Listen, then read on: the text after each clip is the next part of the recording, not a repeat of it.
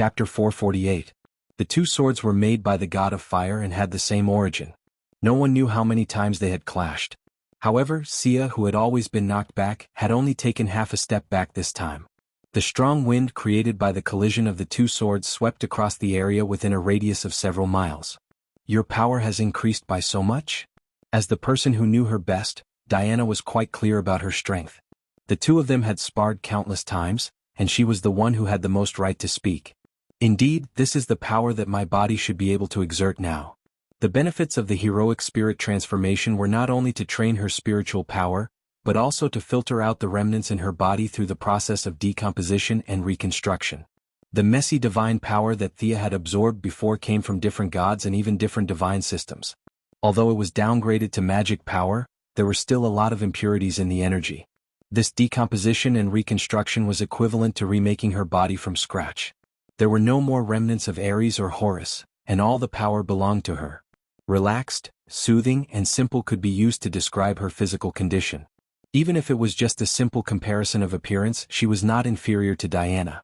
Objectively speaking, she was now like a new demigod.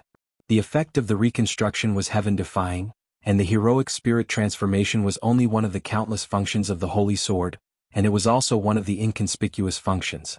From this, one could see how extraordinary the Holy Sword was. She needed to adapt to a new body, and so did her fighting style. It was like Batman knew Wing Chun, but he did not use it usually. This boxing style was not suitable for his burly body. Thea's skyrocketing strength was now facing the same problem. Many of the moves that used to be easy to use now felt strange when she used them. It was not the problem of the moves, but that she was no longer suitable for these moves. Diana did not hold back just because her moves were sloppy. She held a shield in her left hand and a sword in her right hand. She did not practice as many martial arts as Thea, and she was very familiar with a set of boxing style and a set of sword and shield attacks. Although Sia was very familiar with her martial arts, she was still flustered. Under the strong pressure, the martial arts she had mastered were also in a state of rapid integration. It was impossible for her to defeat someone with a move without a move. However, she was able to use the best moves of various sections. Whether it was the royal court swordsmanship or the Japanese swordsmanship, any move that was suitable for her was a good move. Get in the way. Sensing that Thea's strength was not much inferior to her own, Diana threw away her shield and held her sword with both hands, attacking like a storm. It turned out that Diana's overall strength was still higher than Thea's. Her strength, endurance, reflexes, and speed were all better than Thea's. The young lady could accept this fact. After all, although her magic power had dropped by 30%, she was still a mage at her core. It would be strange if a mage like her could fight against a pure warrior like Diana with her body. Based on her usual personality, she would have unleashed all her skills and fought for victory. However, after fusing with her two doppelgangers, she had gotten rid of all distracting thoughts. Her state of mind was very calm. It was no big deal if she lost, but it would be strange if she won. Move by move, she calmed her mind and tried her best to deal with Diana's attacks. From time to time, she would even counterattack.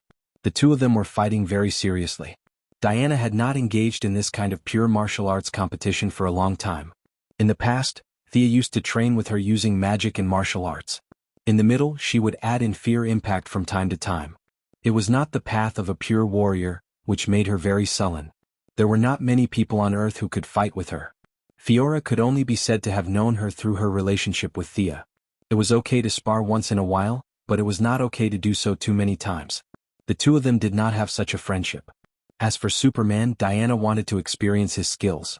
Unfortunately, Student Clark was so busy every day that his remaining spare time was filled by Louise. He did not have the time to spar with Diana. It could be said that after leaving the island for 100 years, this female demigod who was a warrior to her bones had been bored to death. Now that she saw that Thea's close combat ability had improved by leaps and bounds, in terms of happiness, perhaps she was not inferior to Thea. The two of them began to unleash their energy without restraint. One of them slashed a ditch with her sword, and the other punched a wind wall with her fist.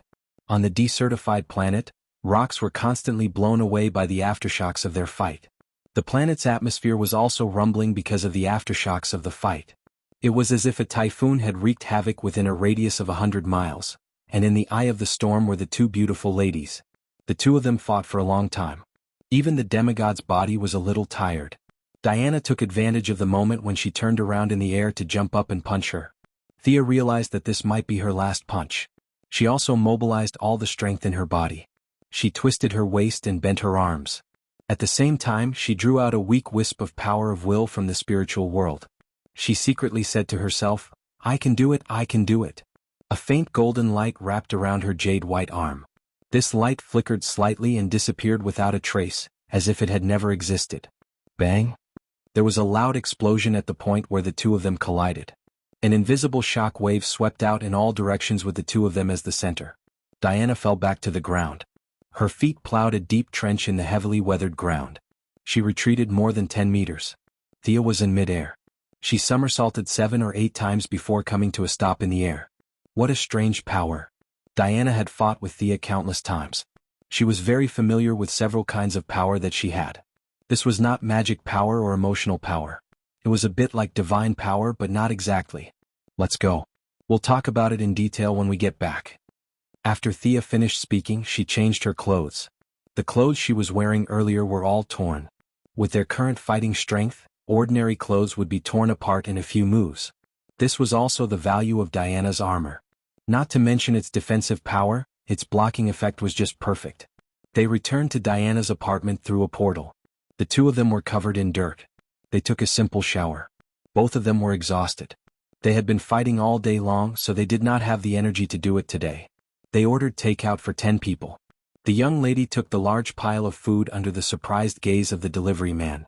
The two of them sat on the ground and chatted as they ate, as if they were on Paradise Island. Power of will? This seems to be something described in the religious scriptures, right? Diana asked in a muffled voice as she swallowed half a pizza. Sia was gnawing on a drumstick in an unladylike manner. This food was really dispensable to them. If they wanted to replenish their energy, even 100 servings wouldn't be enough. They were just greedy for this little bit of food. Power of will is the name I gave it. It's like this. Thea blabbered on about the effect of the ability, hoping that Diana could help her think of ideas. Although she was not as good as Batman or Luther, Diana was also blessed by Athena's wisdom. She was also quite intelligent, but she was more used to using her fists to reason. Chapter 449. As a female warrior born in the Amazon, Diana didn't know etiquette at first, but after more than 100 years in human society, she had learned a little. She wiped the oil stains on her hands and counted with her fingers to think of a solution for her. I think there are a few ways to get credit. First of all, eliminate discrimination between men and women. I've been doing this for more than 10 years. If you were to do it, the effect wouldn't be much. Diana was really worried about this matter, and Thea did not have any good ideas. She nodded. This was the general situation, and it had nothing to do with wisdom. Secondly, eliminate war, save children, and pay attention to the vulnerable, provide them with some work opportunities, provide free medical treatment, help people below the poverty line. It was obvious that Diana had been paying attention to these social issues, but her words carried little weight, and she did not have a good way to promote this matter. Not only did she have a headache over these issues, Sia also found it extremely difficult to deal with them. To put it in an exaggerated way, if she took Moira's speech during the mayoral election, there were tens of thousands of words on it. Every politician had promised a bunch of things to the voters, but it was still the same. For thousands of years in human society, there were so many people in high positions and selfless politicians who could not do it, and the two of them, demigods, could not do it. Thea pondered for a moment.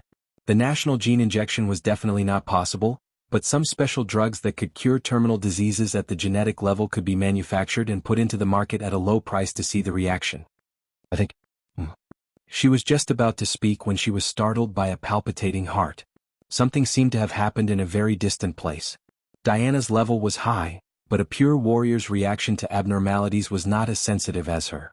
She saw that she was halfway through her sentence and carefully felt the changes around her, but unfortunately, she did not feel anything. Our world seems to have a hole in it? Thea had secretly made a lot of arrangements before. She did not know which one was activated, but her intuition told her that it was a big deal. The two women did not have time to talk. They flew out of the atmosphere and Thea looked into the distance. At the same time, in the middle of the Atlantic Ocean, on a small island in the Azores, the buildings that were originally full of indigenous style were crowded today. After the famous archaeologist Dr. Daniel Evans received mysterious financial support, he stole the trident of the Sea King Arthur Curry a few years in advance in the original time and space. He led a large group of media reporters to open the so-called Gate of Atlantis. What the reporters at the scene recorded was not a glorious era, nor was it a treasure of an ancient civilization. This middle-aged man with an elegant temperament opened a passage that had been sealed for tens of thousands of years. Countless giant creatures that had been sealed by the Atlanteans and the Greek gods were released from the passage. The cameras were pushed down, and a few reporters who were close to him were torn to pieces on the spot. The rest of the people ran away, but they forgot that this was a small island and they had nowhere to run. The giant creatures did not touch Dr. Evans, who was already dumbfounded. It was not that they were merciful, but they wanted to continue mocking this upright middle-aged man. Thea saw this scene and secretly sighed in relief. Fortunately, when the barrier between the two worlds was broken, she sensed it. Otherwise, the casualties would be greater. She was the one who instructed the Court of Owls to transfer the mysterious funds that Dr. Evans received. Her purpose was to release the Greek hero Hercules, who was trapped on the other side of the passage, and obtain enough divine power of the earth attribute to establish a complete magic cycle. Although it was Dr. Evans who stole the trident, and it was the giant creatures who bewitched him to open the passage to the balance of order, she was also an important participant in this matter. The weight on the side of chaos was heavily added, and both sides were almost equal, which made her heart ache. She asked Diana to put on her equipment, and she hesitated for a moment. It was not time for her to officially stand in front of all the media, so she also put on her hood, and the two women were directly teleported to the small island. From the time the doctor opened the passage to the time when Thea and Diana arrived at the scene, it was less than 30 seconds, but the situation had deteriorated to the extreme. The giant creatures seemed to be playing with toys, and dozens of humans were torn apart by them at will. The smell of blood on the scene was extremely strong. "Stop!" Thea shouted. The two of them suddenly appeared, and most of the ordinary people were already scared out of their wits. They did not notice them at all, but the giant creatures knew what was good for them. The two women were pure demigods, and they could not help but be vigilant. However, it was the young lady who shouted for them to stop. In fact, she did not have the intention to stop at all. She just felt that it was inappropriate to start fighting without saying a word, so she shouted to strengthen the momentum. These giant creatures all represented the consciousness of chaos. Killing one of them was greater than saving 100 ordinary people. At the same time, the sacred sword also transmitted a strong fighting spirit to her. Thea immediately made a decision. Today, she would use these evil descendants of the giants as the beginning of the revival of the sacred sword's glory. Thea held the sacred sword with both hands, jumped 10 meters high, and stabbed the sacred sword, which was overflowing with 7-colored light, into a red monster with wings and a bloody mouth in the middle of its body. The eyes on the monster's 2 shoulders were still confused. "Didn't you say to stop? You were the one who shouted so loudly just now, right?" However, before he could express his dissatisfaction, the sacred sword had already completely purified him. Taking advantage of the enemy's confusion, she separately beheaded 2 more winged creatures. Diana had been cooperating with her for a long time, and she did not hesitate. Like cutting a melon, she cut down a colorful monster that seemed to have the ability to turn invisible. Shameless surface demigods. Kill them. The leader of the giant creatures was a female giant creature with a snake's body and long hair. Her entire body was dark green, and she had 2 wings and 4 arms. Their population was not large to begin with. When they were sealed 10,000 years ago, there were more than 1,000 of them. Now that they had broken out of the seal, there were less than 50 of them. Unexpectedly, in the blink of an eye, 4 of them were killed by Thea and the others. This made the snake woman extremely angry. Visible ripples burst out from her blood-red eyes, and Dr. Evans, who was very close to her, was directly sent flying. Mental attack. Thea was very disdainful. This was her leftover skill. This skill was very effective against small groups of soldiers, and it was very cool to see a large number of them fall like wheat. However, it was not practical in a battle of the same level. No matter whether it was herself or Diana, both of them had extremely high mental resistance. If they focused their mental power on a single point, it might be effective, but if they spread it out in such a large area, the damage would be negligible. Realizing that the snake woman did not have much combat experience, Thea turned the footsteps that were originally aimed at her and exchanged 2 blows with a purple vine-like creature with mouths all over its body. This creature drilled in and out of the ground, and it took her some effort. She used a hard earth spell to delay the creature's drilling, and then swung her sacred sword and cut the creature into 3 pieces. She still felt that it was not safe, so she stabbed the creature twice more until it turned into ashes. Only then did she move on to the next enemy. Chapter 450. Surround them. Overwhelm them with numbers. The snake woman was obviously not good at hand-to-hand combat. She hid far away and began to command. From time to time she would send out mental attacks, sound waves and charm spells. As a few powerful monsters gave up on killing ordinary people and returned to the island, Thea and Diana were under more and more pressure. However, they did not complain. Thea felt that this was her fault and she had no qualms about it. Diana felt that it was her duty to destroy these guys. The two women relied on their skillful martial arts and divine armor to deal with dozens of enemies. Their main targets were those who could fly and those who could turn invisible. They would kill these enemies first and deal with the remaining few who had thick skin and flesh. Be careful. Thea kicked Superman's good friend, Jimmy Olsen. Today, the Daily Planet sent this camera-turned-reporter. This kid was really unlucky. The death-courting experts, Louise Ryan and Clark Kent, went to investigate another big piece of news. The newspaper office didn't believe that Dr. Evans could come up with anything new, so they sent the intern reporter to the Azores. This kid was indeed one of Superman's Iron Triangle. He was very lucky. There were not many people left on the island, but he was still alive and kicking on the front line. This guy was also very careless. He did not forget his job at all. He raised his camera and took pictures. The sound of his camera not only attracted the enemy but also Thea. Seeing the enemy spit out acid rain, Thea could not watch this guy die in front of her. She gave up on the enemy and kicked him away. Stay away. Seeing that this guy wanted to ask a few more questions, Thea had to use Magician's hand to pull him away from the scene. She looked around and pulled Dr. Evans, who was holding a trident, to the side to accompany Jimmy Olsen. If you want to interview someone, you can interview the person involved. With the troublemaker gone, the battle had reached a stalemate. Thea and the others could no longer move as they pleased. The enemy had cunningly used a few large monsters to block their movement space. Fear had little effect on these evil and chaotic creatures. After the two girls worked together to slay a monster that could absorb life force like seaweed, they finally stood back to back, panting. Originally, their physical strength had not recovered after the battle, and now that they were in a bitter battle, they could only use 60% of their usual strength. It was extremely difficult for them to fight. Hold on, I think reinforcements are coming. Thea cut off a monster's arm with her sword.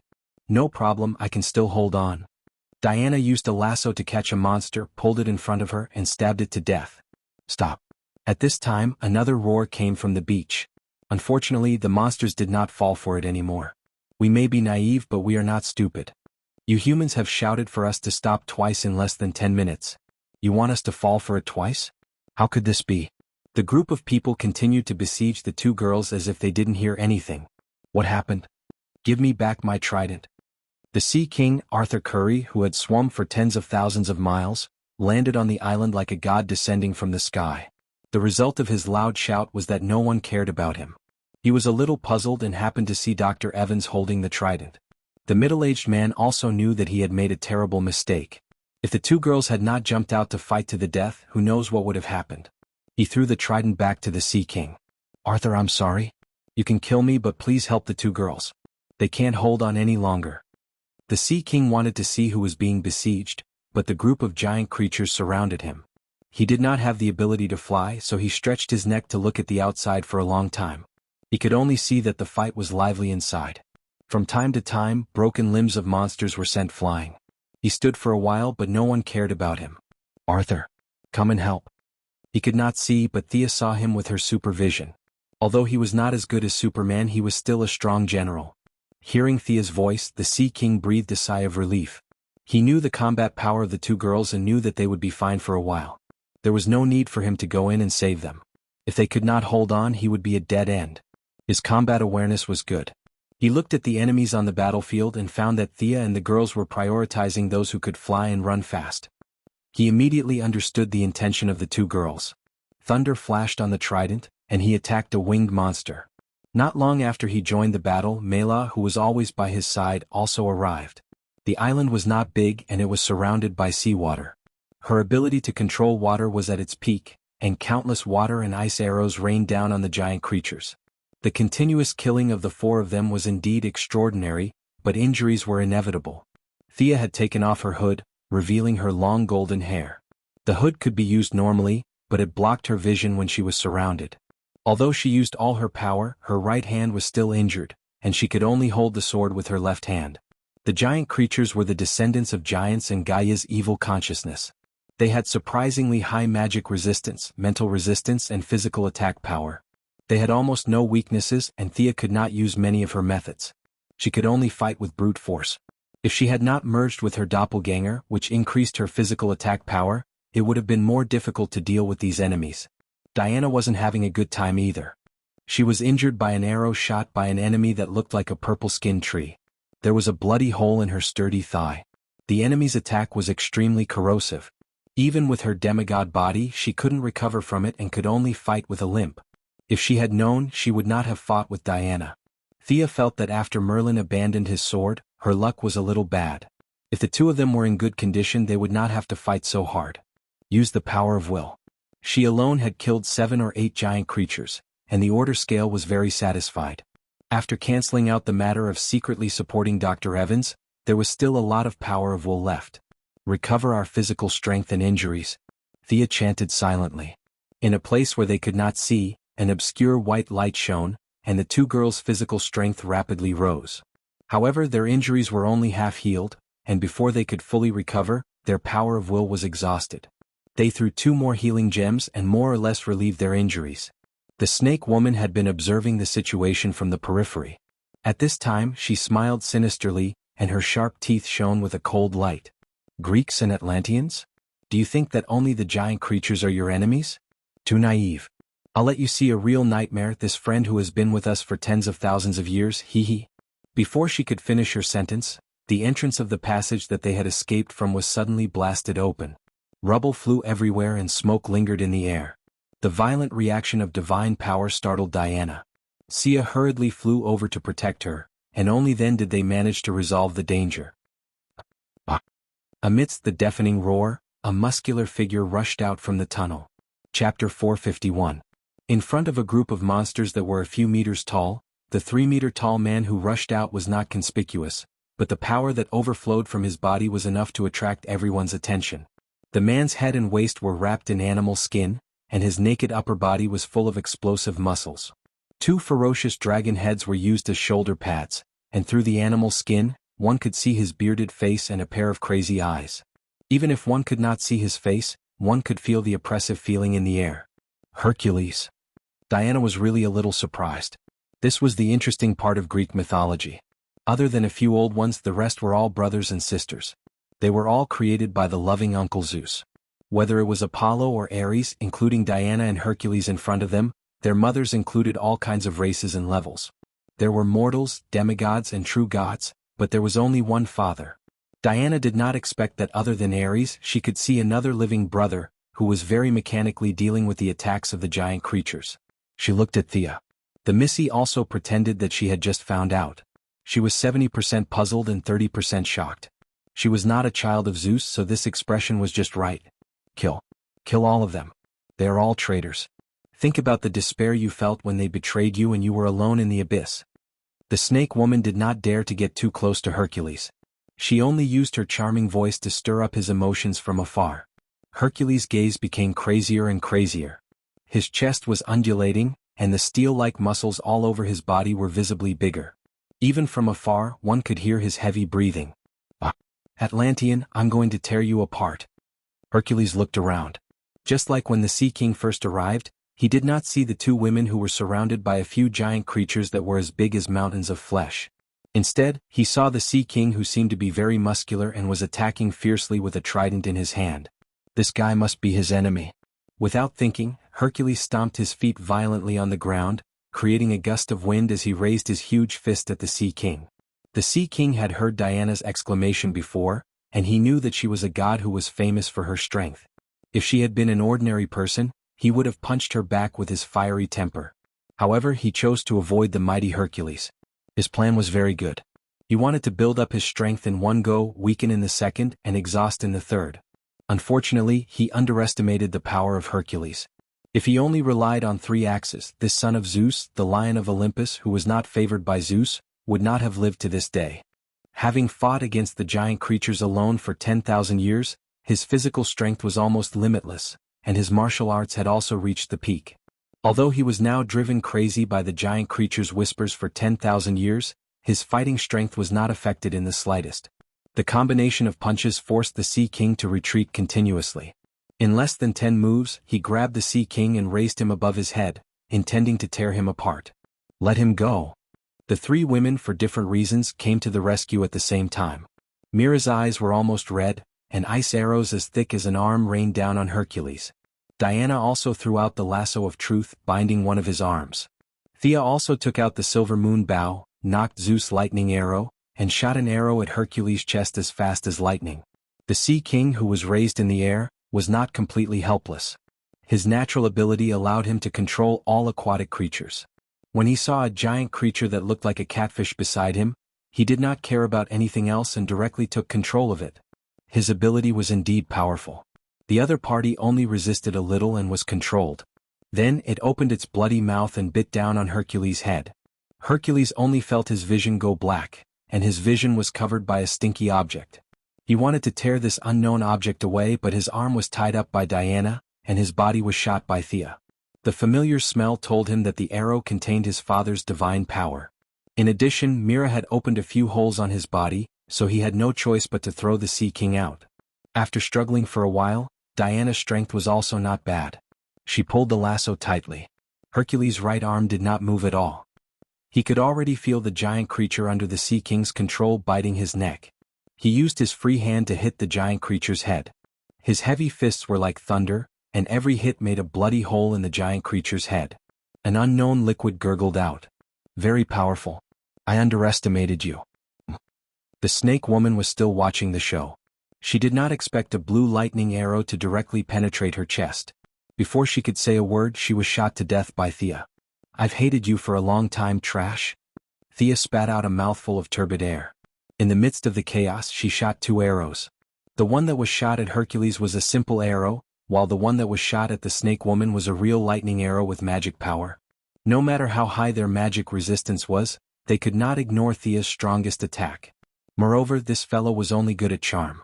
Her own strength was weak. A big hole was opened in her chest, and she fell to the ground with a look of unwillingness. Without her secretly controlling and commanding, many of the giant creatures that were not so smart fell into chaos. Thea and Diana finally fought their way out of the encirclement. Mira, come help me. Diana, go help Arthur. They had basically killed all the giant creatures that could fly. The remaining ones were all ground units. Mira's ice arrow was actually a physical attack. Together with Thea's lightning arrow, the two of them were most suitable to deal with the remaining giant creatures in the air. Diana was also eager to chat with this crazy brother. Holding a shield, she replaced the Sea King, who was in danger. Thea was dealing with the enemies below while paying attention to Diana's battle. After a few glances, she discovered the problem. Diana's hands were tied and there was a gap in strength. She was like a bowling ball, fighting from the east to the west and then from the north to the south.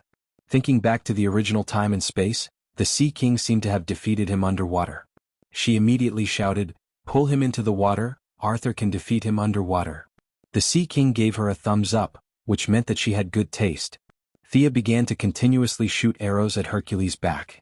Diana's lasso showed its power again, and Mira also controlled a large amount of seawater to help pull. Some pulled, and some pushed. The cooperation of the three women was really good. Hercules' feet plowed 2 deep trenches in the ground. He roared repeatedly, but the 3 of them were determined to pull him down. No matter how angry he was, it was useless. Plop. Thea dug a hole under Hercules' feet. He missed a step and stumbled. Diana suddenly exerted her strength, and the Sea King also pulled with her. The 2 of them were like a tug of war, dragging Hercules into the water. "Leave this to me, you go help too," Thea said to Mira. The couple's combat power underwater was immeasurable. She was too lazy to go underwater, and these targets on land were left to her to deal with. This arrangement was the most suitable since she could gain glory and willpower. Chapter 452. Mela looked at the battlefield. There were only a few enemies left that could not fly. Her ice arrows were not very effective against these thick-skinned monsters. She nodded. "Be careful." With that, she leaped up and dove into the depths of the sea to help the Sea King with a graceful dive. Even though they were separated by layers of seawater, Sia could see the intensity of the battle below. The Sea King, who was almost invincible in the water, was blocking the Hercules. Diana could only do some supporting work, and with Mira also entering the water to fight, she was a little helpless. Diana was not worried that the Sea King couple would kill Hercules. She swam out of the water to help Thea clear the monsters on the island. Without Hercules' interference and without the snake woman's control, these giant creatures that only knew how to destroy were no match for the two women who cooperated with each other skillfully. Diana used a trap while Sonia used a holy sword. Diana used a sword and shield, while Sonia used a bow and arrow. The two of them could switch between melee and ranged attacks at any time. A monster fell to the ground every 10 seconds. The fewer there were, the less pressure the two women felt. Thea used her power of vow again to recover some of their strength and injuries. Finally, they killed all the ancient monsters. The sea in the distance was still rolling with huge waves. It was obvious that it would not be easy for the Sea King couple to take care of the Lion of Olympus underwater. However, Thea was not worried about them. As long as there was seawater, the two of them had almost unlimited recovery. Unless they were the kind of people who could kill in one move, not many people could defeat the Sea King underwater. Moreover, the deduction of a portion of Sia's research funds to support Professor Evans was caused by the Sea King randomly throwing the trident around, which was why someone had taken advantage of the loophole. The couple was destined to be in trouble this time, and Sia had only brought this matter forward slightly. The scene was a mess. Thea had purified the monsters at first, but later found that purifying also consumed some of her strength. She quickly turned off the purifying function. At this time, the central area of the island was full of monsters that had been killed by them. There were all kinds of monsters and none of them were similar. Some were bleeding, some were bleeding purple, and some were directly turned into stone. "You're the one from Quinn Group?" Jimmy Olsen, who was not far from the battlefield, heard that the commotion had died down. Together with Dr. Evans, he gathered his courage and came to observe. He had good eyesight and immediately saw Thea, who had taken off her hood. "You've got the wrong person," Thea replied without thinking as she was dealing the final blow to the monsters. Now that her hair had turned blonde and her looks had improved, Jimmy Olsen was still in shock and wasn't very sure. At the same time, he felt that it was a little beyond his imagination for a billionaire to come to such a godforsaken island to maintain world peace. However, he was still prepared to return and talk to his good friend, Clark Kent, about his near-death experience today. Thea used her supervision to observe the vicinity of the island. After confirming that there was nothing left out, they went into the water to help the Sea King couple. "We can deal with him." The Sea King didn't know what Thea was doing behind his back. He thought that the trouble this time was caused by himself. He was already very grateful to the two women for helping him clear the monsters on the island. If he didn't do anything, he would feel ashamed. He wanted to take down the big guy in front of him with his own strength. Originally, his strength had increased exponentially underwater. Now that there was some pressure, he was able to exert 1,000% of his strength. It wasn't that Hercules couldn't fight in the water, it was just that he wasn't used to being off the ground.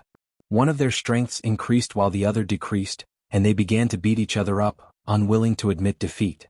The huge current was turned into a whirlpool by the two's powerful strength. The fishes and shrimps had long fled. Mela's eyes were emitting a blue light. Her superpower was used to the extreme. From time to time, giant monsters formed from seawater would pounce on Hercules. Looking at the crazy Hercules, Diana hesitated and asked Thea, "Can he still recover his consciousness?" Thea had thought about this problem before and made several plans. Now that she saw the real person, she only felt that it was several times more complicated than she expected. Hercules's will was as hard as steel. It was difficult for such a person to be corroded, but once he lost his mind, it would be even more difficult to recover. The snake woman who was shot to death by her arrow must have been corroded by thousands of years to slowly disintegrate Hercules's mind. Even so, she drove Hercules crazy instead of becoming a puppet under her control. From this, one could see how tenacious Hercules' will was. "If we can subdue him, we can go to the Martian hunter. He is one of the strongest telepaths in the universe. Let's see if he has a way. If it doesn't work, I can try to use my power of will to see if I can change reality." Grid's telepathic ability was more about control. When he was under control, he was a normal person. When he was no longer under control, he would still go crazy. The Martian hunter was the best choice now. Diana nodded silently, and the two returned their attention to the battle. After half an hour of fighting, the Sea King and his wife defeated Hercules with difficulty. Hercules' body was harder than steel, and his recovery ability was top-notch. The Sea King's trident left wounds on his body, but Hercules recovered very quickly. It was impossible to kill him. Relying on his unlimited physical strength, Hercules' last bit of strength was exhausted. The Sea King elbowed him in the face. Hercules' eyes were closed, filled with madness and murderous intent.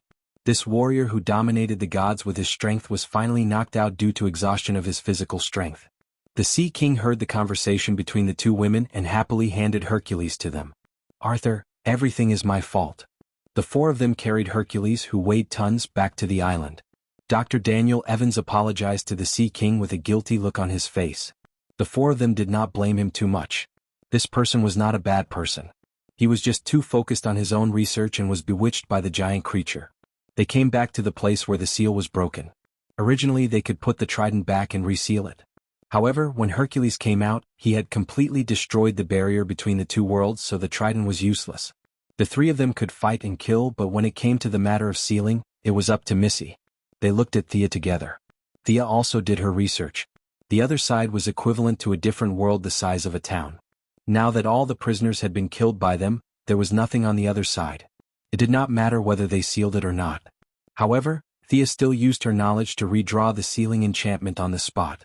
Because the giant creature had been there for thousands of years, the air on the other side was filled with madness and evil. If they did not seal it, there would be a few more villains if those auras entered this world. The result of her rich theoretical knowledge was that she was familiar with it. It was easier than sealing the hole in Nandarbat. Using the original specifications of Atlantis, Thea quickly resealed the passage. Chapter 453. From now on, this island will be a forbidden area, and your trident will still be the key to unseal it. Under the watchful eyes of a few outsiders, Sia easily drew countless irregular lines. A purple energy lightly swept across the scene, causing the aura of madness and chaos in the air to immediately stop spreading. Diana and the others were fine, but Jamie Olsen and the other survivors were dazzled. They didn't know what was going on, but they thought it was awesome. As for the forbidden area that she mentioned, they still had lingering fears. No one was going to come to this broken island again, and whether it was forbidden or not had little to do with them. The surrounding sea was affected by their battle. The waves were still turbulent, and there were still countless whirlpools under the water. The warm-hearted Sea King called the survivors to board the ship, and they carried the ship underwater and left the sea. Thea and Diana said goodbye to the two and watched them leave with the survivors. The noisy island quieted down. Only the destruction of various energies and the flow of corrosive blood destroyed the little vegetation on the island. Lady Natasha first put a bunch of sealing spells on Hercules, and then put on a large number of high-tech confinement devices from the Heaven's Eye Society. Amanda could use these things to trap ferocious Wolf Rob, so it should be effective against Hercules as well. Under layers of confinement, even if Hercules suddenly woke up, his violent counterattack would not be lethal.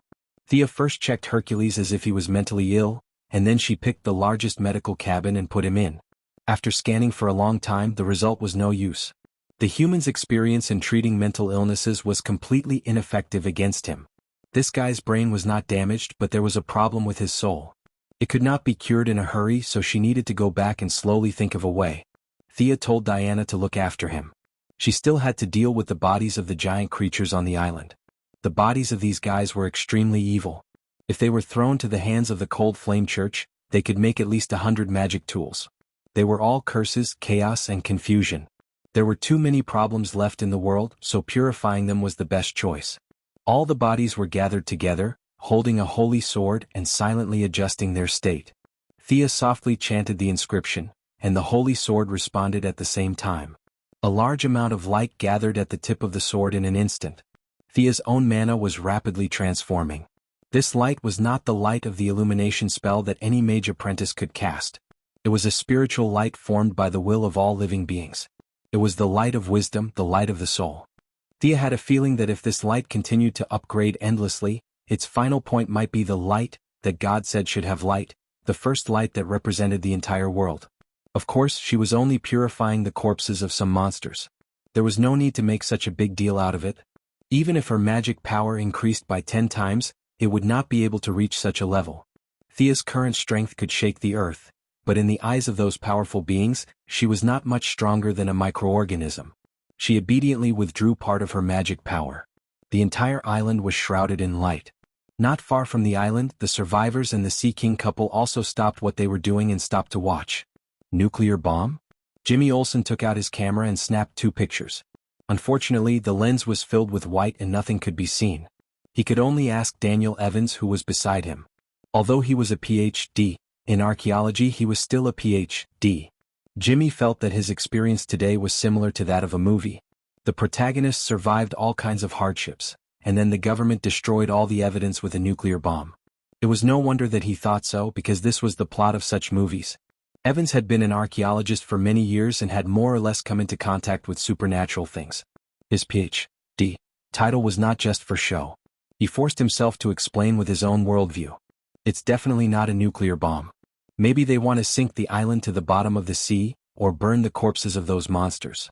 The Ph.D. immediately deduced 5 or 6 possibilities and said with lingering fear. The rest of the survivors also began to talk. Thea, who was on the island, did not know that she had become the focus of their debate. She only felt that her intention to fight secretly was completely ruined. As she injected her own mana into the holy sword, a huge beam of light was produced on the island. The beam of light with a radius of 1,000 meters shot straight into the sky. The overflowing light was reflected to the entire North Atlantic Ocean. Not to mention the satellites of various countries. Even the nearby Spanish people in Portugal could see it with their naked eyes. The sea moved without wind and countless fish floated to the surface. They did not eat each other, nor did they fight. They just enjoyed the rare peace. The seabirds were singing happily, and the eagles, who had always been at odds with Thea, also joined in. As the spirit of all things, humans more or less felt that something was wrong. Many people stopped and asked each other if they heard the sound of the Scottish bagpipes in the air. A few ancient temples deep in the mountains rang with the sound of bells, and many devout churches and monasteries vaguely sang a song. The media all over the world was alarmed, and several major religious organizations immediately claimed responsibility for the incident. The spiritual leader of a Central Asian country even spoke on the news channel for 1.5 hours, laying out facts and reasoning, just to prove one thing. He was the one who did it. The young lady did not know that she had not finished her work yet, and there were already a bunch of people waiting to take the blame. She only had one feeling at this time: this holy sword was too flashy. Even if her total mana was reduced by 30%, it was still far more than the current generation of mages. Even so, under the premise that she had reduced the power of the holy sword, her current mana was still consumed by more than half. Feeling that the light energy had been accumulated, it was more than enough to purify the bodies. Thea did not see how much force she used, but she held the sword with both hands and pointed the tip of the sword at the center of the pile of bodies. The beam of light was like an iron needle piercing a balloon. With the point of impact as the center, the space spread in all directions. All the places covered by the light energy quickly disintegrated, and the bodies of the giant creatures were like soup splashed on snow, quickly melting in front of her eyes. 2 of the giant creatures had been pretending to be dead, or it was a conditioned reflex, and they even shook their legs. Unfortunately, the melting speed was too fast, and their struggles were meaningless. They were disintegrated one by one, and the beam of light purified the evil in their hearts and bodies. Large masses of pure energy overflowed from these ancient evil objects and dissipated into the air. Thea leaned on the holy sword. She was sensitive to the magic in the air. Although it was still very thin, it was much richer than before. "What's wrong? Are you hurt?" Diana was not so sensitive. She thought that Thea was injured because of the previous beam of light. Before Thea could answer, a rough voice came from not far away. "Daughter of Zeus, your companion is fine, but she has purified those giant creatures. The whole world will benefit, but trouble will come with it. It's hard to say if it's lucky or unlucky." Hercules, whose face was full of stubble, slowly sat up. It could be seen that the restrictions were still in effect, but his originally crazy eyes were still a little turbid, but overall, there was a bit of brilliance of wisdom. Chapter 454. "You're awake? You recognize me, don't you?" Diana was in high spirits and said happily. However, Hercules disappointed her. "Because of her sword light, I only temporarily recovered a part of my consciousness. The burden on my soul is too heavy and I'm afraid it will be difficult for me to recover. If I leave this place, I will still be that crazy beast." Diana clenched her fists. "Thea and I will heal you, Thea?" Only then did she realize that Thea only said one sentence and didn't respond. This was too abnormal. She hurriedly looked back and saw Thea standing there with a slightly distracted gaze. She didn't say anything, as if she didn't see Hercules recover his consciousness at all. "Daughter of Zeus, don't disturb her. The giant is the product of the giant and Gaia's evil consciousness. She purified the evil consciousness and Mother Earth, Gaia, is rewarding her." Hercules hadn't spoken for tens of thousands of years, so his words were a little unclear. However, Diana still understood. What Mother Earth, Gaia? She was a little skeptical. This was the original god at the level of Zeus's grandmother. Was she still alive? If Thea could hear Diana's thoughts at this moment, she would definitely reply that Mother Earth was no longer alive in the traditional sense. Thea was also proficient in theology and could even take the exam for a doctorate in theology. As the one who experienced it personally, she immediately realized that she had met Gaia. The other party's manifestation was very strange. It was between existence and non-existence, between existence and non-existence. At least at Thea's level, she couldn't understand the other party's state at all. It wasn't accurate to describe it as Gaia's consciousness. With Thea's narrow vision, she could only think that the other party had merged with the Earth. The manifestation now was more like a subconsciousness. The imagined day trip to the Earth's core, the small movie of the birth of the giant, the big reveal of the ancient myths, none of these were present. The other party's consciousness was very fleeting and mechanical, as if it had completed some kind of setting. It returned a large amount of divine power to Thea and then disappeared as if it had never been there. Missy couldn't wait to laugh 3 times. Divine power was very valuable, and such pure Earth-type divine power was even more valuable. Thea had originally planned to obtain some from Hercules, and she had even come up with several plans to do so. Now she had no intention of planting anything. This mass of divine power was extremely pure. Not only could it activate Thea's Earth attribute, but it could also activate her own mana cycle. It could even restore her to the state before her mana cycle was split. This was much better than carefully starting from Hercules. Thea was very happy, but she did not immediately absorb it. Previously, the Holy Sword had caused too much of a commotion on this island, so they needed to immediately evacuate. Are you awake? When Thea's consciousness returned to reality, she also discovered Hercules' state. Diana explained to her in a low voice. Let's go back to my place first. I have more equipment there. Thea directly teleported Diana and Hercules back to the metropolis. As soon as they left the island, Hercules' expression began to distort. His eyes were wide open and his teeth were chattering. Release part of your consciousness, I will knock you out. Hercules, who was in pain, nodded slightly. Thea used her strongest spiritual attack and released a spiritual storm in his spiritual world. The strong man did not even make a sound and directly fainted. Thea did not have time to talk to Diana. She immediately checked. Using a hole that Hercules had specially opened, she extended her spiritual power in, trying to find the real cause of his madness. After searching for 3 minutes, Thea's forehead was sweating. The spiritual world of Hercules was too wide. Countless images of people filled it. There were praises, insults, love, and hatred. There were also projections of many legendary divine objects in his spiritual world, such as the golden apple and the golden fleece. Of course, there were also powerful enemies that he had killed. Thea's spiritual power saw the 9-headed Hydra. Its scarlet eyes peeped at her through Hercules' spiritual world from an unknown timeline. Thea snorted. It was just a stupid snake. She was no longer the naive person she used to be. She was not afraid when it was alive. Why would she be afraid when it was dead for so many years? She searched for a full 10 minutes. The spiritual world of Hercules was as vast as the sea. With her current spiritual power, it would be very difficult to search. Her spiritual power would increase exponentially if she turned into a hero spirit. However, the Holy Sword had released such an earth-shattering attack and needed to rest. It could not provide her with enough energy to turn into a hero spirit. Thea used the spiritual connection to find the Martian hunter and told him her intention to ask for help. You want me, an alien, to save an ancient god on Earth? The Martian hunter did not know whether to laugh or cry. However, he had been on Earth for many years and had heard many stories about Hercules. In his heart, if he could save Hercules, he would definitely be a great general on the side of justice. He did not say anything and said that he would be there soon. However, Thea and Diana waited and waited. After 4 hours, the 2 women finally saw the Martian hunter who would be there soon. This person had found a mission in the metropolis at the last minute. After that, he had disguised himself and sneaked all the way here. I say, Uncle Ranjan, you flew here in less than 3 minutes, right? You're too careful. Thea was now familiar with him and said teasingly. The Martian hunter glared at her. You were the one who did what in the Azores, right? What were you doing there? Thea bragged about her heroic deeds as if she was showing off her achievements. She was very magnanimous at the moment. Even Gaia recognized her achievements, which meant that she had done a good job. Naturally, the Martian hunter could not find fault with her.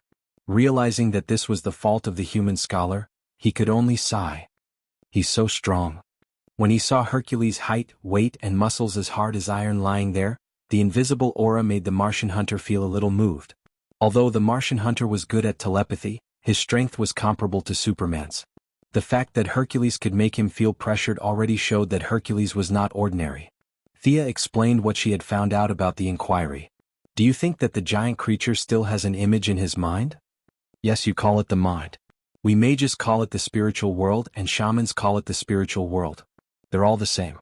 They're all the inner parts of intelligent creatures.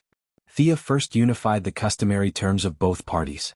Then she continued, it's not necessarily just one. I think there are many different kinds of enemies from different periods that are polluting his spiritual world. It's just that he could rely on his iron will to suppress all the evil intentions. However, after tens of thousands of years of corrosion, his willpower has been disintegrated, and the evil intentions have jumped out to pollute his mind. The Martian hunter thought about it after listening. Some things were different from his worldview, but the general direction was similar. He did not dwell on it too much and began to examine it carefully. Chapter 455. Although Thea had obtained many techniques and methods to use the power of the mind from the Martian hunter, she mostly used her mental power to control it, which consumed her body. The Martian hunter, on the other hand, was different. This was his natural ability, just like Thea's order balance and the Sea King's control of aquatic animals. His telepathy consumed very little energy. In terms of numbers, he was much stronger than the current Thea. Even if he was not as good as the hero spirit, the difference was not big. With his natural ability and low energy consumption, his search was more efficient and faster than Thea's. There are indeed many tainted bodies of consciousness affecting his mind. What do you want to do? Uncle Ranjin, can you resolve it with your ability? It's difficult. I can try if there are only a few of them, but there are too many tainted things in his mind. Thea leaned against the wall and began to think. The other party was not her, so it was impossible for him to use the hero spirit to get rid of the impurities and preserve the essence. It was impossible for him to use any simple method. I'll do it with you. We'll use our own methods to get rid of as many tainted bodies of consciousness as possible before we can't hold on any longer. There was no good way. It was a little stupid, but the Martian hunter did not have any good ideas either. Let's do it. The Martian hunter's consciousness entered first, and Thea followed behind him. The two of them split up to search for the tainted bodies of consciousness. Thea soon saw a three-headed hellhound that looked like it had been skinned. It was not difficult to defeat this thing in the spiritual world, but it was much more troublesome to completely destroy it. Thea shot the monster dead 3 times in a row, but it just shook its head and stood up again. The tainted bodies of consciousness were too closely connected to Hercules' main body. Every time it died, it consumed Hercules' consciousness. Simply killing it was meaningless, and there was even a tendency for it to worsen. Thea looked at her abundant willpower and took out 1/10 of it. A bright white light shot out from the spiritual body's finger and flew straight into the hellhound's body. The Cerberus body turned sluggish in an instant, and with a series of pixelated ripples, the Cerberus collapsed completely, reverting back to the consciousness of Hercules. Staunch, tenacious, brave, this small consciousness had almost all the qualities that a warrior could have. In a flash of light, it turned into a Hercules who had shrunk countless times. He held a sharp axe in his hand, nodded at Sia to express his gratitude, and ran to the other side. It seemed that there was a natural connection between the consciousness and the contaminated consciousness. Thea followed closely and soon found another contaminated body. The one holding the axe was fighting with the contaminated body. Looking at the power of will in her hand, Thea saw that it had consumed almost half of the power of will. Without any hesitation, she sent the power of will into the polluted body. Just like the previous scene, a body of consciousness with 2 swords in its hands jumped out again. Very good. This was purification, turning the enemy into one of their own. With one less enemy, their own side would gain one. This was a battle in the spiritual world. If it was in the real world, the other side would have gone crazy. Not caring about the consumption of power of will, Thea directly transformed 18 contaminated bodies, leaving some power of will in case of an emergency. She signaled for the others to move freely. She had already discovered that these positive bodies were different from their external spiritual power. They could completely kill the contaminated bodies. Perhaps this was the common saying, whoever started the trouble should end it. She hurriedly ran back to the entrance. Her spiritual power and power of will were almost depleted. She had to retreat. Halfway through, she saw the Martian hunter showing off his power. In the spiritual world, the Martian hunter showed his true form. He had green skin, a purple cloak, and scarlet eyes. If one only looked at his appearance, this guy had the temperament of a villain. His spiritual body was more aggressive than Thea's. Realizing that conventional methods could not kill the opponent, he chose a new method. In this spiritual world, he used his powerful talent and understanding to forcefully dig out a deeper spiritual space. Those contaminated bodies of consciousness were all beaten half to death and then thrown in. It would be best if they could survive on their own, but if they couldn't, it could be considered a temporary quarantine. This method was not bad. Sia's eyes lit up. Sure enough, each of them had their own tricks up their sleeves. The Martian hunter was indeed a master of telepathy. Hercules was not an ordinary person. He was a god with a will as strong as iron. Not many people had the ability to punch a hole in his indomitable spirit. The battle between the wills was like a tug of war. If one side was weak, the other side would naturally rise. As the contaminated consciousness kept being locked up, Hercules' main bodies finally responded. More positive bodies joined the battle. Thea, who had originally wanted to retreat, also helped to fight. After half an hour, the Martian hunter, who had the support of his talent, could not stand it anymore. There were too many enemies. He firmly sealed the deep spiritual space and asked Thea to retreat. "How are you? Are you okay?" Diana, who could not help it all, asked nervously when she saw that the two of them were a little tired. "It's better than expected. It's all thanks to Uncle Ranjan." Thea did not take the credit. The help provided by the other party was much greater than she had expected. The Martian hunter was really exhausted. His psychic ability was strong, but his recovery was not fast. Unlike Thea, who could rely on fear and emotions and could recover easily, he needed time to slowly recover. "Thank you for your help." Hercules, who was in a coma, had already woken up. At this time, his consciousness could be said to have suppressed the negative emotions. If he wanted to fully recover, he would need a few more treatments. If he was not stimulated, normal communication was no problem. The few of them briefly introduced each other. Hercules was very polite when he was normal, especially when he saw that the three people in front of him were not weak. Diana was not to be mentioned. The daughter of Zeus was also not bad. Thea was also a strong person in his eyes. If she was in his era, she would be a demigod hero. The Martian hunter was the one who attracted his attention. Hercules did not know that this guy was afraid of fire. In his eyes, the Martian hunter was simply impeccable. Whether it was the strength of the body or the power of the soul, they were perfect to the extreme. Was this the current Earthling? "What do you mean by luck and misfortune?" Diana asked hurriedly when she saw that he had regained consciousness. Previously on the island, they did not talk about it in detail. Diana had long wanted to ask. Hearing this, Thea and the Martian hunter turned their attention. Thea was busy purifying and did not know that they had a short conversation before. "The giant's will has returned to Gaia. The world's barrier has become thin. This means, the gods are about to return." Chapter 456. The Return of the Gods. The three of them were a little horrified. The Martian hunter was an alien, and he could only say that he knew about Earth's mythology. Most of the so-called knowledge here was the knowledge that Diana had popularized to him. Thea could perceive that the magic content in the air was increasing. Although it was only a flash in the pan for the long existence of Earth, it was distributed among 6 billion people. She also associated it with the emergence of mutants in the next few years. She didn't believe that it had nothing to do with this matter. Diana was only left with shock. It was a surprise to occasionally see a brother, but if there were hundreds of them, she would go crazy. Although she had been in human society for many years, with the broadening of her vision and the change of perspective, she was no longer very convinced that the idea that Ares was behind the human wars. But deep-rooted thinking was not so easy to change. She was 30% expectant of her brothers and sisters, 60% fearful of them, and there was still a feeling that she couldn't explain. But you don't have to worry. Not all of them are interested in this world. It takes time to wake up from the kingdom of God and accumulate strength to come here." The lion-like man laughed heartily, suppressing the malice in his body. He now felt unusually relaxed and couldn't help but say a few more words to them. He seemed to have thought of something, and his expression became a little more serious. But a long time ago, there was a prophecy that the eldest son of Zeus and Hera would step on the corpse of his brother to ascend to the throne of the Father God. This prophecy corresponds to all the children of Zeus. Amazon girl, you are also in the prophecy, so you have to be careful. After that, Hercules laughed self-deprecatingly. Zeus, that coward who likes to play tricks, his father Kronos overthrew his grandfather and he overthrew Kronos. Now it's his turn to be overthrown.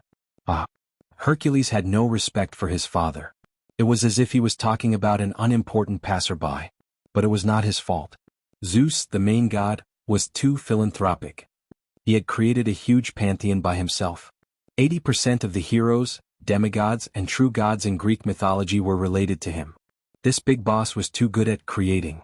Troubled times, Thea had to sigh. Compared to the new gods in the Apocalypse Star, the ones who were about to jump out now were the old gods. They could barely be regarded as minor problems. Their divine power was weak, their abilities were easily restrained, they had almost no power of faith, and their personalities were particularly strange. Now was not the ancient times. As long as they did not jump out at the critical moment, the Earth's current power was not afraid of them. The only thing to worry about was the firstborn. This was Diana's strongest opponent in the original spacetime. Thea estimated that this firstborn, who even Zeus was afraid of, was stronger than Diana and Hercules. He was the first child of Zeus and Diana. Unlike Diana and Hercules, who were only demigods, he was born as the most powerful god. But as Hercules said, there was still some time. The so-called arrival of the gods sounded scary, but in fact, it was just a few gods who did not give up trying to make their presence known. Hercules wasn't prepared to explain too much. Perhaps it was his personality that didn't like to talk too much. He didn't waste any time talking nonsense with them. He lay down on the ground, wrapped himself in a tattered animal skin and fell asleep. He did not treat himself as an outsider and directly made a bed on the floor of Thea's laboratory. The three of them could only walk out. What is the level of the gods that he mentioned? Will they harm the Earth? The Martian hunter asked the two girls in a low voice. Diana looked at Thea and saw that she had no intention of explaining. She could only answer herself. According to what I know, their fighting power will not surpass Hercules. If they harm the Earth, then it's hard to say. The gods' thinking is different from ours. The Martian hunter did not comment. He only told the two to be careful and left alone. In the next few days, Diana did not return to London. She stayed in the metropolis. On the one hand, she wanted to talk more with Hercules and learn more about the inside story. On the other hand, she was afraid that he would suddenly attack and Thea would not be able to handle it alone. Thea was also afraid that something would happen to Hercules and that it would affect his fighting power. She did not directly absorb the divinity of Gaia. Instead, she was going to wait for him to get better. Unlike Diana, who could slack off in her work, she had disappeared for a month. She had a lot of work to do. In the past, she could send her doppelgangers to attend some boring banquets and meetings. Now that her power had increased, but her doppelgangers were completely gone, she could only do it herself. In a certain banquet hall. The young lady was wearing a sapphire blue dress and silver high heels. She covered her mouth and chatted with several female counselors in a very ladylike manner. In the banquet over the past few days, the focus of the discussion had been the aurora on the Azores. The few of them talked a lot, saying all kinds of things. Aliens were attacking the Earth, the government's new weapons and some kind of treasure had appeared. There were all kinds of theories. Even Sia, the initiator of all this, felt that there was a hole in their heads. She felt that someone was watching her. She turned around slightly and saw the dark-skinned Amanda standing not far away. She was giving her a look. She smiled and said goodbye to the few idle people. Then she walked toward Amanda. Both of them were smiling. When they reached a place where no one was around, Thea put away her dignified manner. "Big sister, what's the matter?" Amanda looked at her with a half-smile. Thea's skin was as thick as a city wall. She was not moved at all. "You're the one behind the Azores incident, right?" "Yes." Ever since the shocking light beam of the Holy Sword appeared, Thea did not plan to hide it. The battle had lasted for more than half an hour. Not to mention the reporters at the scene, the satellites of various countries would have captured some footage. As her strength increased, there were fewer things she was afraid of. "One of my scientists was doing an experiment at the time. Because of your righteous act, he became like this." Amanda handed Thea a tablet as she spoke. On it was a real-time feed. However, Thea did not see anything strange after looking at it for a long time. A high-end laboratory? What was she supposed to see in the dark? Knowing that she didn't understand what she meant, Amanda was shocked when she first learned the truth. In layman's terms, he's invisible, but according to our equipment, he's still in this room. His body has mutated, and now he can absorb all light. If I'm not mistaken, the main culprit is your light beam. How is that possible?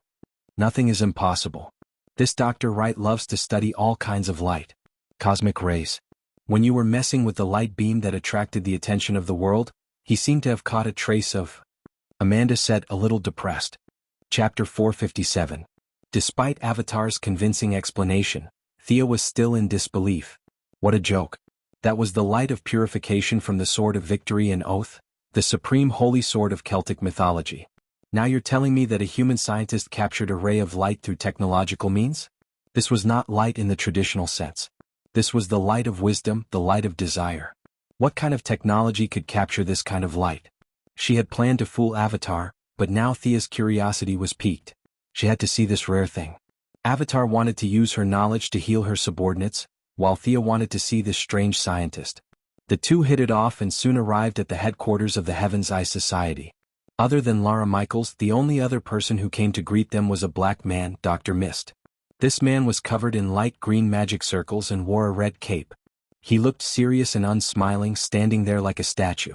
Even Avatar, who was his direct superior, did not look at him, let alone an outsider like Thea. Thea found it funny that he was pretending to be an expert.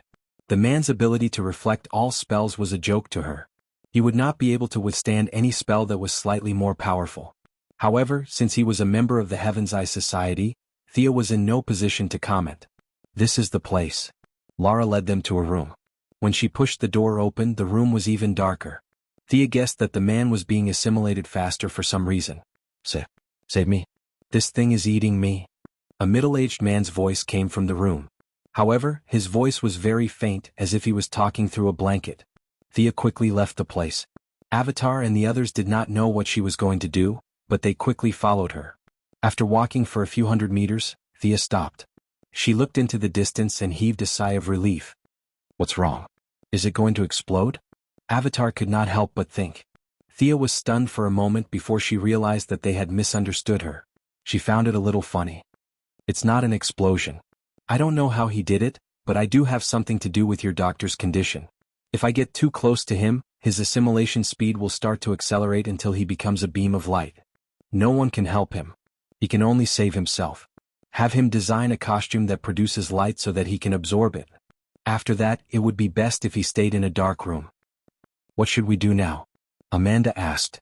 Use your strongest searchlight on him. When the light energy in his body accumulates to a certain level, his body will regain its balance. Don't worry, it's not a big deal. I'll be leaving first, Thea said casually. On the way back, she felt that it was very strange. This unlucky guy who had absorbed the light from the holy sword was probably Dr. Light. Thea was really curious as to how the other party was able to collect such extraordinary light. Was this also a sign of the coming of the great era that Hercules had mentioned? Realizing that her purification had caused a lot of chain reactions, Thea felt that the incident with the Heaven's Eye Society was not a coincidence. Perhaps something had happened to other people in other places that she did not notice. She sat in her office and ordered the artificial intelligence. Organize all the strange things that have happened in the past few days. Gideon searched quickly. Various hospital archives, traffic reports, forum news, and gossip were quickly recorded. Thea browsed quickly. A homeless man died in a high-end conference center? Isn't this? Injured people in a zoo, 3 dead and 7 injured? This doesn't seem to be a big deal. As she browsed quickly, a piece of news finally caught her attention. 3 days ago, 2 hours after Thea released the light beam, meteorologists believed that the ocean currents in the North Atlantic Ocean were disturbed. The originally calm sea surface was affected and kept accumulating energy. When this energy moved to the east coast of the United States, it turned into a downpour and a thunderstorm hit the metropolis. A very famous radio host, Leslie Wales, stubbornly took a helicopter to do a live broadcast on that day. The strong storm destroyed the helicopter. At the critical moment, Superman stepped forward and saved the woman. Unfortunately, she was really unlucky. After Superman pulled her out of the helicopter and landed on the ground, a bolt of lightning struck Superman. Superman reacted quickly and pushed her away in a tenth of a second. However, he did not expect that there was a wire next to their feet. The lightning in the sky passed through the wire and struck the broadcaster. Student Clark, who was struck by lightning, was fine. He did not vomit blood nor did he transmigrate. However, Leslie Wales, who was not far away, did not have such a physique. She was electrocuted on the spot and died not long after being sent to the hospital. Thea shook her head and smiled bitterly. She was really a butterfly this time. When she flapped her wings in the Azores, there was a thunderstorm in the United States. Based on her intuition, Thea felt that the woman was not dead. There was no breath at that time. It was just the process of her body readjusting. Dr. Light was closely watched by the Sky Eye Society, so it was difficult for her to make a move. However, this woman was not a problem. Her ability was very similar to the Electric Man from Marvel Next Door. She could control and absorb electricity. With more effort, she would be a useful subordinate. She picked up the phone and ordered Death Knell to move the woman's corpse out. Half an hour later, Thea saw her target. She had to admit that it was a bit tragic. Her whole body was carbonized. Her clothes hung on her body in pieces and her hair was all white. The person who dealt with the corpse did not pay much attention and only roughly wiped it. She could barely tell that it was a woman from the appearance. Is there something special about this person? But she seems to be completely dead. I've seen her program before. It's not bad. It's a pity. Death Knell leaned on the table and asked. Not to mention that he had seen it, Thea had also seen the program hosted by this lady. In order to cater to the market and attract attention, she scolded Superman every day. Many people, such as Thea, had secretly watched it. She suspected that Batman had also watched it. Lex Luthor also watched it on time every day. It was not easy for ordinary citizens to count, but she had a place in the hearts of superheroes and villains. From the big picture, this woman was vulgar and unscrupulous. In order to curry favor, she could be said to be unscrupulous. She was definitely not a good person in the traditional sense. In fact, thinking about it carefully, one could also see her helplessness. She came to a place like the Metropolis alone to make money and become famous. If she did not have proof and a resume, who would hire her? After several considerations, she chose to be a streamer. The next step was to choose a target. This program had to have a selling point, right? This woman's characteristic was that she was good at sarcastic. Who was she sarcastic about? Sarcastic about Thea? Sarcastic about Luthor? Half an hour later, she was put in a sack and thrown into the river. She did not dare to scold these people in power. At this time, Superman, who was also very famous and would not take revenge on her, entered her sight. Once the program was broadcast, it was indeed well received. Miss Wales seemed to have found a golden finger. Following that, she could not stop scolding Superman until today. Chapter 458. Thea's supervision allowed her to see inside her body. As a biological symbol, her blood circulation had been completely destroyed by the raging electric current. All her organs were basically carbonized and only her heart and lungs were still beating slightly. This was the result of the residual electric current assimilating with her body. However, this process was extremely slow. In theory, she would be able to come back to life in 17 or 18 years. Of course, this was under the premise that her body had not been buried or destroyed by someone. Taking into account the fact that she was thrown into the morgue alone without any attachments, it was obvious that she would not have survived if she had followed the original path. This woman was similar to Poison Ivy. Both of them had external objects entering their bodies, causing irreversible changes in their life forms. The only difference was that Poison Ivy's life force was too strong, while this woman's life force was too weak. Connect her to the nutrient solution, max output. Thea signaled Death Knell. 3 thick needles were inserted into her severely necrotic skin, and various nutrients were injected into her almost dried-up body. 10 minutes later, Thea saw that her heart was wrapped in a layer of electric current, and it began to beat slowly. Does she have any abilities that are worth your attention? Death Knell asked thoughtfully. She can control and absorb electric current. When the electric current in her body reaches a certain level, her explosive power and speed will increase by a large margin. She can shoot out electric shock waves and she can move between charged objects at high speed. Thea roughly explained a few points that she had thought of in a short period of time. Oh, that sounds good. But she must have some weaknesses, right? Of course. After gaining power in a short period of time, her mentality will definitely be unstable. Another is that she is extremely afraid of water. She can easily wipe out a fully armed American army, but she can also be defeated by a group of kindergartners with water guns. Seeing that Death Knell's expression was a little ugly, Thea hurriedly changed her words. Kindergartners are a little exaggerated, but the fire brigade can definitely defeat her. Then you still intend to recruit her? Thea did not answer immediately.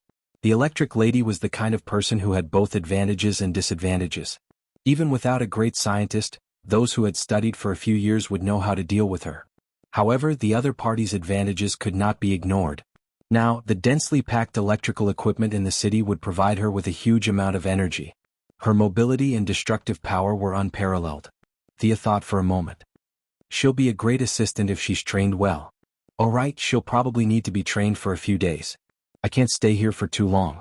I'll leave the ring with you and return it to her when her arrogance has worn off. Thea said as she handed Death Knell an imitation yellow light ring.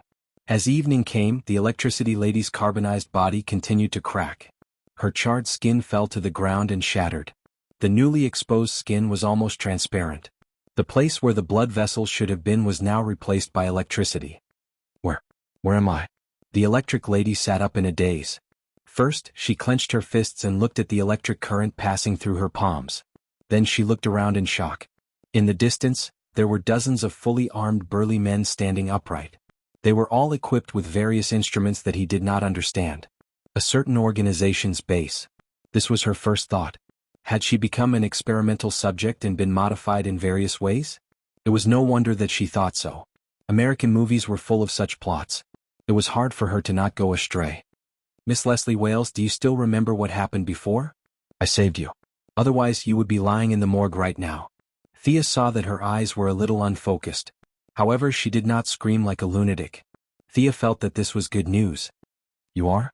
The electric lady's gaze automatically skipped over Death Knell, who was 2 meters tall and had a body like a bear. This was not because Death Knell was weak. In the original timeline, he was known as the greatest enemy of the young Titans. Death Knell, who was the nemesis of the brats, was no joke. Carrying 2 swords on his back and looking fierce, if it was in the past, he would have scared the former streamer out of her wits. However, today the electric lady's gaze was still attracted by Thea. Unlike Diana's classic martial style, Thea had entered the middle stage of the demigod realm. Her appearance was more in line with modern aesthetics. Coupled with her rich knowledge, her overall temperament was raised by another level. Even as a female, it was rare for her to have feelings of jealousy. It was just that Thea would usually use magic to change some details in public so that her appearance would not be so stunning.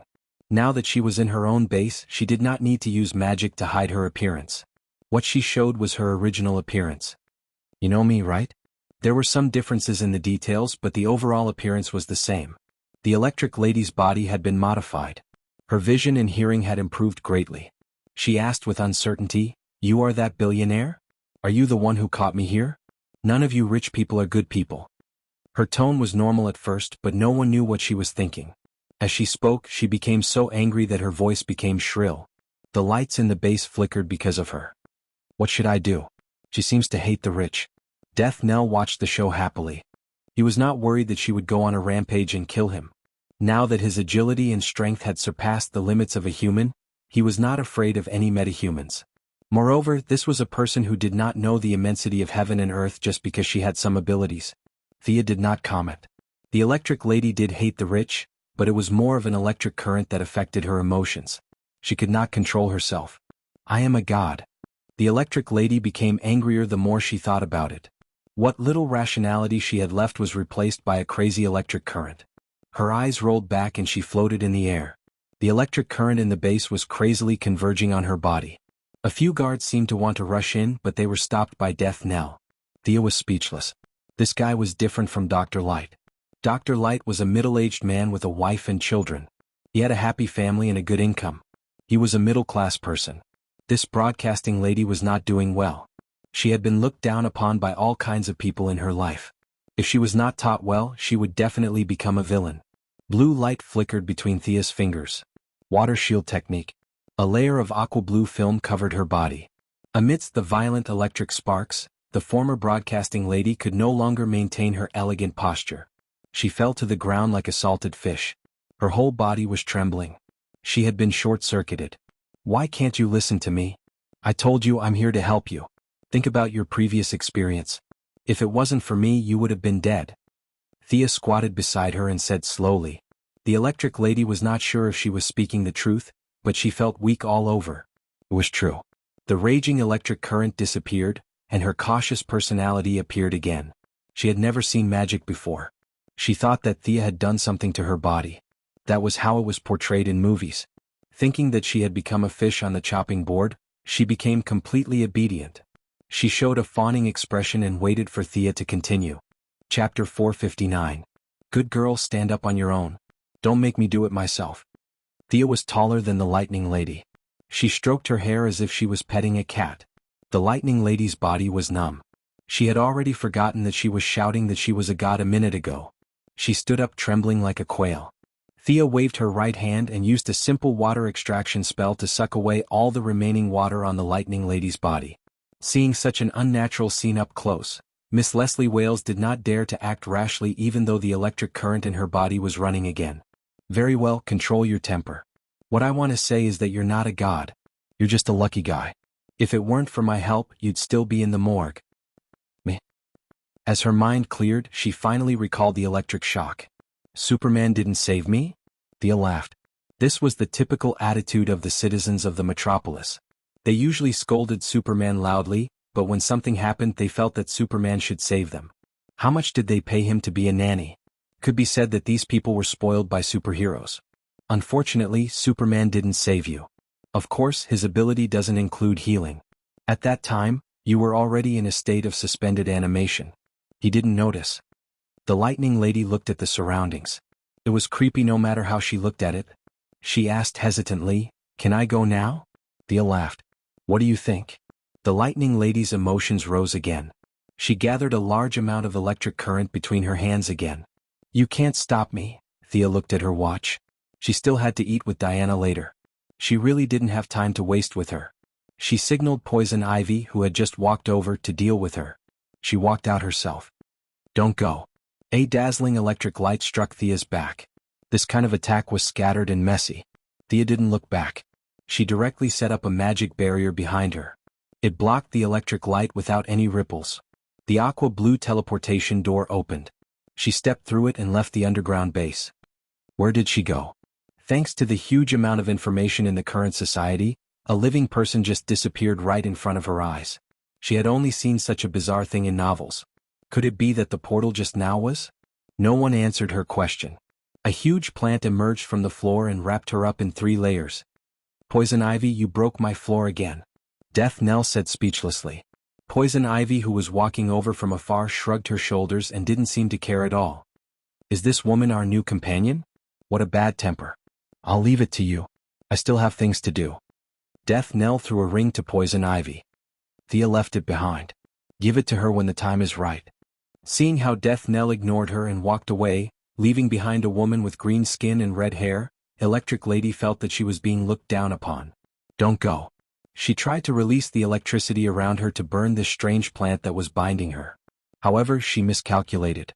Poison Ivy's plant wasn't from Earth but from a peace-loving, high-tech planet. It didn't have any special abilities other than absorbing electricity. It could absorb anything that was related to electricity.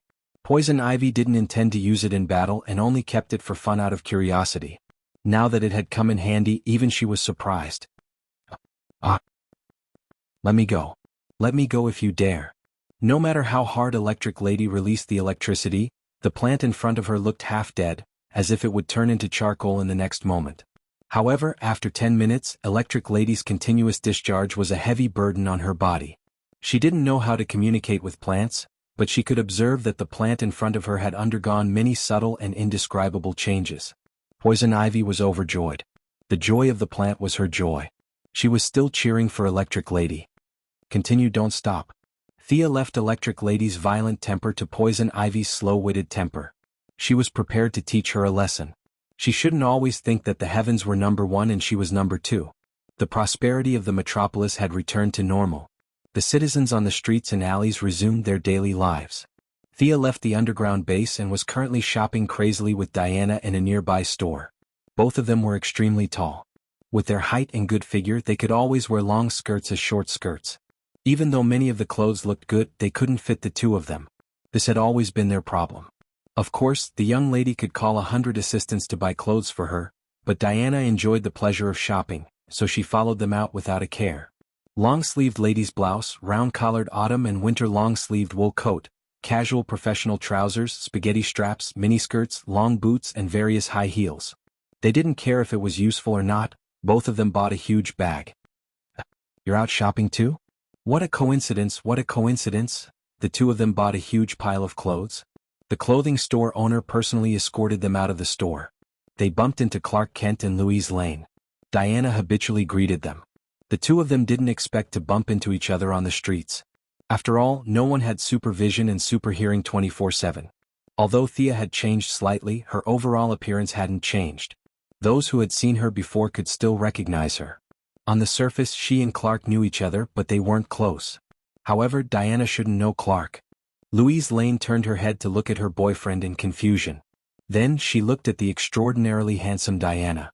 Her mind was filled with questions. "I'll explain later." Bro Superman smiled sheepishly. Seeing that Thea and Louise were about to leave, he quickly stopped them. "Thank you for saving Jimmy. It's my treat. Let's have dinner together?" Louise seemed to have thought of something but didn't interrupt. The two girls looked at each other. They hadn't eaten dinner yet. "Let's have a big meal together." Clark Kent wasn't a poor man. His family owned a farm, so he didn't need to hire anyone. He alone could take care of 10,000 people. In the metropolis, the Daily Planet wasn't a street tabloid. By reporting first-hand information about many superhumans, Clark received more bonuses than the editor-in-chief. He held a very high position in the hearts of the media workers. Otherwise, the scene of Luthor urging him to shake hands with Bruce wouldn't have appeared in the movie Dawn of Justice. Aside from his identity as a hero, not just any Tom, Dick, or Harry was qualified to shake hands with a billionaire. There were even rumors that this year's Pulitzer Prize would be awarded to him. Louise Lane was a stealthy rich woman. Because of her father's fame, the merchants didn't dare to take her money for fear of being captured by her father for human experiments. Plus, after working at the Daily Planet for so many years, she spent little and earned a lot. It was hard for her not to be rich. Chapter 460. They found a high-end restaurant and chatted as they ate. "Were you the ones who saved Jimmy? Are you all superheroes? Did you know him before?" The him Louise was referring to was naturally Clark. Her IQ wasn't low, and being a reporter was a profession with strong analytical abilities. Superman had specifically mentioned Jimmy's incident, and connecting all the clues together, it wasn't difficult to discover the truth. Louise knew Superman's true identity, but she didn't expect that there would be a superhero among the people she knew. Furthermore, he was a billionaire.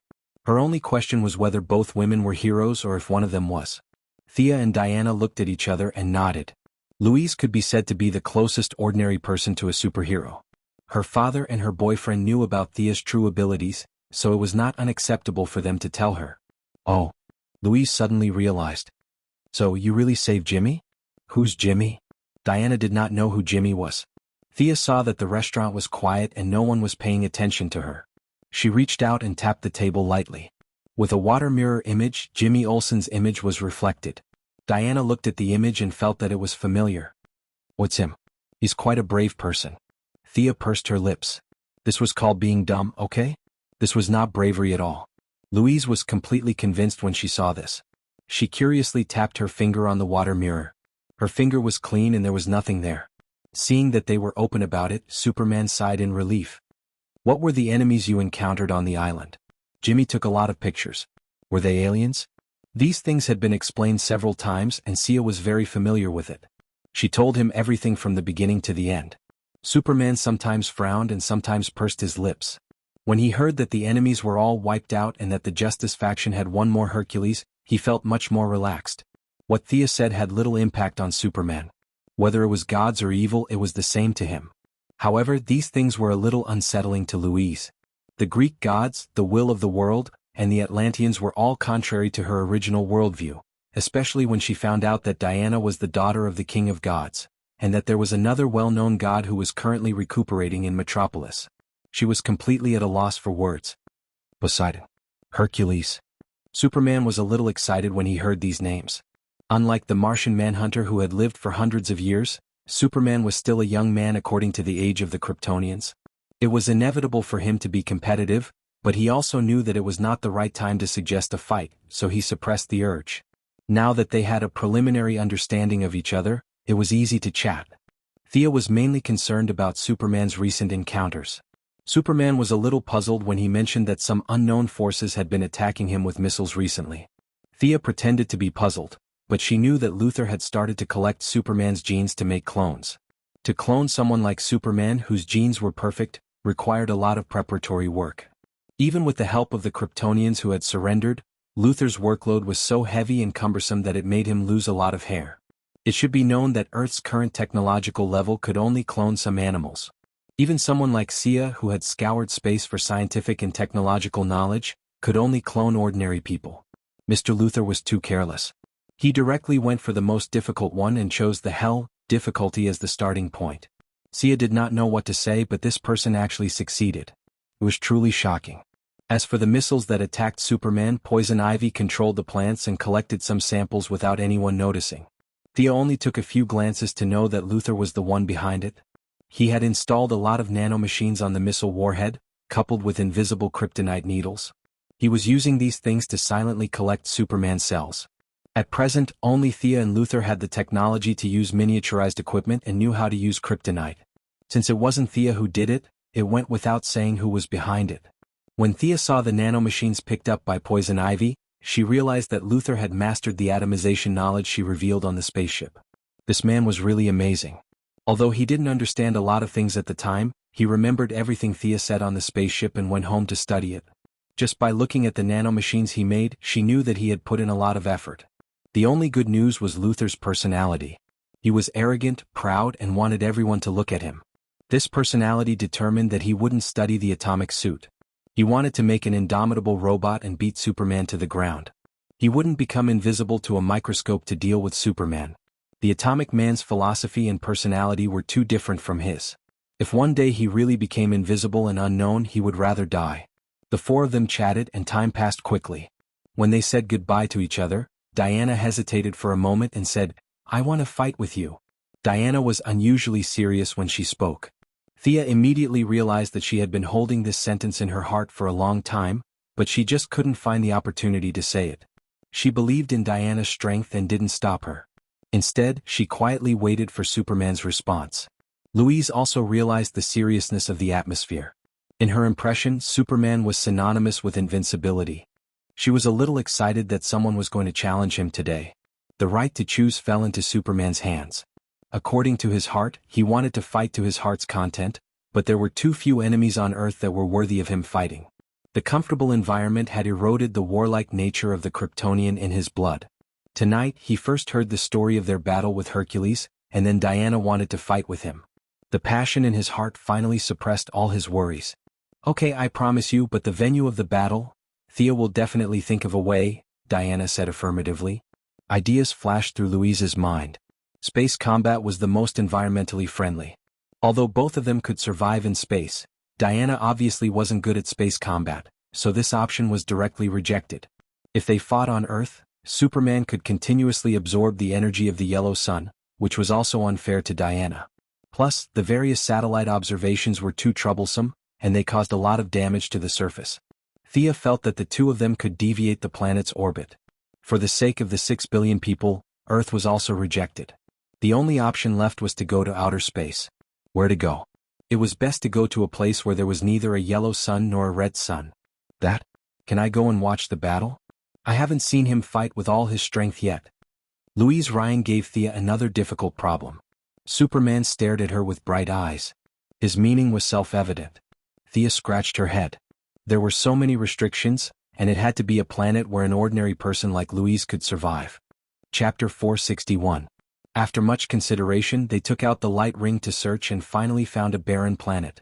The planet was extremely far away from the star and there were no signs of life. Even if the two of them deviated the planet's orbit, they were not afraid. Most importantly, there was oxygen on the planet, which was suitable for Louise, an ordinary person who was not afraid of death. After telling them about their discovery, Superman and Diana naturally agreed. They had wanted to fight for a long time, but there were too few suitable battlefields. Go to another planet? How do we get there? Louise's worldview was about to collapse as she hurriedly asked her own question. Don't worry, there's oxygen there, but there's not enough light. It's a little cold. After saying that, Thea gestured for them to go to a more secluded place. The distance was a little far, so the preparation for the teleportation would take a little longer.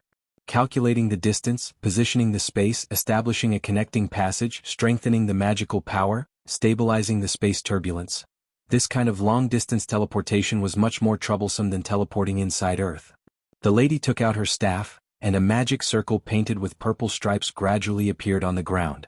Although she did not understand what it was, the highly educated Louise still felt a very complicated geometric beauty from it. "Alright, do you want to change your clothes?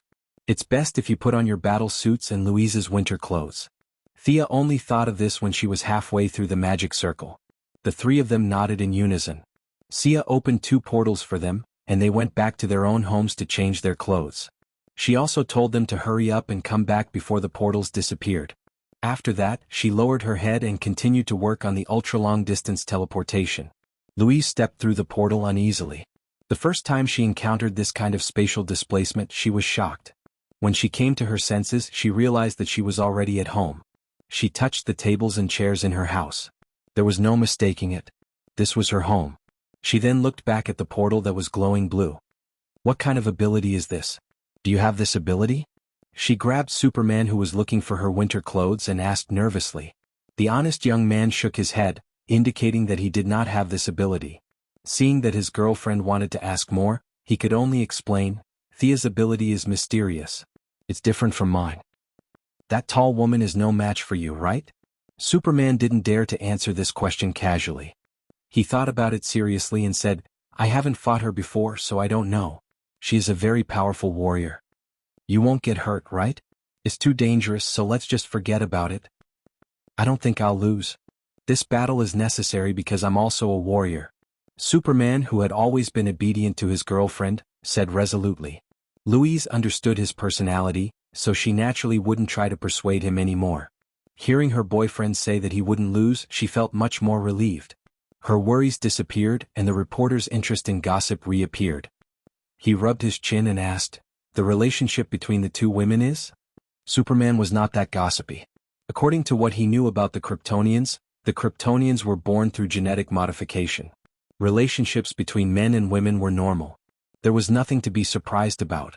He quickly changed into his blue clothes and red cloak, then put on a down jacket for Louise. The two of them hurriedly stepped through the portal. The moment he stepped through the portal, his attention was attracted. At this time, Diana had changed out of her flaxen short skirt. Her long hair was let down, and she was wearing her signature Greek-style armor. She carried a sword, a shield, and a silver guardian bracelet on her back. She was quietly waiting for them. The two's fighting spirit reached its peak in an instant, but they were still worried about Earth, so they forced themselves to hold back. Okay, let's go in. This is a deserted planet named Ilaru according to the universal name.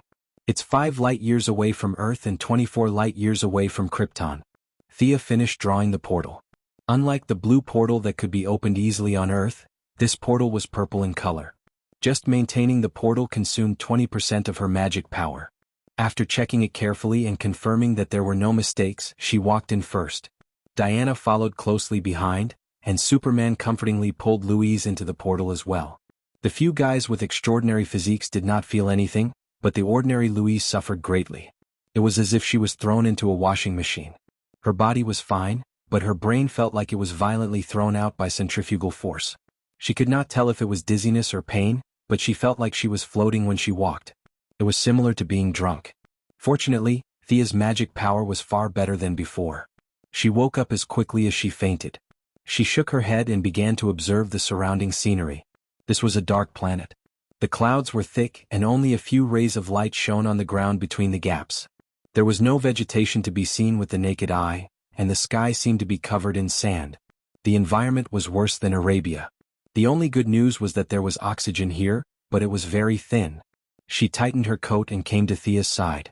She asked curiously, "There's no sun here? You said it's 5 light-years away from Earth?" There's actually a star shining here, but it's very far away. Plus, the star has entered a period of decline." Looking at her nonchalance, Louise could not help but ask, "Aren't you worried about your partner? Will Miss Prince be in danger?" Thea shook her head and did not answer the question. Logically speaking, no one could defeat Superman without kryptonite. However, Diana, who was also wearing a full set of godly equipment and had reached the peak of a demigod, was only one step away from becoming a true god. Thea did not think that she would lose. She was actually looking forward to this battle. Seeing that she had no intention of continuing the conversation, Louise also held back her desire to speak. She only glanced at Thea's short skirt and short sleeves. Thea was dressed like she was shopping. She was a little speechless when she compared herself to her trembling in a down jacket. Thea was secretly amused. If it were anyone else, they would have already gone back. However, this curious woman had no intention of backing down. She was currently staring at the two people in the distance with shining eyes. "Are you good at aerial combat or ground combat?" Superman floated 3 meters above the ground and asked politely. Although Superman opened the battle calmly, Diana still read something new in his words. He was putting psychological pressure on her. She immediately retorted, "Do you prefer to fight with weapons or barehanded combat? Then let's fight according to what we're good at." Realizing that his opponent did not want to engage in aerial combat with him, Superman was a little disappointed. As for weapons, there was no Superman sword in this world. He did not use any weapons. He flew directly into the air and looked down at Diana. He knew that his opponent was good at defense. This meant that she wanted him to attack first. He did not hold back. His legs suddenly stopped in the air and angled down at a 45-degree angle. He maximized his speed advantage and rushed toward Diana as fast as lightning. Diana did not use her sword and shield directly. After talking with Hercules for a few days, her martial arts had improved greatly. According to Thea's original words, she already had the intention of gaining the upper hand after making the first move. At this time, seeing Superman rushing at her, she was extremely calm. She quickly judged the opponent's several attack points. When the two were about to come into contact, she sidestepped to avoid the first wave of impact. Chapter 462. Then, without waiting for Superman to stop, Diana stretched out her hands and grabbed Superman's red cloak. Using all her strength, her feet, knees, waist and arms, she spun a few times on the ground at high speed. Then she suddenly released her hands and smashed Superman onto a rock. Boom! With a loud bang, more than half of the mountain that was hit collapsed. Rocks flew everywhere and a strong vibration was transmitted to the ground. Thea and Louise, who were miles away, could feel the obvious vibration. "Will Clark be okay?" Louise asked nervously. Thea had supervision and was very engrossed in watching.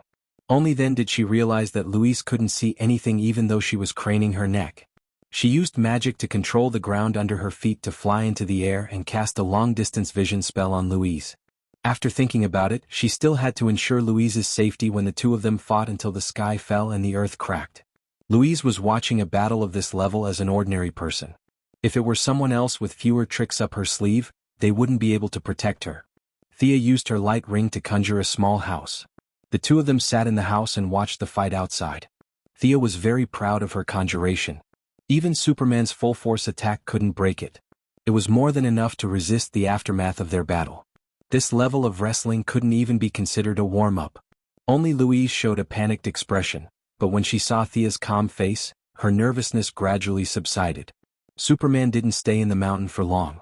He smashed the surrounding rocks with a punch, flew up, and fired a heat ray at Diana from afar. The two of them were miles apart, and the heat ray wasn't fast enough to catch them off guard. Diana took 2 steps to the side. The heat ray hit the ground and vaporized the hard black earth instantly. However, Superman didn't stop the energy output of the heat ray. He shook his head slightly and swept to the side. Diana immediately realized that she had miscalculated. The extent of the opponent's head swing was much smaller than her dodging movement. She pushed off with both feet, switched the shield to her left hand, and charged forward while enduring the heat ray. She tried to close the distance between them. The heat ray hit the shield and made a sizzling sound. Although this was a high-energy ray converted from the solar energy in Superman's body, it was still a little weak in front of Diana's divine shield. Diana didn't just blindly fight back. She made some feints from time to time while running. She switched back and forth between straight and diagonal lines and tilted her shield. She tried to attract Superman's attention with some small tricks. Realizing that Diana wanted to engage in close combat, this was exactly what Superman wanted. He stopped shooting heat rays and grabbed a mountain rock that weighed several tons with both hands and threw it at Diana. Such a large rock, even if one ignored the force it carried, the huge kinetic energy it carried was extremely powerful. The rock was huge and fast, sealing off Diana's left and right paths for her to dodge. Retreat? Diana's unyielding character made her never consider retreating, especially in battle. Even if she knew that it was not good for her, she still chose to face it head-on. She stomped hard on the ground and leaped into the air like a sharp arrow. The boulder hit the ground, and the powerful kinetic energy produced a magnificent shock wave. The planet that was originally full of ditches was smashed into a large crater. However, no one cared about the planet. Superman firmly seized the opportunity and increased his speed to the peak. He approached Diana in the roar of the sonic boom. Diana's weakness of not being used to aerial combat made her a little slow. She could only raise her shield to block Superman's thunderous blow. The invisible wave centered on the two of them spread from mid-air in all directions. The center of the two of them was still a long distance from the ground, but the aftermath of the shock still made an irregular round crater on the ground. Thea saw this scene and nodded secretly.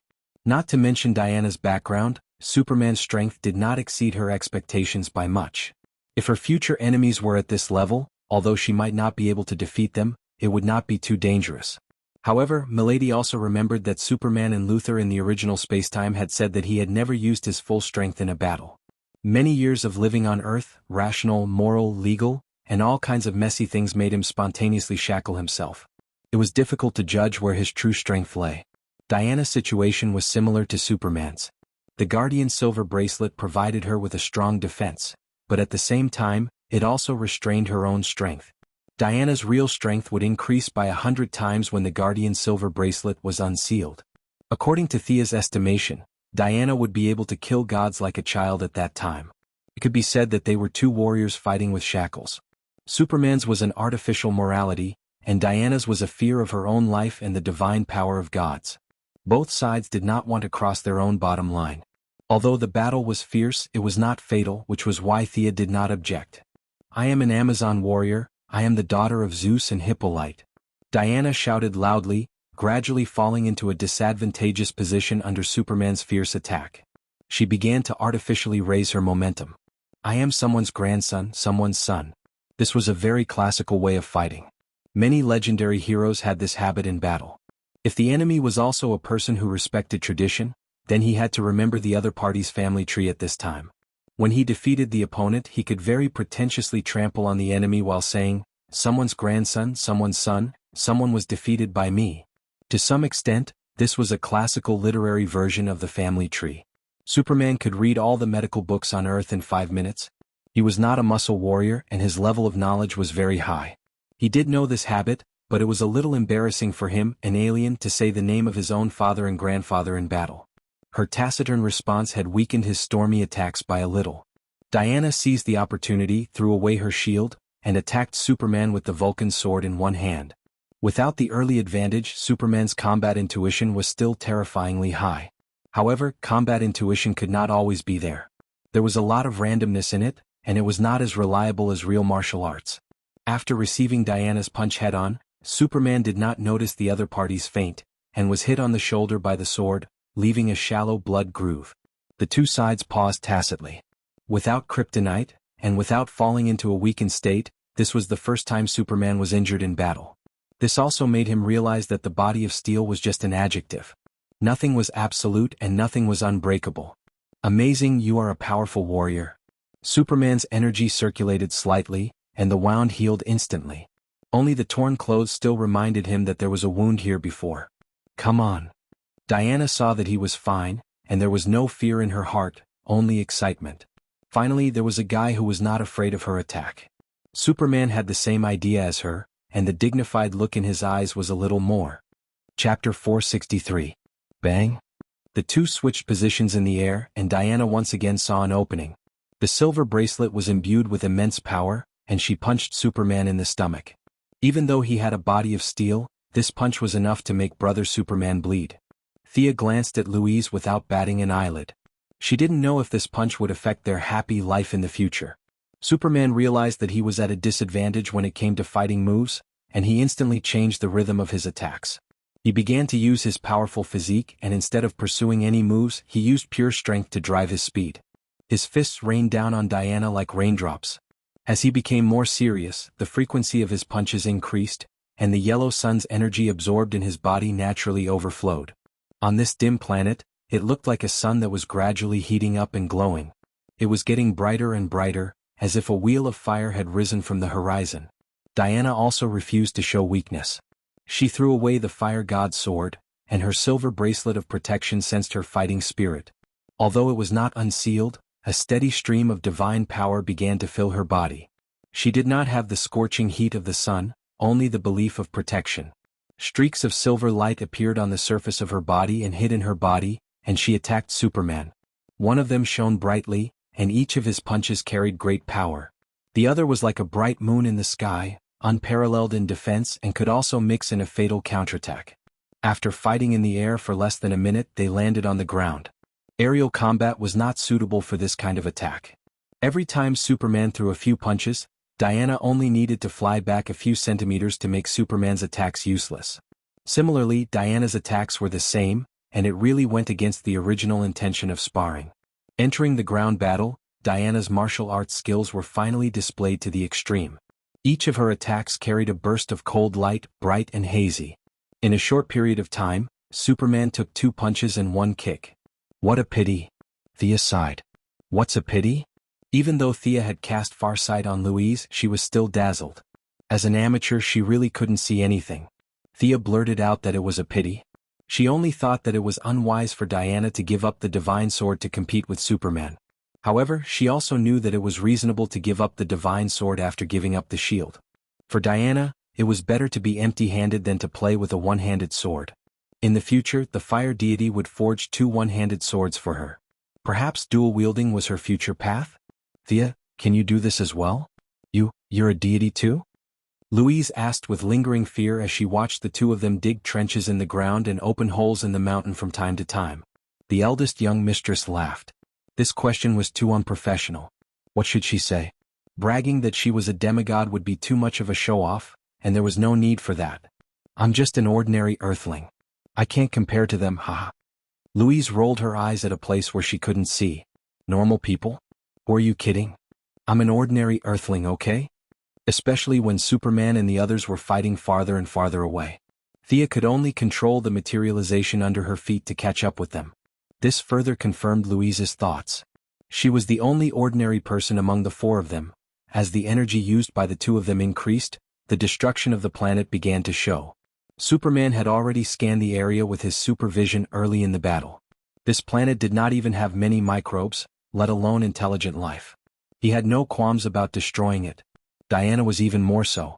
As long as she was not an earthling, the life and death of extraterrestrials had nothing to do with her. Even if the planet was destroyed, the few of them could go back. They had no qualms about fighting. Diana exerted force with both hands, lifting up an entire piece of the ground and throwing it at Superman. Such a crude way of fighting suited Superman's intentions perfectly.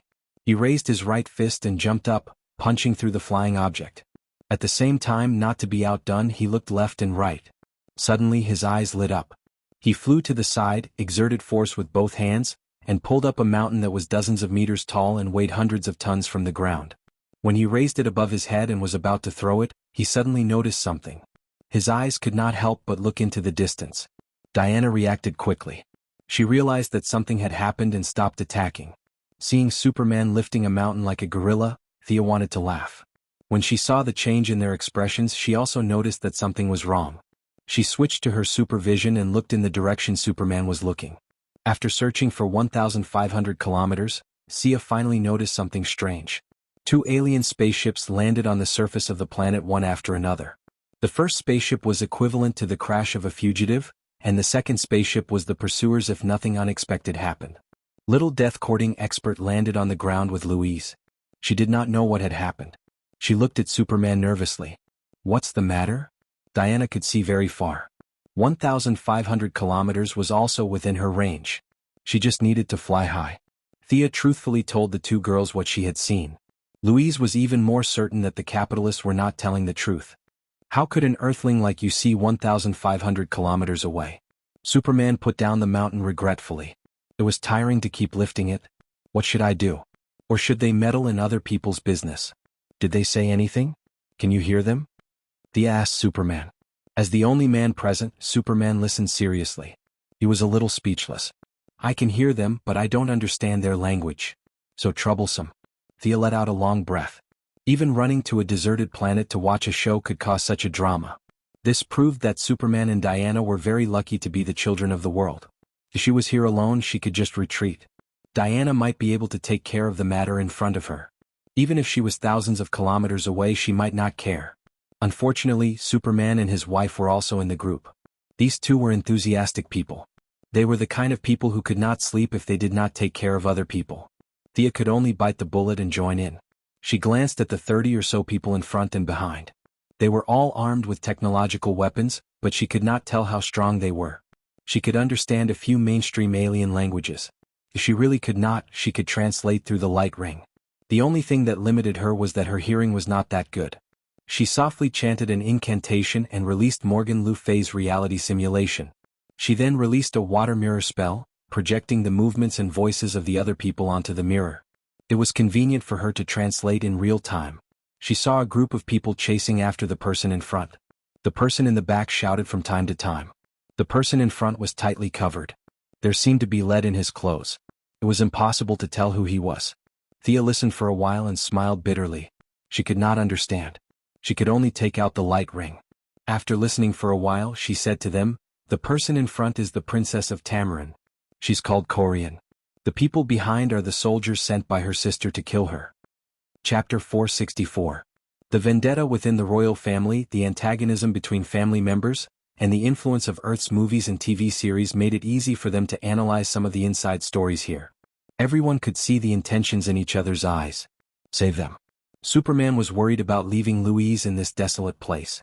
However, neither he nor Diana had the ability to take his girlfriend and fly at high speed while protecting her safety. The big burden was handed over to Thea again, who asked her to have so many tricks up her sleeve. She conjured a plane and carried her straight into the distance. 1,500 kilometers passed in the blink of an eye for them. They arrived at the scene of the battle almost at the same time. They saw Princess Corleone, known as Spark, turning back to attack the enemy from time to time. Her palms would shoot out some kind of green energy shockwave, but she seemed to be injured. Her steps were messy and it was difficult for her to aim. She was being pushed back by the enemy and was about to be defeated. The four idlers descended from the sky, which made them a little puzzled. Without supervision and superhearing, they thought this was a deserted planet. They didn't expect to meet intelligent life forms. Thea and Louise sat in the plane. It was yellow and they couldn't see what it was. Superman and Diana's attire was very conspicuous, especially when Diana was holding a shield and a sword. It automatically made the enemy think of some backward civilization. The leaders looked at each other and sneered. In their hearts, these guys who had descended from the sky were most likely the natives of this planet. They were the kind of primitive people who only had strength but didn't know what technology was. Princess Spark, who was not far away, had the same thought. She hurriedly shouted for the four to run. Although they didn't speak the same language, Superman could still judge from the other party's behavior that the one in front who told them to run was a good person, and the group behind who raised their technological weapons were bad guys. There was nothing to say. Fight. He was already a little angry when a good battle was interrupted. There was no need for him to tolerate this group of ignorant people. However, he still had a sense of propriety. He didn't even use 30% of his true strength. Diana was also unhappy with the way the pursuers looked at her. She also rushed forward unhappily. By the time Thea wanted to help, she discovered that the enemies were already lying on the ground. The two of them played around and defeated all the pursuers. Amidst the wailing sounds, the only one left standing was Princess Starfire.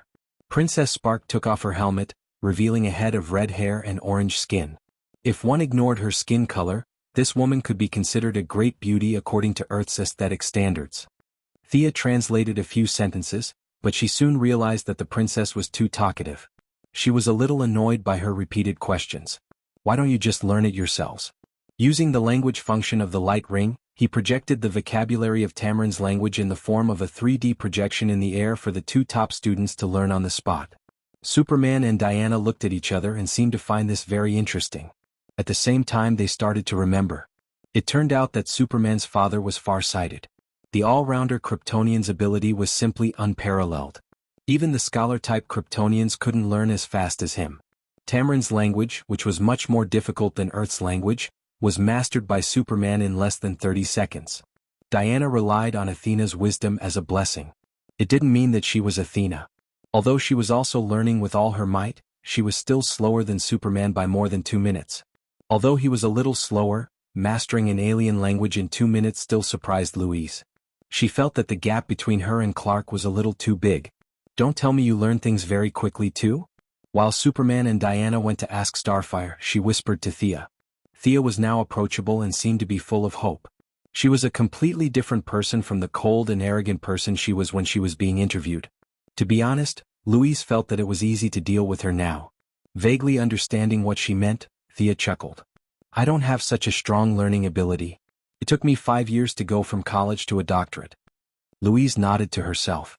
Although going from college to a doctorate in 5 years was quite an exaggeration, it was still within her acceptable range. Superman didn't finish off the enemies on the ground. Starfire was also a typical righteous person who didn't want to kill her own people. After Superman invited her to stay on Earth temporarily, she thought about it and agreed. With the battle interrupted, the few of them lost interest. Thea directly teleported back home and helped Princess Starfire find a place to stay. Only then did they say goodbye to each other. "Is there something you need?"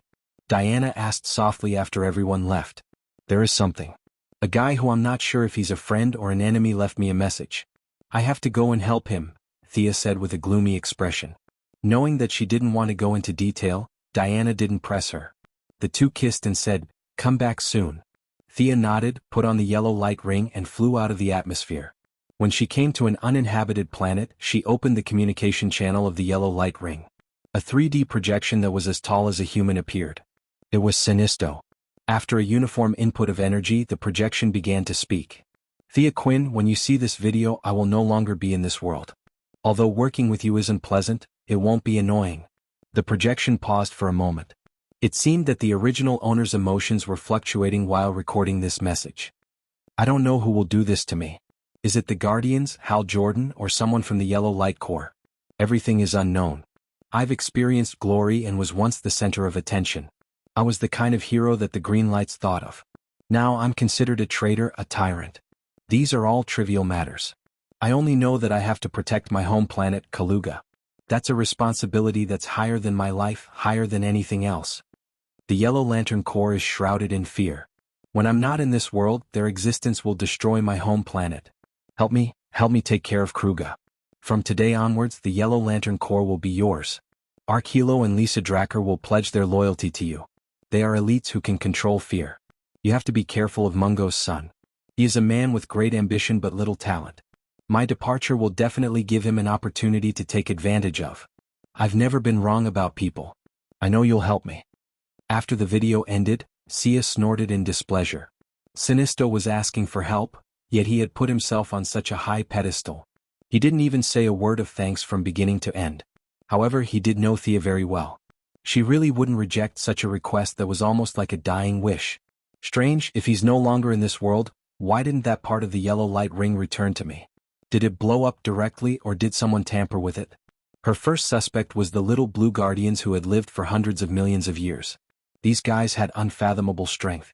It was hard to say if they were controlling something behind the scenes. Chapter 465. The planet controlled by Jared was not far from Korriga. Thea ordered the official members of the Light Ring, the Dead Man, and Fiora to meet up with her there. She tried to find Sinisto's last traces based on the faint connection she had with the lamp ring. This was the wreckage of a planet. Countless cosmic dust was floating here, and from time to time, there were boulders that could not bear the weight and broke into pieces under the influence of gravity. Thea followed the guidance of the light ring and gradually approached this area. There were still many traces of battle here, and emotional energy was still filling this place. On one side was the green light of courage and on the other side was the yellow light of fear. The green light was not unfamiliar to her. It was the one that she had worn for a short time, the one that Hal Jordan had inherited from Ab and Sue. The yellow light was even more familiar. It came from the same source as her light ring. It was Sinisto. She looked into the distance and did not see any corpse. When she was about to explore deeper, a figure suddenly flashed not far from her side. The white-haired, blue-skinned guardian wearing a red suit and a white robe was looking at her thoughtfully. Only one? Thea looked around blatantly and found that there was only one guardian in front of her. She put away the teleportation gem in her hand. She nodded slightly and said, "Respected guardian, what alarmed you and made you leave the main planet of Oua that you have guarded for hundreds of millions of years?" "Hello, Earthling, we meet again. You can call me Gantz," the little blue guardian said expressionlessly. "It's him?" Gantz could be said to be the only guardian who still had feelings. Maybe it was because he was kind by nature, or maybe it was because the ring of the first lantern warrior Horong was sealed in his body, so his feelings were not completely erased. This guy could be said to be the only guardian left who could be dealt with. Thea followed his advice and said, "Lord Gantz, is there anything I can help you with?" She could not see the depths of their strength on Oua that day. Now that she was a demigod, she finally had some understanding of the strength of these guys. Strong. Really strong. She just used an imperceptible spirit power to sweep the edge of his body, and it was easily bounced off by an indescribable force. The guardian named Ganser looked at her blankly as if he didn't know. Thea gritted her teeth. No one she knew was as strong as him. Although in the original space-time, Gonda boasted that Spectre was not as good as him and was pressed to the ground by Spectre 3 minutes later. His level was indeed higher than the current Thea. Thea felt that she had to at least become a new god or fuse with the Parallax monster to be able to compete with him. Gonsei didn't mind her little tricks. Perhaps it was because of the billions of years that they had spent together, but there were too many people who wanted to test them. They were all immune to it. Do you think Sinisto did the right thing? He used his own order, his own understanding, to plunge the planet into a vortex of fear. Hal Jordan disagreed with his actions and the two fought. You and Hal are both from Earth. What is your point of view? Thea really didn't think about this question. Half an hour ago, Kaluja's explosion had nothing to do with her. She was as busy as a spinning top every day. How could she have the time to think about it blindly? After thinking about it seriously, she had to admit that the various philosophical works on Earth were very rich. Predecessors had already come to a conclusion on this matter. She just had to modify it slightly and add in some of her own understanding to become a new theory. Sinisto used his own power to establish the order of the planet. He enforced the law and judged the people on the planet. He required everyone on the planet to live according to his plan. From birth to death, he arranged everything neatly. Earth has a special term for this kind of thing. It's called a utopia. It means a utopia that can't be done. No one on Earth does this. Without the intervention of supernatural forces, the ancient sages only tried this utopia in some small colonies. Reality told them that it doesn't work at all. Gonda was just listening in a daze. Now that she had caught his attention, the powerful guardian couldn't help but ask, why? Freedom. People don't have freedom or the right to choose. They lose their life goals, expectations, and hope. Everyone falls into numbness and trifles, wasting their time doing nothing. Hope. Gonda muttered to himself. Thea's words were getting smoother and smoother. She didn't care if he was listening or not. She continued, the ancient sages of Earth gave up the utopian idea. We are walking on a free and unrestrained path. Let me give you a negative example. Krypton. You know about Krypton, right? Gonda nodded. He knew about such a famous planet. He also had a premonition of what Thea was going to say next. Krypton has the best genetic modification technology in the universe. They screen the babies at the embryonic stage and use a huge algorithm to calculate the future direction of the child. Before they are born, they have already determined their future direction. Every Kryptonian understands their mission when they can remember. Like a machine, they do their own things in a cycle. Their planet was eventually destroyed. Only one Kryptonian who gave birth naturally escaped. His parents gave him the right to choose. The glory of humanity is now sprinkled on Earth. This is the birth of a great soul. Gonda seemed to be thinking about the truth behind her words. Hope, is it? Hope can change life. Only hope can save them? He muttered to himself. Slowly he seemed to understand some truth. There was a hint of emotion on his emotionless face. He stepped back emotionlessly and threw a residue wrapped in energy to Thea before disappearing. This is the remaining part of Sinisto's ring. I have collected it. You should be able to use its power. Sinisto was only banished to the anti-material world. Don't worry. According to the records of the Book of Ura, his story has not ended.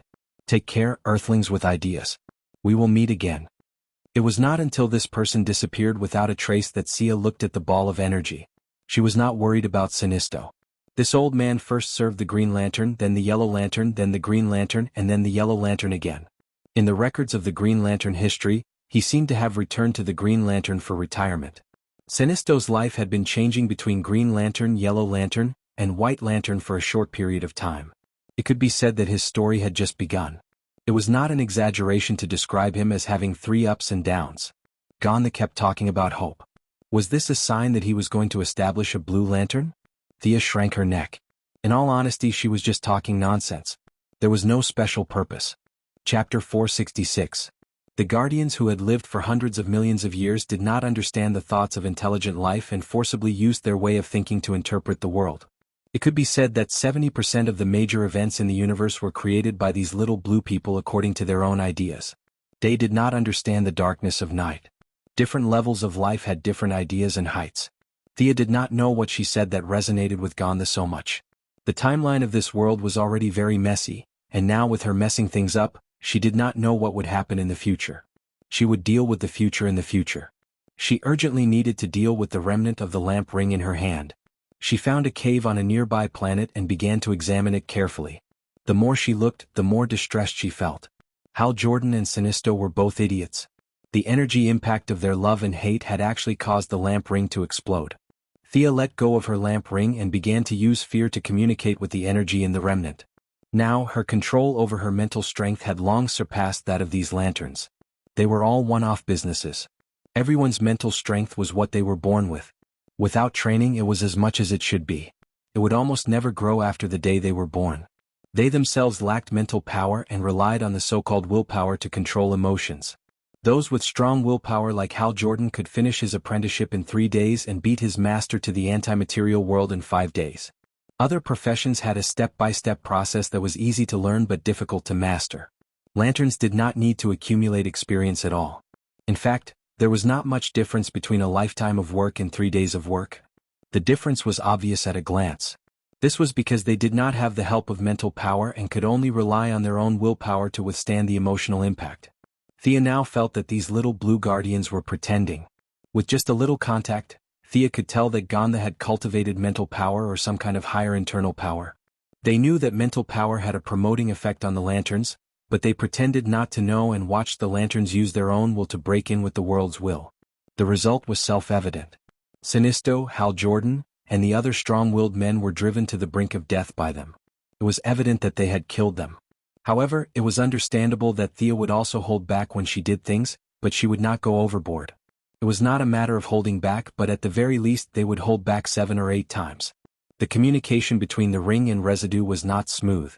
The 2 rings had been separated for too long, and Residue did not agree with Thea very much. Now it had to add an update. Unfortunately, Thea was not a regular lantern. She was not an ordinary person who could not do anything after taking off her ring. He directly incited the fire magic to smelt the remaining wills. If he was happy, they could obey him. If he was unhappy, they had to obey him. She might not be able to deal with Ganselli, but if Thea couldn't deal with this ring, then she would have wasted so many years of effort. She had even mixed a trace of power of will into it. The remnants of the lamp ring could no longer withstand it, and yellow particles kept flying into her lamp ring. The originally pale yellow lamp ring was gradually darkening. The weak resistance was suppressed by force, and the strong resistance was transformed by power of will. The speed of fusion was gradually increasing. Thea tried to imprint her spiritual imprint into the ring during the fusion period. The ring almost did not resist, and it acquiesced to her ownership. With this imprint, her control over the ring had deepened a bit. Even if Sinisto jumped out now and shouted himself hoarse, the ring would not listen to him. If you want the yellow ring, you have to remake it yourself. After 4 hours of hard work, all the residue was absorbed, and the color depth exceeded Sinisto's that day. The ring exuded a golden sun-like light, and Thea immediately closed her eyes to feel it. Materialization, protective shield, high-speed flight, wormhole, these basic functions were all there. Her original ring's functions of phase shift, space warp, teleportation, and Kryptonian recharge were all retained. Instilling fear, which originally occupied half of the abilities of both of them, was also completed. However, she could already use this ability with magic, so it was not very meaningful to her now. Energy twin, environment playback, invisibility, light refraction, cell regeneration, energy absorption, and other functions were all retained. The energy twin function was not explained clearly, so she tried it on the spot. The lamp ring would release an energy clone the size of a person at a designated location. When the energy clone was in existence, the body would remain still, while the energy clone could move at extremely high speed. After the emotional support was removed, the clone would return to the body, and all the knowledge it had learned would be transferred to the ring bearer. It seems to be a learning ability? Thea did not see how useful this clone was to her. It could not speak and it was yellow all over. Anyone could tell that it was a fake person. The only advantage was that it could go to many dangerous places. The body stood outside, and the clone ignored all the traps and moved at high speed to start memorizing. After that, regardless of life or death, it would bring the knowledge to the body. It could be said that when the two rings were reunited, many of the functions that she had envied were now useless. Thea was not very used to wearing it every time she used it. She could cast spells at will, and it was much more convenient and faster than the lamp ring. Sigh, I'm already so strong. Thinking back to the original experience, the lamp ring was like a step to the sky for ordinary people, but for her, it was just icing on the cake. The emotion amplification function of the lamp ring was still affected by the broken ring. Thea's original ring could amplify emotions by 150 times. Now that the two rings were reunited, The amplification did not exceed 240 times, which was 30% less than she expected. Calculating the time, most of the dead people had already arrived. Thea did not waste any time and tried the wormhole of the new ring. It was faster and more stable, and the speed of flying at full speed could exceed the speed of light. The first yellow ring in the world was indeed worthy of its reputation. This kind of power and speed was really intoxicating. Thea could not fly so fast by herself, and she was only the first yellow ring. Just like Lantern Number 1, regardless of whether it was the Rainbow Lantern or not, he directly obtained the first lantern ring in the universe that gathered all the primitive emotions in the universe. His power was instantly raised to the peak of the true God, and he could easily change history and reality. It could be seen that the impact of emotional energy on one's will was simply crushing. Thea did not want to be a slave to emotions, but she did not give up eating for fear of choking. The lamp ring was just a tool to her. If it was not for the fact that she automatically changed into the tights every time she wore it, she might have been able to use it a few more times. Now it was dispensable. When she arrived at Gruder's planet, the 3 official members of the Yellow Lantern Corps, Deadman, Fiora, and Gruder, were waiting for her. Sia briefly explained the situation. Taking into account that Sinisto had recruited a large number of soldiers in order to fight against the Green Lanterns of the 3,600 sectors in the later stages of the war, the current Yellow Lantern Corps of Korriga had at least 1,000 people. More than 1,000 temporary workers who had not been confirmed by the Book of Parallax. Chapter 467. 1 man against 1,000 men sounded very majestic, and the visual impact was very strong. However, it was best not to use it if the difference in strength was not as great as the difference between heaven and earth. There were countless strong people in history such as Darkseid and Thanos. They were all arrogant and brave, but they were all pushed down by the righteous side and rubbed against the ground.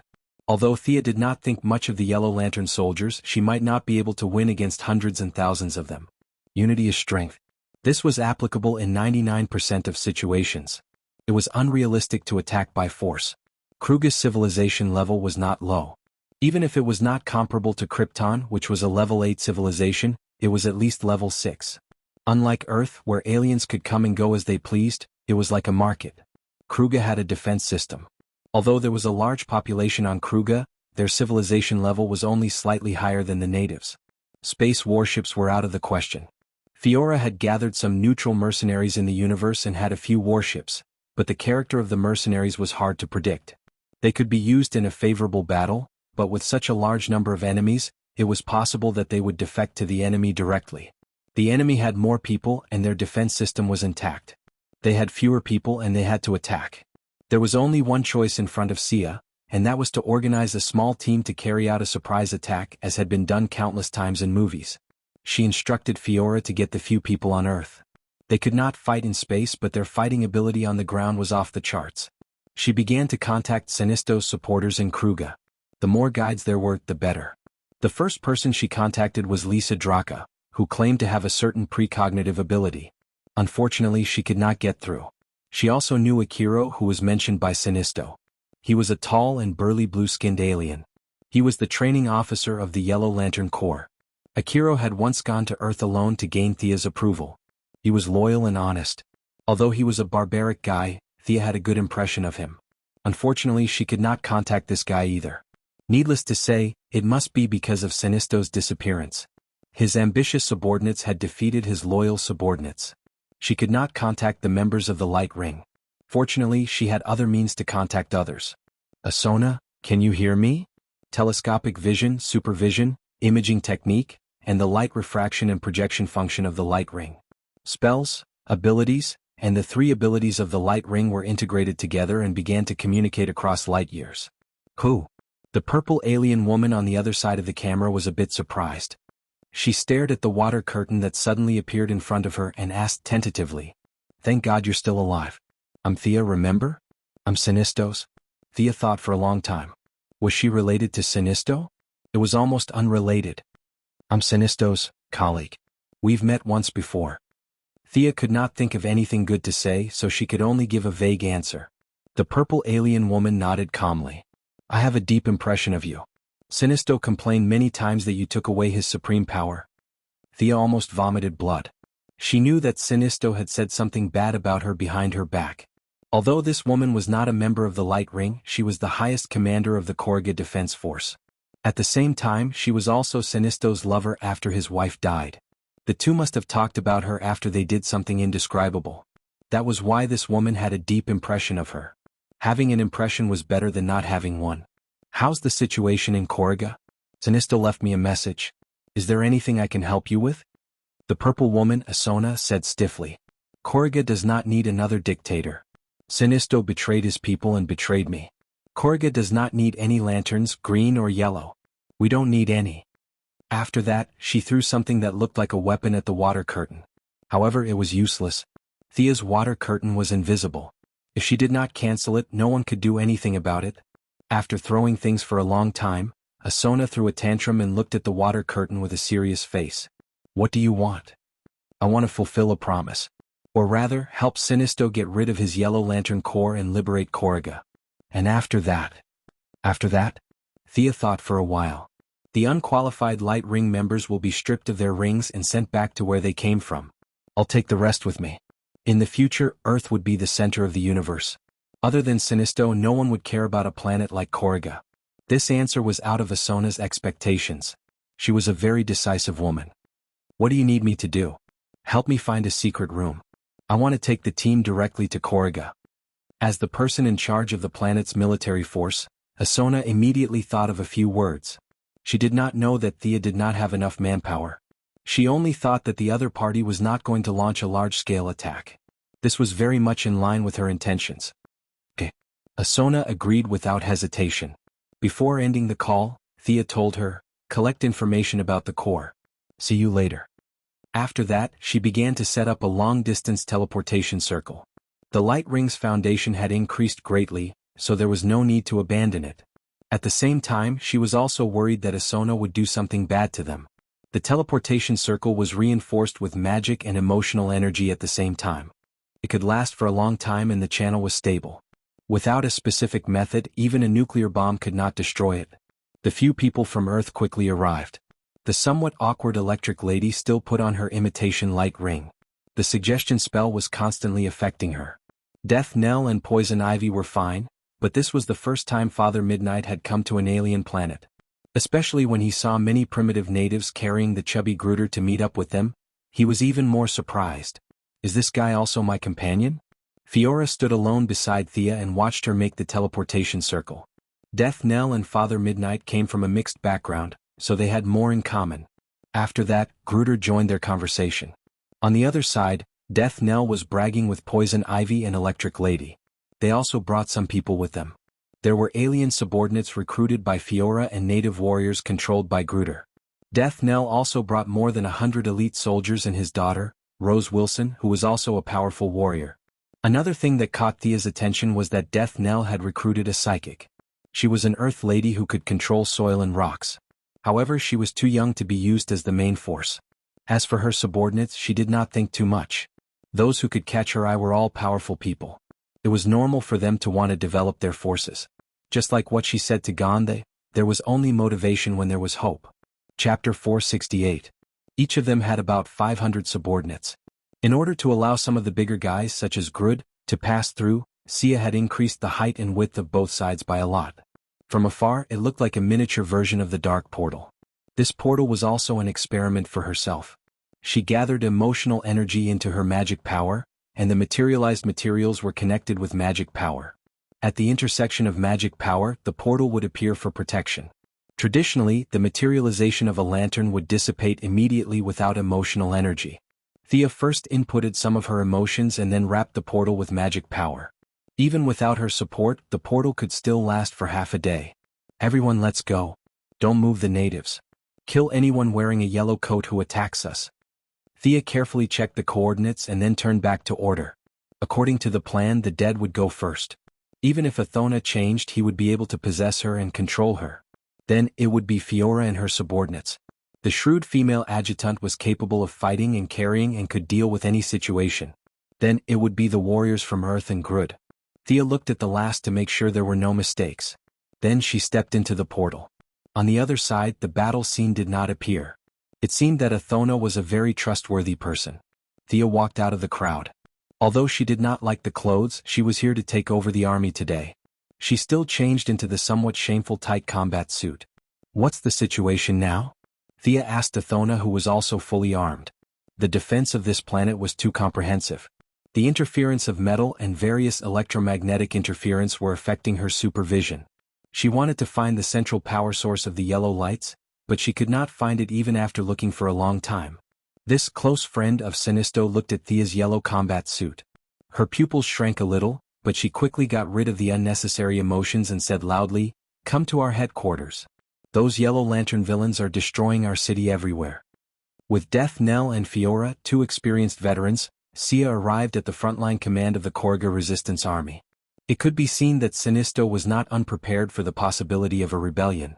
He had equipped some of his compatriots with weapons that could counter the hard light of the lantern rings. However, Korga had been peaceful for too long, and many of the Yellow Lanterns were notorious bandits. The rebellion army lost 15 cities in an extremely short period of time, and a large number of elites died in the first wave. If Thea had not intervened in time, it would have only been a matter of time before they were exterminated and enslaved. Do you know what a central energy source is? Thea was worried that she might not be able to express herself clearly, so she showed her a portable lamp with a charging ring in her water mirror. It's something 100 times bigger than this. Have you seen it before? Do you know where it is? Isona had indeed seen it before. After all, it was impossible for a lantern that was several hundred meters tall and completely golden in color to go unnoticed. Sinisto might be able to hide it, but such a large item had very high requirements for a place to hide it. I've seen it before.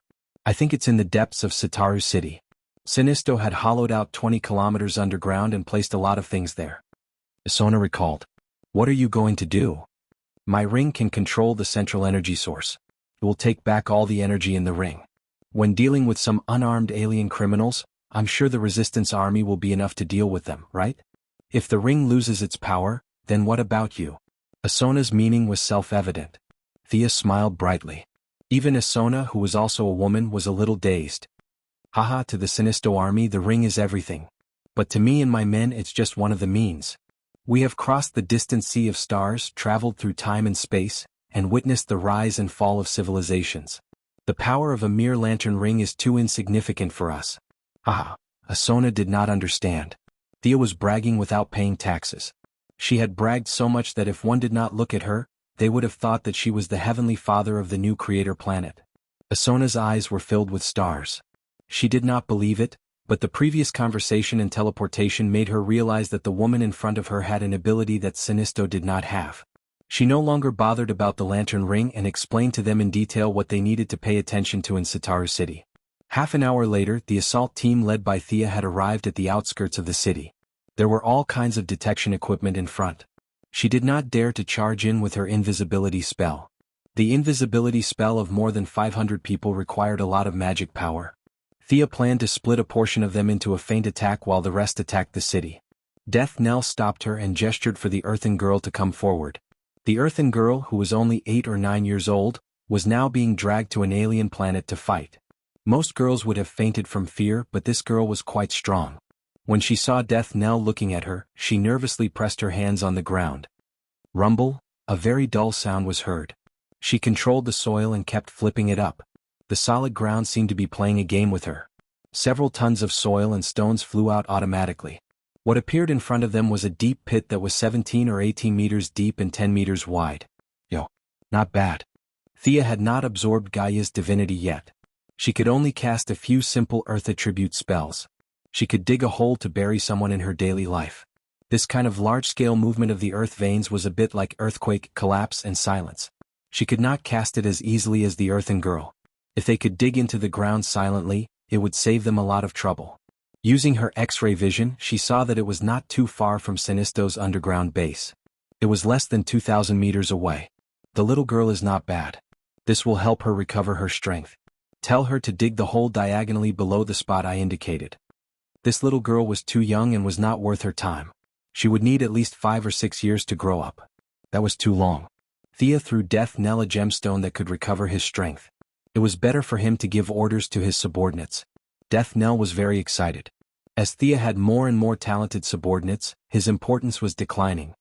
He urgently needed to prove his worth, so he was determined to bring the 9-year-old Earthen Girl out. Okay. Death Knell nodded heavily at the Earthen Girl. Because of her ability, she was treated as an oddball in the village. If Death Knell had not saved her, she would have been burned to death by the villagers. Seeing Death Knell's signal, just like a manga character, he was filled with motivation as he desperately needed recognition. His eyes shone brightly, and his psionic ability was fully activated. Following Sia's mark, he dug deeper. The young lady did not feel guilty about hiring a child as she constantly controlled the earthen girl. 10 degrees to the left. A little more. Chapter 469. After 10 minutes of hard work, a tunnel that was 1,000 meters deep and 10 meters wide was opened. The Earthstone lady's ability consumed her mental strength and stamina. Her stamina was replenished by the technological potions, and Thea helped her activate part of her mental strength. Considering that she was still young, she did not spoil her growth and only improved her mental strength a little. After checking the bottom of the tunnel and confirming that there were no traps, Thea led the 500-strong tomb raiding team into the underground palace. No Sinisto's Bat Cave. They did not see any traps along the way, but they encountered a lot of security devices. The disadvantage of having too many people was unavoidable. One of the mercenaries accidentally stepped on a trap, and the wall immediately rang with a rapid alarm. Forget it, let's go to the southwest. Thea could only see that the direction was blocked by her X-ray vision. The central power source must be there. On one hand, she contacted Isona to launch a ground attack to attract some of the enemies. On the other hand, she cast a large area of effect haste on the tomb raiding team to start a race against the enemies. The team rushed for 4 or 5 minutes before they were stopped by a group of Yellow Lantern Corps at a crossroad. It could be seen that the enemy had gathered in a hurry, and there were less than 100 of them. The Sludge, whose body was made of corrosive liquid, was also in the team. It was one of the few official members of the Yellow Lantern Corps that Thea had seen. It could borrow the ability of the corpse wrapped in liquid when it was alive. It was difficult to judge this guy by the human sense of good and evil because it was not even a living creature. It was even more out of the question whether it was a traitor or not. This guy probably did not even have the concept of betrayal. This area had a lot of visual interference, and Thea did not see the Yellow Lantern Corps' deadliest killer, a super virus that could only be seen through a microscope. They might have a miniature enemy. Let your plants start searching. Thea turned to Poison Ivy. Plants had different sensory systems from living creatures, and they were best at searching for enemies like microbes. Some plants could also release interferons which were fatal to viruses. The enemy group was in chaos, and a burly alien with a yellow face and a height of 5 meters stood out. Master of the Book of Parallax, are you here to congratulate me on conquering Kaluga and becoming the leader of the Corps? The alien's orange eyes automatically looked at Thea. Who are you? Sia pretended to be confused. She recognized this burly guy at a glance. Little Mungo or Mungo II. His father, Old Mungo, had attacked Seaside City on Earth in Sia's memory. But in this spacetime, Old Mungo had led the so-called army that had conquered the entire universe to attack the main planet of Ura. She didn't know if he was crazy or he didn't take medicine. Gonda could not defeat the Spectre in a one-on-one fight, but this did not mean that the Guardian Blue Men were weak. It was just that the Spectre, the vengeful spirit of God, was too strong. Furthermore, there was not just Gonda on the main planet of Ura. There were 6 other Guardian Blue Men with the same combat strength. In addition, there were 7,200 official Green Lanterns, a considerable number of reserves, and a small number of elite Supreme Green Lanterns with modified bodies. Facing such a powerful force, Mungo, who was full of confidence, crashed into it head-on. This wasn't the Green Lantern Corps that Hal Jordan had led after the Lights Out incident, and there were only a few of them. What greeted him was the Green Lantern Corps at their peak. A green sea that covered the entire planet of Ura crushed his invincible army into dust. Similarly, his body, which had been tempered thousands of times to the point of being able to attack Superman, was shattered into pieces. The result of tens of thousands of people attacking him was that his head was sent to Ura's showroom. Sinisto had taken in his son, who was now standing in front of Thea. It had to be said that his genes and physique were indeed extraordinary. When others wore one light ring, he might feel that the effect was not strong enough, but he wore 4 rings of the same attribute. A normal person would need a strong willpower to wear one ring. Just like Thea, wearing different colored rings required different emotions. It was different from this person who wore 4 rings. Sinisto and Hal Jordan were both strong-willed people. When had anyone ever seen them wear 2 rings of the same color? There was no need for this at all. The amount of emotion output per unit of time was fixed for everyone. The advantage of wearing 4 rings of the same color was probably just to maintain the firepower. When one light ring's energy was depleted, the next one would be replaced. Or one light ring could be used to attack while the other one was used to defend. At least, Thea could only think of these functions. There were some advantages, but the disadvantages were huge. The emotional consumption of the ring bearer was also doubled, so it was not universal. In Thea's opinion, Mungo II was a little neglectful. The strong body and mental strength he had inherited from his father had been used on the light ring. The original Spacetime was also a traitor, and he was killed by Sinisto, who had tampered with the light ring. Thea did not have such means now, but in her opinion, it would not take too much effort to deal with this guy who had abandoned his family's secret arts and switched to playing with rings. His father could fight Superman head-on, so his body's genes should be very strong. In a while, she would have to control the intensity of her attacks. It would be best to preserve the body for reference. Mungo II did not know that his background had been exposed. Thea was going to take his body back for research.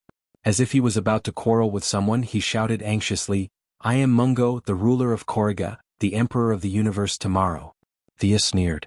Her laughter was a little harsh. Mungo, whose self-esteem was severely hurt, stretched out his waxy left hand, and a hammer made of fear energy smashed towards Thea. Interesting. His opponent wasn't brainless. His attack was still worth watching. 4 layers. Thea glanced at it and saw that this manifestation was a little confusing. It looked very ordinary from the outside, but it was actually a set of 4 manifestations. The emotional manifestation of the temporary light ring was too weak, and Mungo could not work on quality. He could only pursue quantity. However, this was meaningless in the face of absolute power. Fiora stood beside Thea and saw the huge hammer coming towards her. Her expression did not change, and she smashed the manifestation with one hand. The 3rd, 4th, and 5th layers did not mean much to her. Her move shocked the yellow lanterns on the other side. She did not rely on any emotional energy, nor did she rely on any technological equipment. With just a casual punch, she shattered Mungo's attack, which they thought was invincible. The yellow lanterns, who were all villains, could not help but feel their momentum stagnate. Thea's side had more people than them to begin with. With this, the yellow lanterns were even more vulnerable. "Leave the big guy's body intact. Kill the rest," Thea said lightly. As soon as she finished speaking, the electric lady, whose temperament had changed drastically and who had a tendency to be violent, rushed out first. This underground base had a lot of electrical equipment. She rushed directly into the midst of the enemies, and a silver-white electric current began to wreak havoc in the crowd. Chapter 470. Poison Ivy had planted a large number of plants on the battlefield while they were talking. Now, under her control, the plants broke through the ground. The yellow lanterns were used to fighting in the real world, so they were caught off guard by the plants and the electric lady. Some of them were electrocuted, some had their bodies corroded by the mucus from the acidic plants, some were swallowed whole by the man-eating plants, and some had their hands and feet entangled by the vines. There were all kinds of situations. Death Knell was not to be outdone. He dodged the yellow lights and charged in from the side. In his left hand was a titanium alloy sword, and in his right hand was an acid attribute magic sword that he had obtained from the Church of the Cold Flame. Many of the aliens looked very abstract, and he did not care what the enemies looked like. He just slashed at their necks, wrists, and ankles. His physical fitness had long surpassed the limits of the human body. Coupled with his strange footwork and proficient martial arts, many yellow lanterns were cut down by him like a whirlwind just as they realized that there was someone around them. Midnight Daddy cast 2 group spells. His magic was not as strong as Thea's, so the effect was barely satisfactory. Suddenly he saw a sludge that looked like a sludge monster trying to run away. There was a corpse hidden in its outer membrane, but Midnight didn't care. The corpse looked like an alien, and it had nothing to do with his ancestral spirits on Earth. He chanted a spell and forcefully controlled it. Not to mention, the ancestral spirit of Earth was quite powerful. It used magic to communicate with the corpse, and under the influence of its psychic ability, the corpse extended a bone claw from the body of the sludge. The sludge that was running away was severely injured, and a large amount of liquid in its body flowed out from the wound. Midnight Daddy followed up with another attack. He put his palms together and caused the corpse to explode inside the sludge. This official member that was personally recruited by Sinisto and registered by Thea exploded into a puddle of acid. Its weak cell walls could no longer sustain the loss of energy in its body. It fell to the ground and did not move anymore. Thea took out the Parallax book. Following the death of the sludge as an official member, there was a record of its life in the book. Its life history slowly emerged with its death.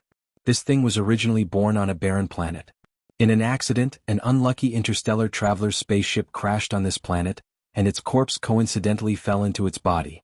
Only then did it slowly gain self-awareness. Even with the parallax book, it was difficult to determine whether the consciousness in the sludge was the consciousness of the unlucky interstellar traveler or the remnant consciousness of the barren planet. However, its corpse was also very valuable for research. Thea first used her ring's high authority and magic power to stop Huang Ring from looking for a new ring bearer. She had no choice but to do so. If she killed one, Huang Ring would find another. That would be an endless cycle. Fortunately, there were only a few official rings, and the rest of the temporary rings did not have the ability to find new ring bearers.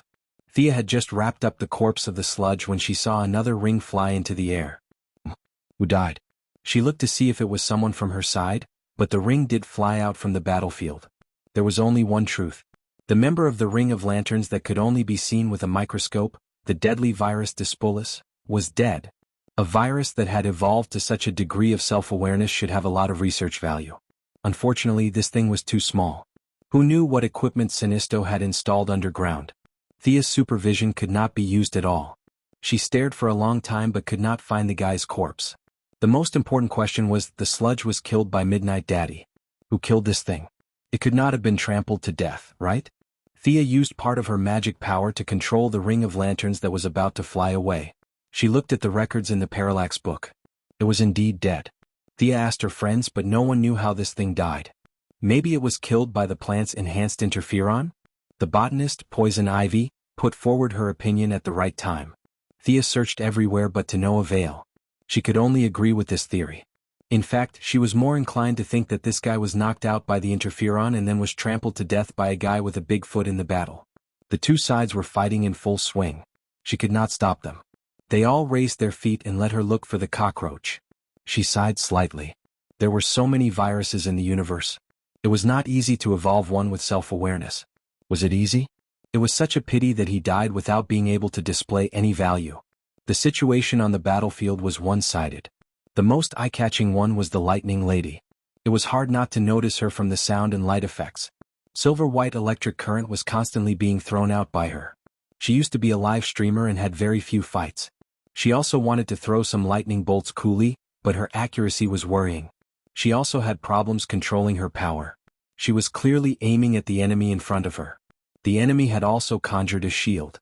She did not expect that she would swing her hand and hit the face of the enemy next to her. The Yellow Lanterns did not know that her accuracy was poor and thought that this was her fighting style. A group of people came over to besiege her.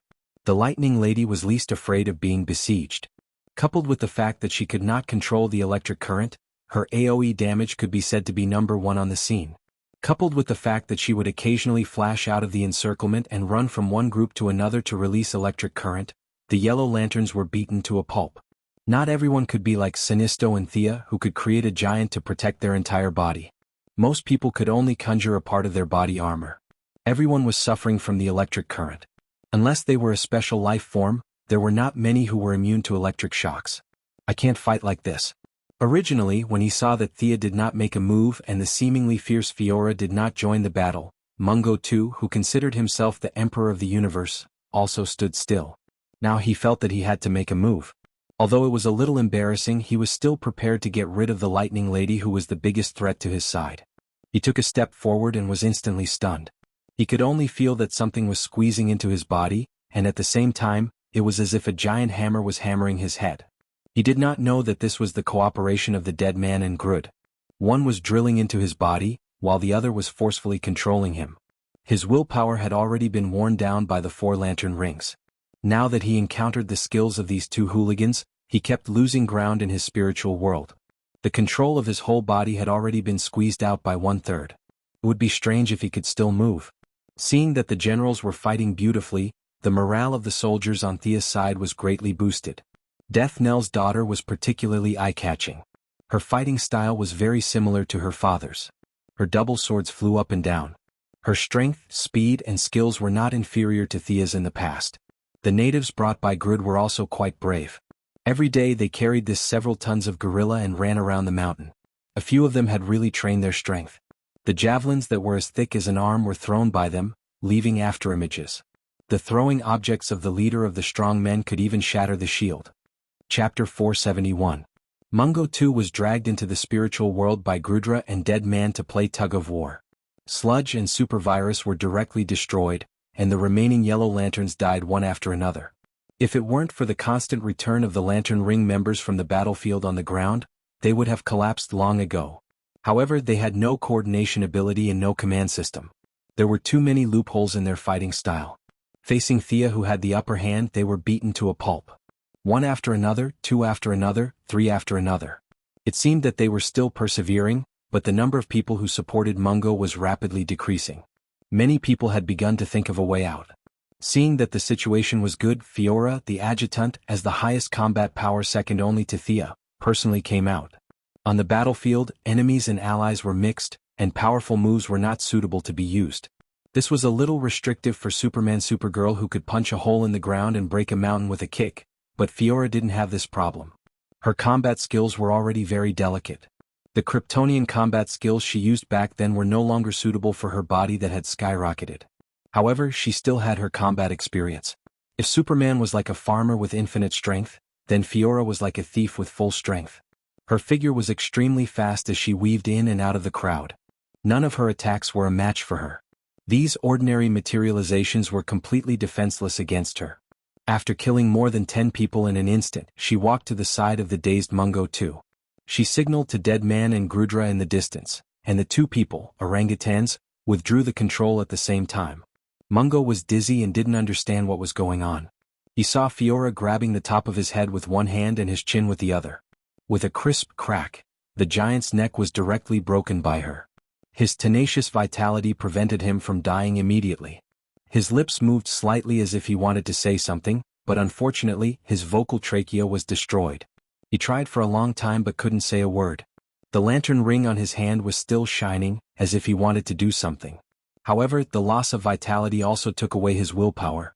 His vision became more and more blurred, and he vaguely saw himself becoming the Emperor of the universe. In the end, he completely died in his imagination. If it was a fair fight, Mungo too wouldn't lose to Fiora by much. However, the reality was just that helpless. The two gangsters had forcefully controlled him, and he didn't even have the chance to reveal a single bit of his strength before he was directly killed. Thea was very satisfied with the cooperation of her subordinates. They skillfully defeated the boss on the other side, and she didn't even need to do anything. This man is a warrior. He deserves a proper burial. Thea put Mungo's body away after she finished speaking.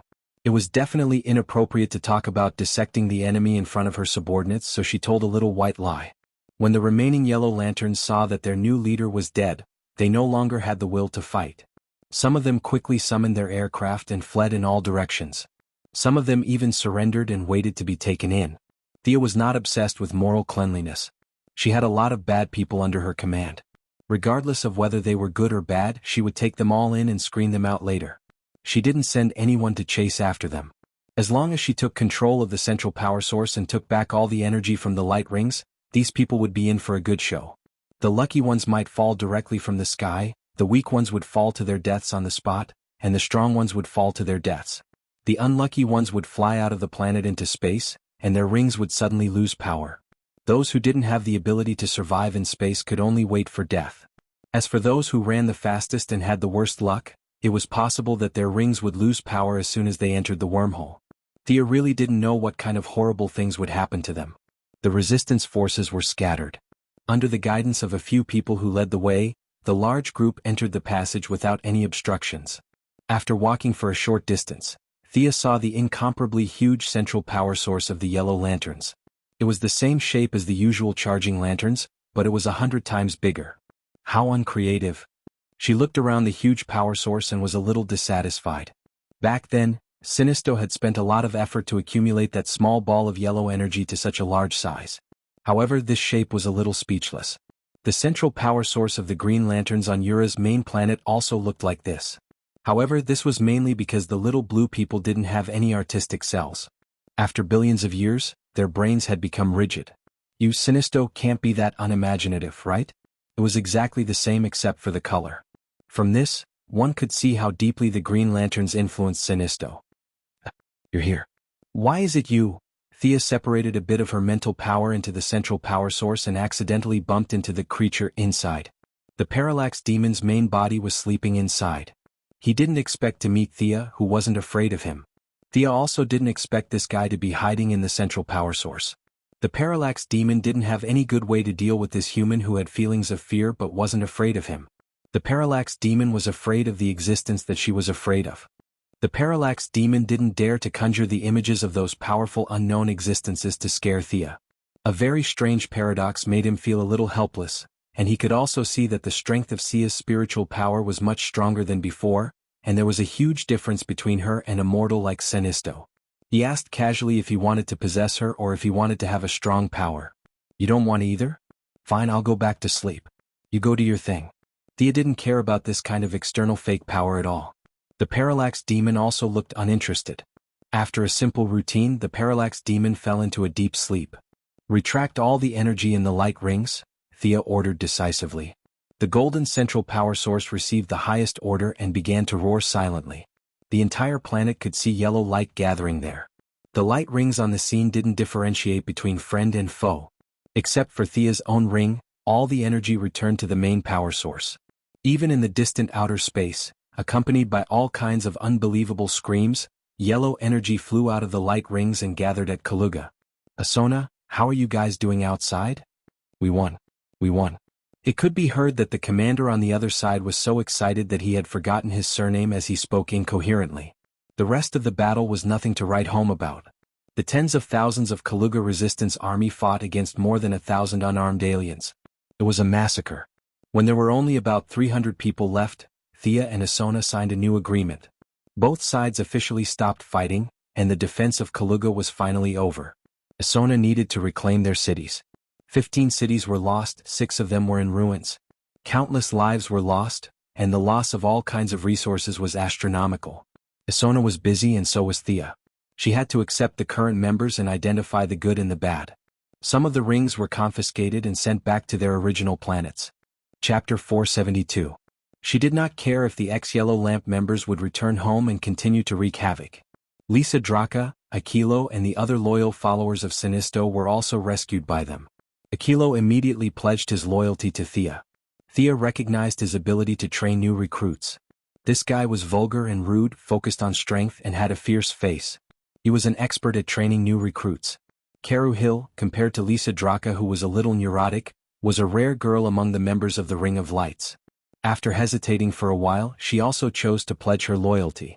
It was fine if she did not speak. From afar she looked like a beautiful woman.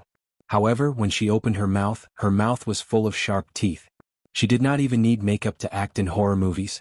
Some beast souls lingered around her body from time to time. Even if she did not use the Ring of Lights, she could still be considered a psychic. Lisa Draka and the antimatter weapon master that Thea could not see through were left. The two of them wanted to find Sinisto. They did not have any conflict of interest with Thea. In the original time, Sinisto wanted to come back to save the people and quickly walk out of the shadow of failure. Now, he might not have such great determination. Thea did not make it difficult for them. Too many elders in the army were not conducive to her control. It was also a good thing that the two of them wanted to leave. She helped them recharge the rings and politely sent them out of Korriga. All the ownerless Ring of Lights on the battlefield were collected. There was no need for more than 3,000 Yellow Lamp members. Sinisto's initial selection criteria was to control fear. Later on it became to create fear.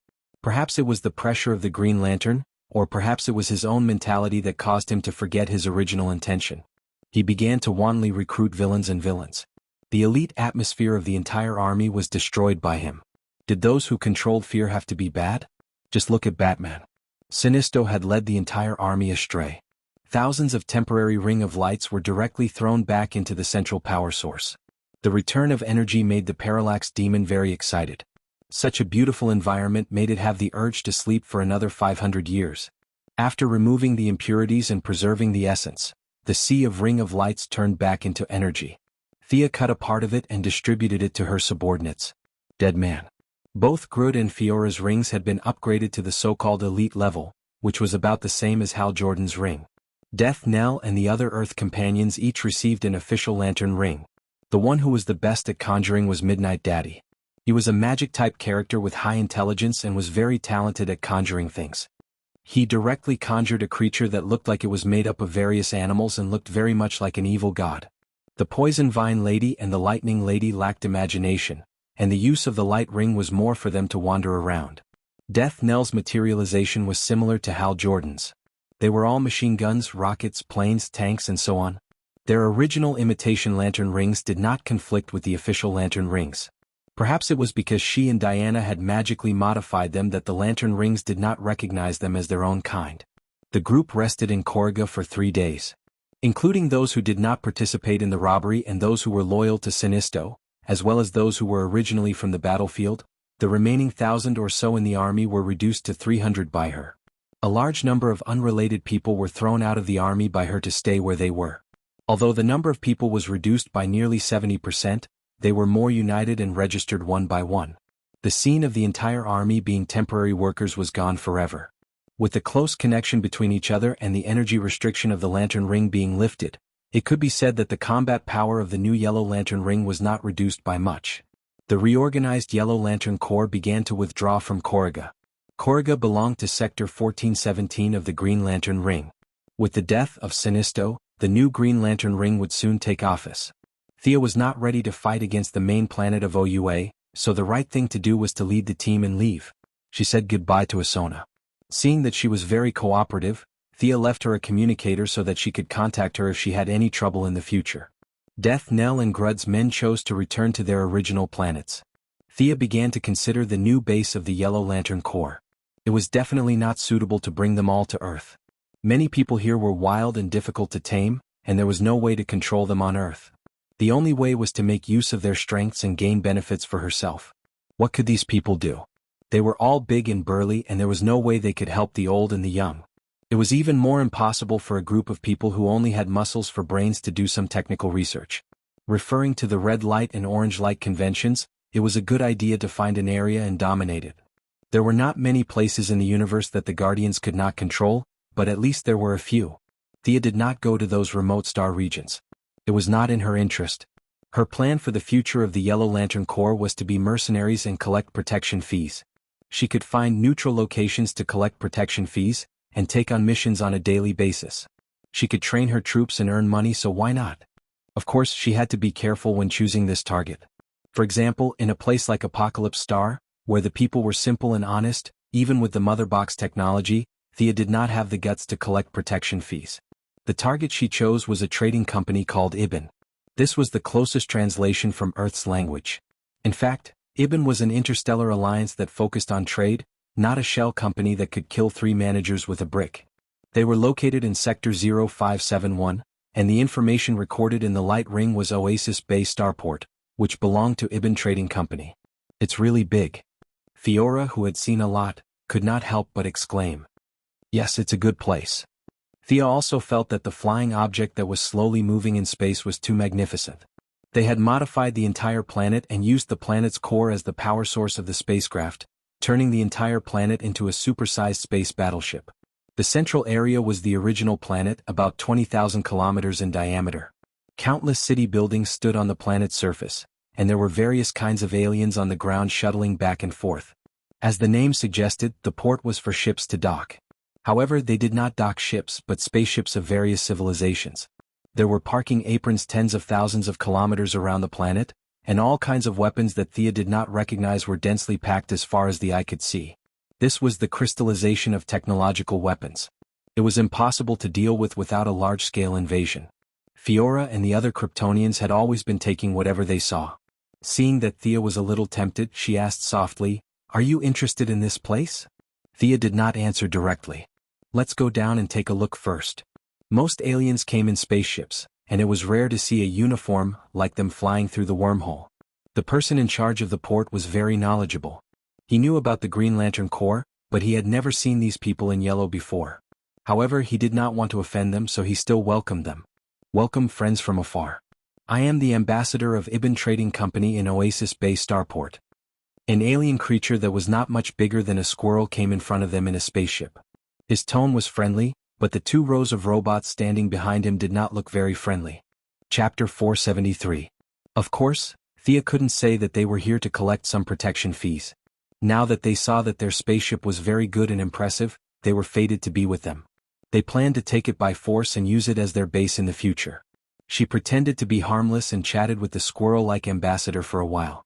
She realized that they could communicate and the squirrel-like ambassador wouldn't violate the port's neutrality principle. There were tens of thousands of aliens coming and going here every day. Some had good tempers and some had bad tempers.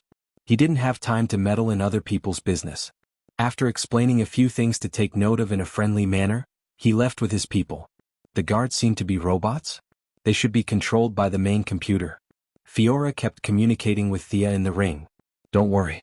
Arrange our people, Jared. Thea threw a banana at the head of the gorilla who was looking around. Understand their organization structure. Control them from the bottom. Be careful and don't make any mistakes. Let the dead cooperate with you. Death Knell, you lead. Sia sized up Poison Vine Lady, Daddy Midnight and Lightning Lady. These three people's combat power would be affected in the space environment, especially Poison Vine Lady. After leaving the plant and walking in space, she was already sweating profusely. You take Electric Lady and the Yellow Lantern Corps to develop your connections here. Poison Ivy and I will return to Earth. Midnight, I want to take a look here and continue my old profession. I opened a small bar to inquire about news from both the black and white sides. Also, I can find a lot of magic equipment here. Old Man Midnight spoke first. The corpses that had exploded in the mud were pieced together by him. This unknown voodoo sorcerer insisted that the alien corpses could respond to his psychic arts and were of great research value. Thea thought for a while. It was not impossible. Now that her subordinates had the Yellow Lantern rings, it would be easy for them to return to Earth. Earth's magic world had regressed by 30 years because of her. It was useless to leave Midnight on Earth. Okay, we have a lot of universal currency in our hands. We can take the money from Fiora to buy land and various facilities. No matter if it was General Zod or Sinisto, they were both rich people. Thea had ransacked their collections. Even by the standards of the universe, she was not poor. She wanted to slowly take control of the entire army. The entire process required both coercion and enticement. As long as she occupied this lucrative port and this trade alliance, loyalty and cohesion would naturally come. Investigate their main control computer. Brainiac is still a threat, so they won't develop artificial intelligence. At most, they'll use artificial intelligence. They'll create a few robot rebellions and we'll help him solve the problem. After that, we'll be able to turn the tables. A few of his confidants knew about Gideon and nodded. Everyone split up. None of them were 1 or 2 years old, so they didn't need Thea to guide them step by step. The few people from Earth got rid of their initial fear and found that these aliens were not a big deal. Thea strolled around. Although it was called a port, it was actually a planet. With her supervision, she scanned the surroundings. There were very few residents here. The city was filled with various types of interstellar hunters, robbers, and mercenaries. There was no production of food or machinery. Everything depended on currency. She looked around and was slightly disappointed that there was no high-tech R&D facility like she had imagined. She left a few messages and returned to Earth with Poison Ivy. Thea returned to the metropolis first and found Diana. Only then did she know that Hercules had gone through another round of treatment. His own willpower was now strong enough to kill the tainted consciousness. He stopped after a little treatment. According to his original words to the Martian hunter, he wanted to rely on his own strength to defeat the devil in his heart. Did your business go well? Too well. Thea didn't do anything from the beginning to the end and the battle was over. The corpse of the supervirus was still not found, even with Croydon's compass. Perhaps the compass didn't know what the supervirus was. She had gained a lot in these 3 days. More than 300 loyal fighters, the corpses of Mungo and Sludge, and many of Sinisto's private collections. The two girls chatted for a while before Thea left the metropolis alone and found a secluded cave. She was going to absorb the divine essence that Gaia had given her. She was already very familiar with the order of changing the magic structure in her body. First, she suppressed the 5 elements in her body and relied on her body's instinct to resonate with the divine essence. If the first time didn't work, she tried twice. If the second time didn't work, she tried thrice. Thea was very confident in her own talent. To a certain extent, as the wielder of the sacred sword, she also represented the wishes of the people. The power of the people's hearts would help her increase her chances of success. Sure enough, after 3 tries, her body and the divine power had completely merged. Thea looked carefully and found that it was the earth element magic that she urgently needed. Earth, fire, water, wind, light, and dark. The 6 elements began to form a small cycle in her body. The remaining divine power of Gaia was completely absorbed by her and turned into magic. The cycle in her body began to cycle endlessly. Thanks to the purity and thickness of Gaia's divine power, her overall magic level rapidly increased. Halfway through, she pulled out the sacred sword and underwent a heroic spirit transformation. Her body was scattered and reassembled, and during this process, many remnants of Gaia's divine power were expelled. Thea's method was simple and crude. She reduced the divine power to magic and then broke it down and reassembled it. Whatever was not suitable for her body was discarded regardless of whether it was good or bad. It was only 2 days later that she finished absorbing the magic. She carefully felt the vigorous and resilient magic in her body. This wasn't an external object like the lantern ring. The power in her body was now the purest magic in her body. Perhaps there were powerful existences that could change reality at a higher level and rob her of her power, but those existences were still far from her. Thea had already done what she thought was the best. It seems to be a little more than I expected. After casually casting a few spells, the 6 elements were no longer restricted. The recovery and consumption of magic were also reduced by 30%. This was the benefit of having all 6 elements. At this time, her magic had already recovered to the level before she cut off her doppelganger. The previous problem of her body being stronger than her magic had been solved. Magic had once again returned to the top of her list of abilities. This made her feel quite gratified. Otherwise, it would be really embarrassing to be a mage who swung her fists every day. The increase in magic only guaranteed her future direction and height, but there was no qualitative change in her current combat power. She needed more magic or divine power. Let's not talk about whether she could win or not. The attributes of the gods were too simple, so it wasn't her best choice. Black Adam and Shazan were the 2 targets that she had never given up on. These 2 were rare people with balanced attributes. As long as she could obtain the power of either one of them, Thea was confident that she could raise her strength to the peak of the demigod realm. Chapter 474. After becoming a demigod, one would become a new god. As long as one could obtain the source, anyone at the demigod level could become a new god. It didn't have to be at the peak of the demigod level. Thea had never seen a new god before, and she didn't know the difference between a peak demigod and a normal demigod. She could only assume that being at the peak of the demigod level would result in greater achievements in the future. How to obtain the source had troubled her for a long time. If she didn't want to go to the new planet of creation, Revelation Star, and beg the Heavenly Father and Dark Side to accept her, then she could only look for the wild source. Zeus had been searching for it for thousands of years, and Thea's luck couldn't possibly be that good. Thus, she only had one choice left: to find the source behind the Wall of Origins. At first, she wanted to master the 7 emotions, evolve into a white lamp, and enter the Wall of Origins. Behind the wall was a light reservoir, the source of all the emotions in the universe, the life equation, and many of the source that Thea imagined to be hanging on an apple tree. This method was dangerous and uncontrollable. Kyle Rayner could enter after turning into a white lamp. Could she do the same? Kyle lost his memory after entering the Wall of Origins. No one knew if there was something affecting him inside. It was even hard to say if the person who came out would be Kyle himself. Thea wasn't a risk taker. As long as there was a 10% chance of failure, she would be very careful. Fortunately, another method appeared not long after. With the help of the Holy Sword and her new talent, she could use the Holy Sword to communicate with the masses. By paying a huge amount of willpower, she might be able to change the rules and lure the source out from behind the wall. Many grains of sand made a tower, and many a little made a mickle. Eventually, the impossible became possible. This method seemed much safer than banging her head against the wall. Of course, the premise was that Sia had to do a lot of things related to order. It was impossible to hook up the source with the praises of hundreds of people. According to her own calculations, saving old ladies on the roadside and helping the disabled like Superman would at most count as a portion of the power of will. This level of savings would need at least 1 billion to hook up the source. There was still a long way to go. It wasn't just the matter of willpower. Black Adam and Shazam were still nowhere to be found. The clones of the little brat Billy Batson had been made quite a number. They could even form a wrestling team. However, old Shazam still needed a few more years to complete his mission. He lived in the subspace, and if he did not come out, no one could enter. Billy was quite easy to deal with. All he had to do was seal his mouth and have the clone with the voice most similar to his shout, Shazam. After obtaining the power, he could gift it to Thea. That's right, it was a direct gift. There was no need for any ceremony or sacrifice. It was safe and fast, and there would be no trouble in the future. Black Adam was much more troublesome.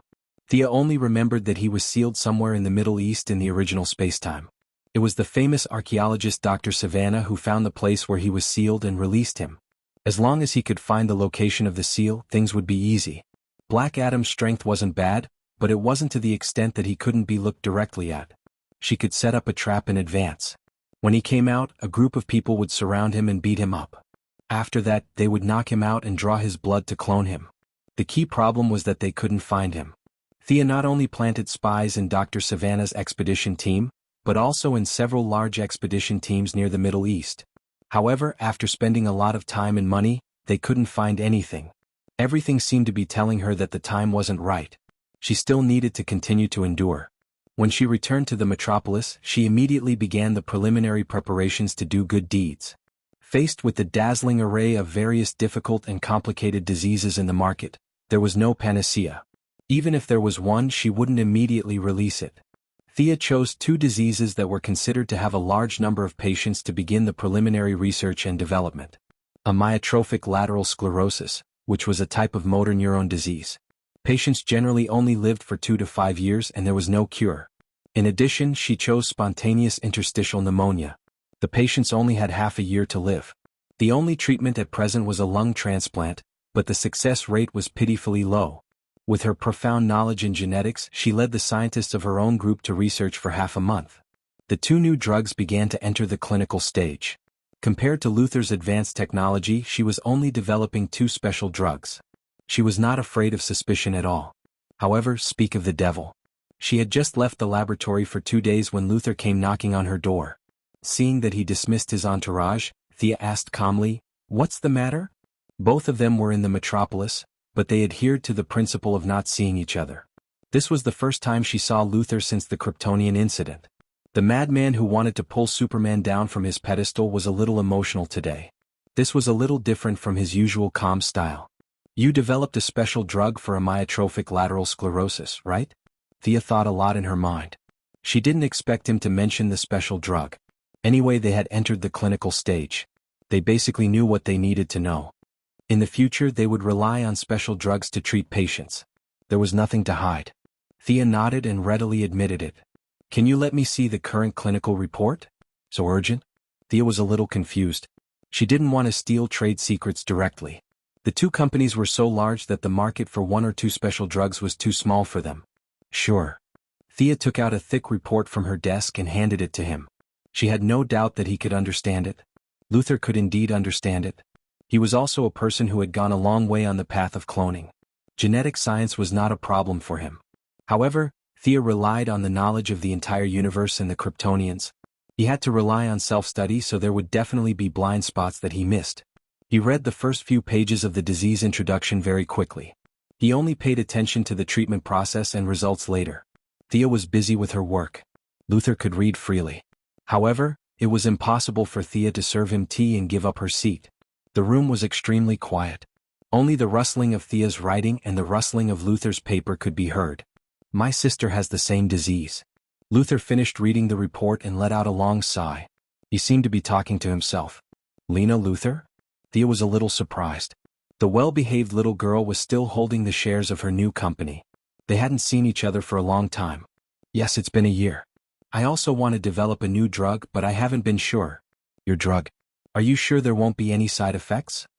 Thea smiled. "It's rare to see you so worried. Of course, I have my own confidence. You've seen the experiment report. I don't need to explain too much to you." Luther suppressed his excitement and said "good" 3 times in a row. He didn't talk nonsense and directly opened the door to leave Quinn Merlin Group. Chapter 475. Thea did not intend to use such a special drug to suppress Luther. She was going to gain fame anyway, so it did not matter who she gave it to. Her bottom line was not so low as to let the little girl suffer and wait for death while she used a few pills as a bargaining chip. The clinical trial was progressing very quickly. She had a lot of follow-up plans, so she did not want to spend too much time on it. She ordered several departments to speed up production. Luther had seen the composition of the medicine, but he did not dare to give it to his sister directly. He also hoped to see her special drug on the market. Many patients were treated as guinea pigs. He had to wait and see for a while. The more patients there were, the more confidence he would have. Quinn Group's public relations was focused on the new product, and Luther was quietly pushing it from behind. The 2 of them worked together, and the various procedures were completed very quickly. Countless social elites helped the government to promote the magic of the 2 special drugs. The president urgently sought help from his staff. He almost thought that the whole country had contracted these two diseases. He was relieved to know that only a few people had contracted these diseases. He had to give face to the elites from all walks of life. Even if it was a poison, he had to approve it. He skipped the layers of approval and directly signed the approval for the special drug to be on the market. It was a terminal illness in modern medicine, but it was not a big deal in the field of genetics. They only needed to slightly adjust the internal structure of the gene. Thea's special drug had been on the market for a week, and the two diseases had been classified from terminal illnesses to the level of colds and fevers. Seeing that countless patients had been cured without any sequelae or complications, Luther bought a bunch of medicine for his sister. The little girl, who was originally lying in a wheelchair, regained basic mobility after 3 days. She was completely normal after 5 days. The little girl, Lena Luther, did not have as many concerns as her brother. She personally went to thank him. The two of them were very polite and complimented each other. Because of their opposing sides, they did not talk too much. However, from Lena's words, Thea could tell that Luther had made progress in his research on Doomsday. As for Supergirl's uncle, Norn, and the other 3 Kryptonian elites, they had all been killed by Luther. As a result of the battle of wits between the simple Kryptonians and the Earthlings, they had offered up their bodies and all their knowledge. It took Luther a lot of time to digest this gift. Now that the seed had been planted, all that was left was to water it and wait. With the corpses of the Kryptonians and the genetic technology that he had pieced together, it was not difficult to develop the remaining Doomsday genes on his own. After all, this was the super biochemical weapon that the Kryptonian scientists had developed based on their own bodies. The characteristic of the biochemical weapon was that it could be spread widely, and its structure was not difficult to construct. With Luther's intelligence, he could easily discover the huge opportunity of breeding in the Kryptonian cells.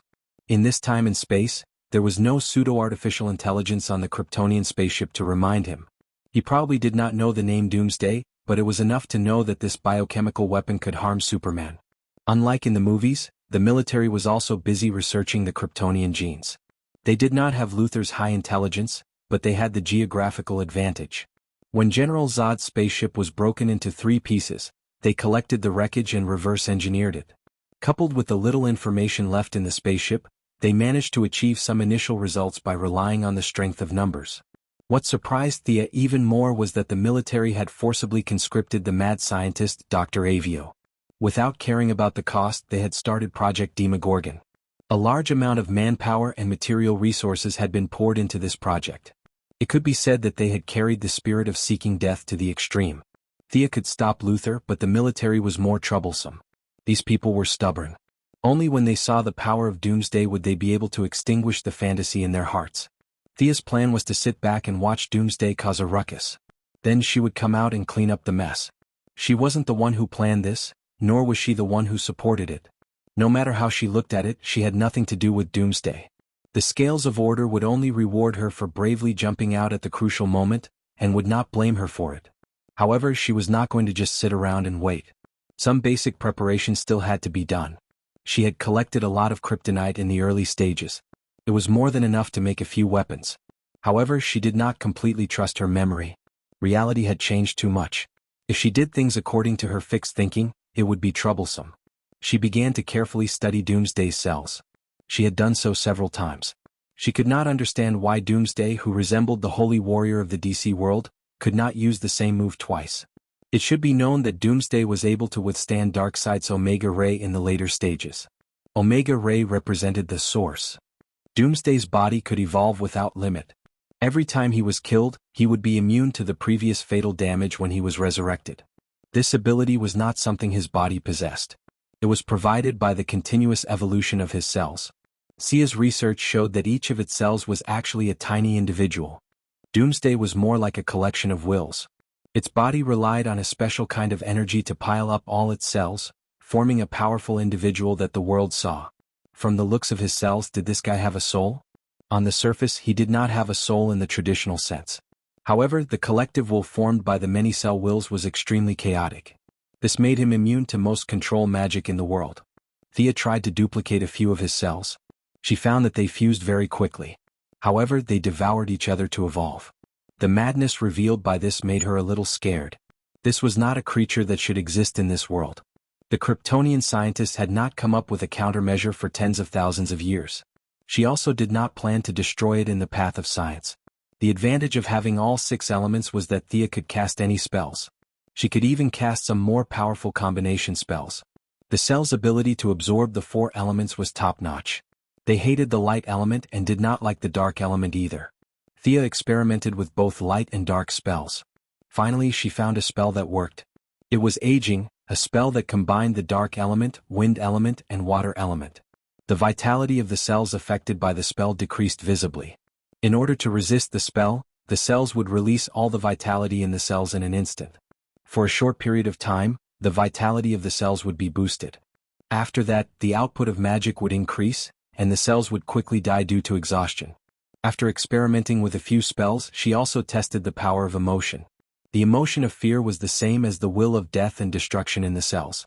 Doomsday could not replicate the emotion of fear, which was contrary to its basic form of existence. However, fear could not do anything to it. Chapter 476. The last test was the Holy Sword. In theory, the crystallization of the will of all living beings could kill Doomsday. Thea tested it 3 times in a row. Even the reborn cells of Doomsday could not figure out the principle of the Holy Sword. It could not be simulated or replicated at all. The only drawback was that the Holy Sword would consume too much power to deal with the crazy will, and it could not kill it completely. Thea felt that Doomsday probably had something similar to the Source in it. It symbolized the idea of destruction in the universe. As long as this behavior existed, it would never die. The Holy Sword was the last step. If the kryptonite failed to kill it, Thea thought of a safe way to seal it. This was the traditional method summed up by countless heroes in the process of dealing with the Great Demon. The space technology of the Kryptonians was not top-notch. Hundreds of people could escape from their so-called shadow area if they were slightly affected by the energy waves. Thea just looked at it and gave up. The infiltration of the neutral port in the oasis was still going on secretly, but it was not a problem to buy a few high-tech cages at a high price. Fiora sent her 3 different types of sealing devices in a day. Thea's plan was to use high-tech, the lamp, the ring, and magic together, and then throw it into the corner of the universe. Originally, the Wall of Origin was a good choice, but she was afraid that it would cause other unforeseen events. If this thing evolved to the extent that it could break the wall, who in the universe could withstand it?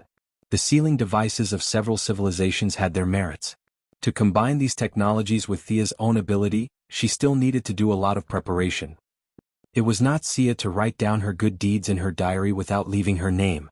She did not have such high awareness, not to mention at such a time when she needed a lot of praise. The 2 special drugs were a great success, and dozens of patients who were about to die were pulled to the metropolis by her for a live press conference. The patients did not deliberately put on a show. They wept and cried about the joy of their desperate situation. The reporters took photos crazily. Thea said a few words and left the scene to the CEOs of the group. She saw Bruce Wayne, who was in a suit, was winking at her and asking the people around to leave. The 2 of them walked to a place where no one was around. She asked, "What's the matter?" "Yes. Do you recognize the symbol?" Bruce said as he drew a big omega for her to see.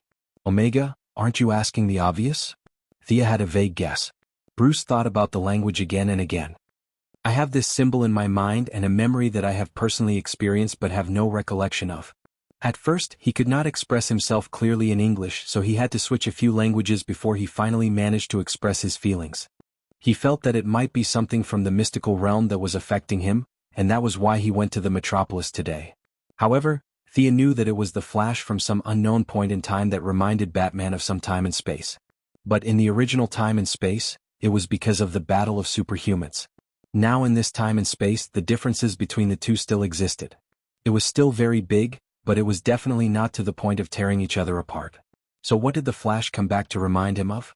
She didn't know the answer to that question, and neither did Batman. She deliberated over her words. There was no need to tell him the whole story, but a simple introduction was still fine. "I can't explain the different life trajectories you mentioned. It's beyond my ability.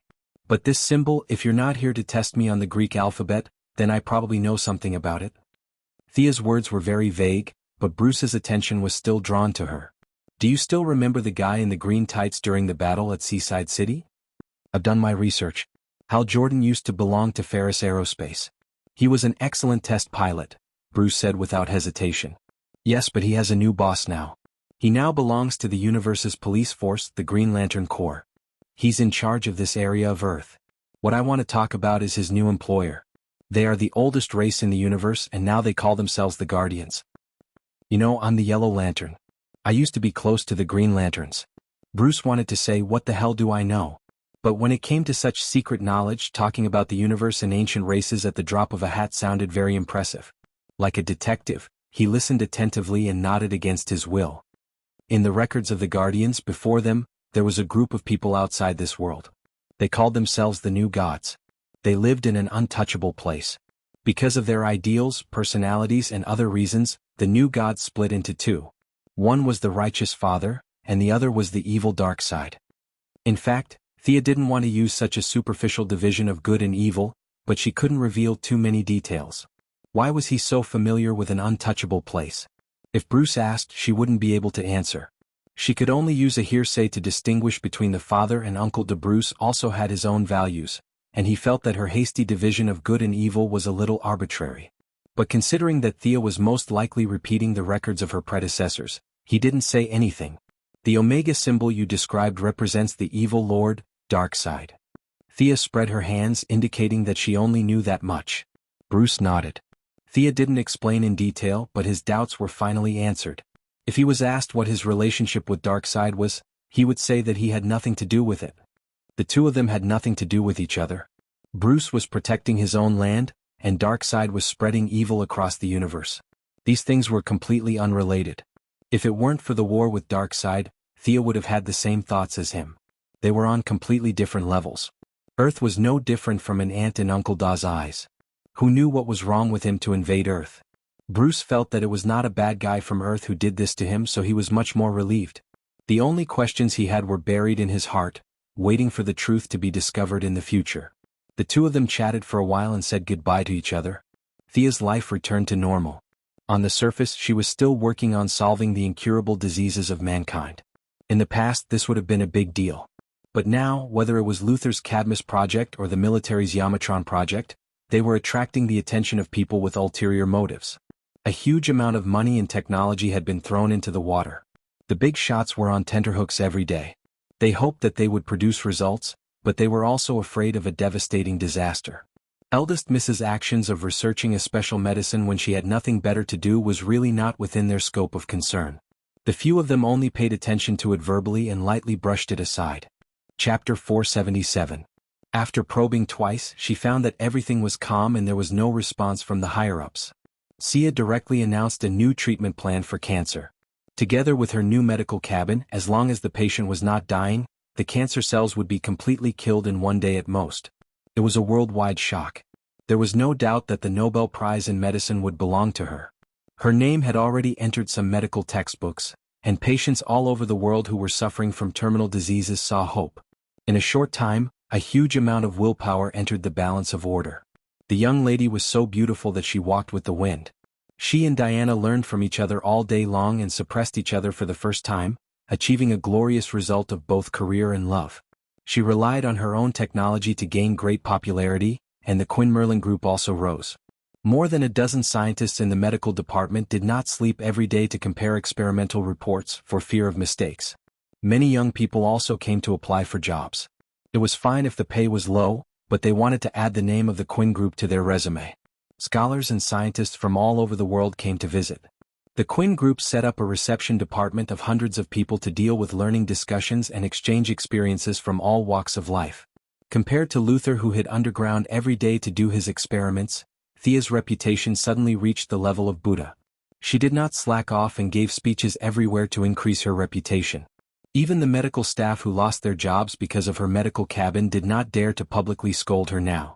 Her reputation was too high. At this time, Thea was in the Buckingham Palace in England.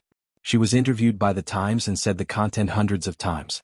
She changed a few words and said it once with emotion and emotion to complete the task. After the interview, Thea also met the Queen of England. The old lady looked very kind, holding her hand and chatting. The old lady did not know that she was lucky. If this was still a feudal society, the young lady would have pulled out the sword of victory and pledge and asked to inherit the throne of England. Thea casually said a few words and then left. She did not go straight home but went to Diana's new apartment. "What's wrong? Something on your mind?" Diana was not in the mood tonight. The two of them were only wearing pajamas. Thea asked in a low voice. "I can't say for sure. I feel uneasy as if something is about to happen. Thea couldn't guess such a vague and ambiguous thing, so the two could only hug each other to sleep.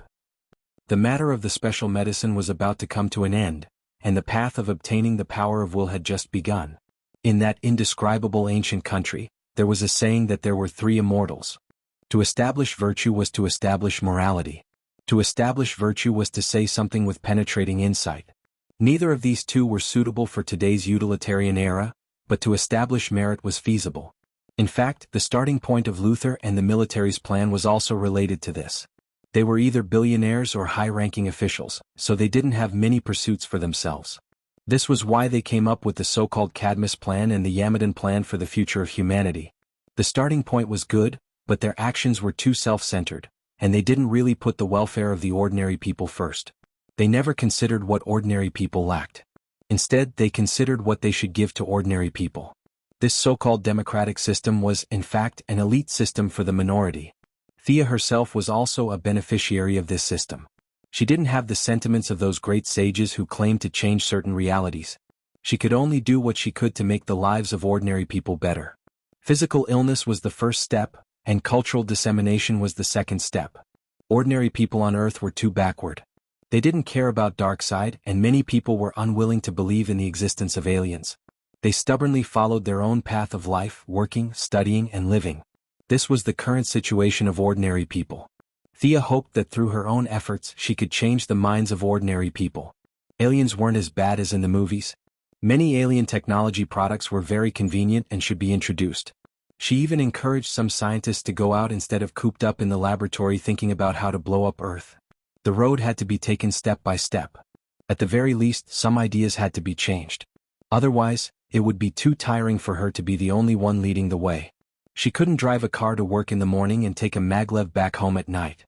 The technological leap wasn't that fast, so she needed some time to adapt. As for the new breakthrough, the scene of Superman and Diana learning the Tamaran language gave her some inspiration. Learn the universal language.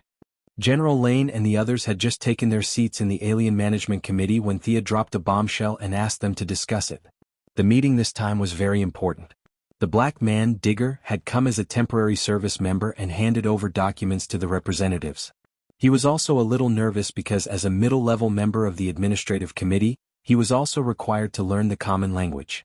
God had mercy on him, he only knew English and a few Afghan phrases like surrender and kneel down. Learning something as high-end as the universal language was giving him a headache. He was having a headache because his perspective was too low. The other participants understood the implications, especially when the military was trying to crack the Kryptonian spaceship. Language was a stumbling block, and they were the ones who were most affected by it. Looking at the bitter faces of these people, Sia wanted to laugh. Her memories as a transmigrator made her realize how terrible it was for all the people in this country to learn English. It was the cycle of life, and now it was time for them to taste the bitterness of it. As for asking all the aliens in the universe to speak English, even the most arrogant and irrational general in the military wouldn't say that. Everyone, we will have to leave Earth sooner or later. The era is advancing rapidly. Learning the language and communicating with the aliens on an equal footing should be the responsibility of the committee. Thea easily put the project on her shoulders. The white people who slaughtered the Native Americans had the most right to say what would happen if they didn't communicate with the aliens. Dr. Quinn, what do you mean? Joan Finch was a 50-year-old middle-aged woman who represented the government in Kentucky. She had no problem convincing her constituents, but she couldn't help but tremble when she was in a weak position and had to communicate with the aliens. Thea saw her sallow face and knew that she had misunderstood. This pure politician probably thought that she was going to attack with a spaceship. What I mean is very simple. It's just a preliminary preparation. Based on the principle of voluntary participation, we will neither advertise nor ignore it. We will publish a set of teaching materials in the name of the committee. Anyone who wants to learn can buy them. The middle-aged woman's face regained some color. General Lane and Steve Trevor were both patients with persecutory delusions. For them, it was always good to be prepared. Unless Earth conquered the universe, learning the alien language was a hurdle that couldn't be avoided. Chapter 478. The committee's daily expenses were in the hundreds of thousands, so the learning materials that were mentioned didn't cost much. Several people agreed with Thea's proposal, but each of them went back and told the big shots behind them about today's far-reaching small matter. The few big shots had higher expectations. Perhaps some of them only wanted to preserve what they had, but this was not something they could change. When the aliens came knocking on their door, they would be the first to suffer losses. Compared to Luther and the military's method of focusing on making big weapons, Sia's method of silently moisturizing things made people feel comfortable. It was not difficult to guess their thoughts. If Luther succeeded and wanted to use force to gain more power, who among the politicians would give him a place? Or let him wipe out everyone and become a dictator? Thea's method was very popular with the politicians and no one stopped her. The learning materials that she wrote in the name of the committee chairman were quickly produced. There was no shortage of people with foresight. The first 100,000 sets of learning materials were sold out before they even entered the market. People like Luther directly bought 1,000 sets and distributed them to the people in the company. Those who couldn't learn were directly kicked out. Bruce Wayne also bought a few sets and prepared to give them to the Bat team. Leaders of various countries, foreign affairs personnel, spy organizations, whether it was the king or the president, more or less bought a few sets. It wasn't a nuclear weapon, and the Americans were open-minded enough to let them pass, as they had the intention of dealing with the big trouble together. After that, Thea urgently produced more than 100,000 sets. This time the sales were relatively weak. Many ordinary people thought it was an April Fool's joke, and only a few people realized something. But after all, they were the minority, and their opinions were quickly drowned in the laughter of the crowd. Thea didn't care too much about this. Fixed ideas were not so easy to break. The seeds of hope had been sown and would slowly grow. Seeing that Batman's team was not tired of learning, the young lady didn't forget her own brothers. Although Thea felt that the average education level of the Green Arrow team was only in junior high school, she still brought a pile of learning materials back to Star City. When she returned to the secret base she opened, the current Green Arrow base, she found that there was one more person there. Roy Harper, Thea's lover in the original space-time, was currently being trained by Oliver. It's so lively. Thea wanted to laugh when she saw the bustling scene in the base. 2 green arrows, 1 black arrow, and 1 red arrow who had yet to graduate. This must be the Star City Archery Club. When she walked into the base, the 4 of them were training in full swing. Felicity and Laurel, who didn't know any martial arts, were watching them from a distance. However, after careful observation, Thea found that Laurel's fingers also had traces of archery practice, which made her even more speechless. Thea. The first person to notice her was naturally Olivier. They all greeted her in a friendly manner. Roy Harper was also a little nervous as he thanked her for saving his mother. When she passed the study materials to them, their expressions were a little strange. Felicity, Laurel, and Shadow had all graduated from university, so they weren't under much pressure. They flipped through the pages seriously. Olivier, Tommy, and Roy Harper were all bad students. The first 2 didn't study hard, and the last one didn't study hard because his family couldn't afford to. The 3 of them had very poor foundations. Even though Sia had made it easy to understand when she wrote it, they still had bitter expressions on their faces. Thea felt that they could all learn. Olivier and Tommy's bodies had been modified by God's blood and geno fluid. Their learning ability had surpassed the average level of smart people. As long as they put in the effort, it would be easy for them to learn. They chatted briefly. Thea found out that Olivier had met Batman through Laurel and Barbara's recommendation. Both of them had similar beliefs and experiences. Plus, Thea was a senior superhero. As a senior superhero, Batman told Green Arrow a lot about his experience. Green Arrow, who had been wavering, finally decided not to kill. After seeing the training of the 3rd-generation Red Robin, he also had the idea of training an assistant. After that, the brave and tenacious Roy Harper came into his sight. After getting the approval of the team, he began to train the young man. Under the relentless attacks of the archery club, the security of Star City had recovered. Olivier even defeated the Death Archer in a one-on-one battle and handed the captive of the Death Archer to Amanda, who came after hearing the news. With their series of victories, the underground forces of Star City were forced into hibernation. After leaving the Green Arrow team, Thea went to see Moira. Her mother had entered the 2nd year of her 2nd term as the mayor of Star City. The mother and daughter had a few intimate words. Moira had already let go of her daughter. She had flown too far and too high. Do you think my next step should be the Congress or the White House? Moira enjoyed the feeling of power in her hands. She knew that Thea now had great influence. She wanted to hear her daughter's opinion. If Moira had asked this question a few years ago, Thea would definitely have told her to stay in Star City. The outside world was too dangerous. But now that her vision was broadened and her strength had skyrocketed, the threat of the secular world and the universe to her was rapidly decreasing. There were definitely many who were stronger than her, but she was not very afraid. In the past, she thought that even if the sky fell, the tall people would shoulder it. Now she thought that even if the sky fell, they would shoulder it together. So she decisively answered, Moira, President, run for president. What was the point of being a senator? Although the president's power was limited, it was still awe-inspiring. Ordinary citizens basically knew who the president was. If you asked them who the senator of their state was, few would be able to answer. Moira herself was not weak. Her 2 terms as the mayor of Star City had ended. Her political achievements could blind many people. Plus, she was a woman, the first female president in the history of the United States. This attracted a lot of attention. Women's affinity was an important guarantee for the future uniting of the Earth's human beings into the interstellar era. When mankind carefully stepped into space, what they needed was not an iron-blooded strong person. That was purely courting death. Moira's background and her relationship with Thea made it very likely that she would be elected. Luther, a businessman, could run for president. Her mother would have no problem. Seeing Thea resolutely let her run for the White House, Moira was very moved. She did not have any dedication. She just felt that this was a crucial step to realize the value of life. Now that she had her daughter's support, thoughts instantly appeared in her mind. Which ally should she rope in and who should she make some exchange of interest? Thea encouraged her mother to run for president.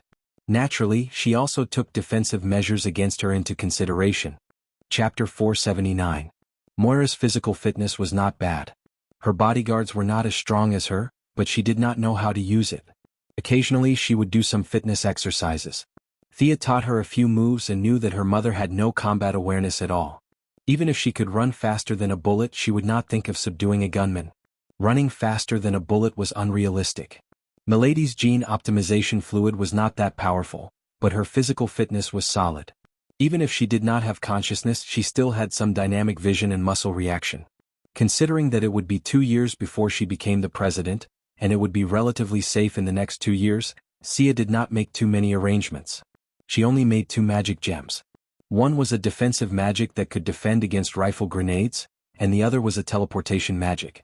She put some thought into setting the coordinates.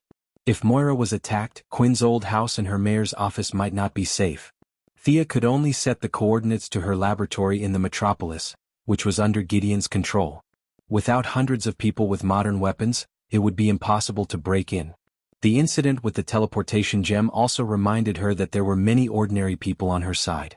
Even Oliver, who was the most skilled, could dodge ordinary firearms with his outstanding combat talent and physical fitness. However, if more than 100 people with submachine guns were to fire at him, he would be finished. The remaining people in the team were even more hopeless. After bidding farewell to Moira, Thea went back to the Green Arrow's base and told them her idea. According to their personal wishes, she made a teleportation gem for each of them. Even Roy Harper was given one. The young man was a little confused by the sudden appearance of such a magical item in the real world, but he still took it. I'll give you 2.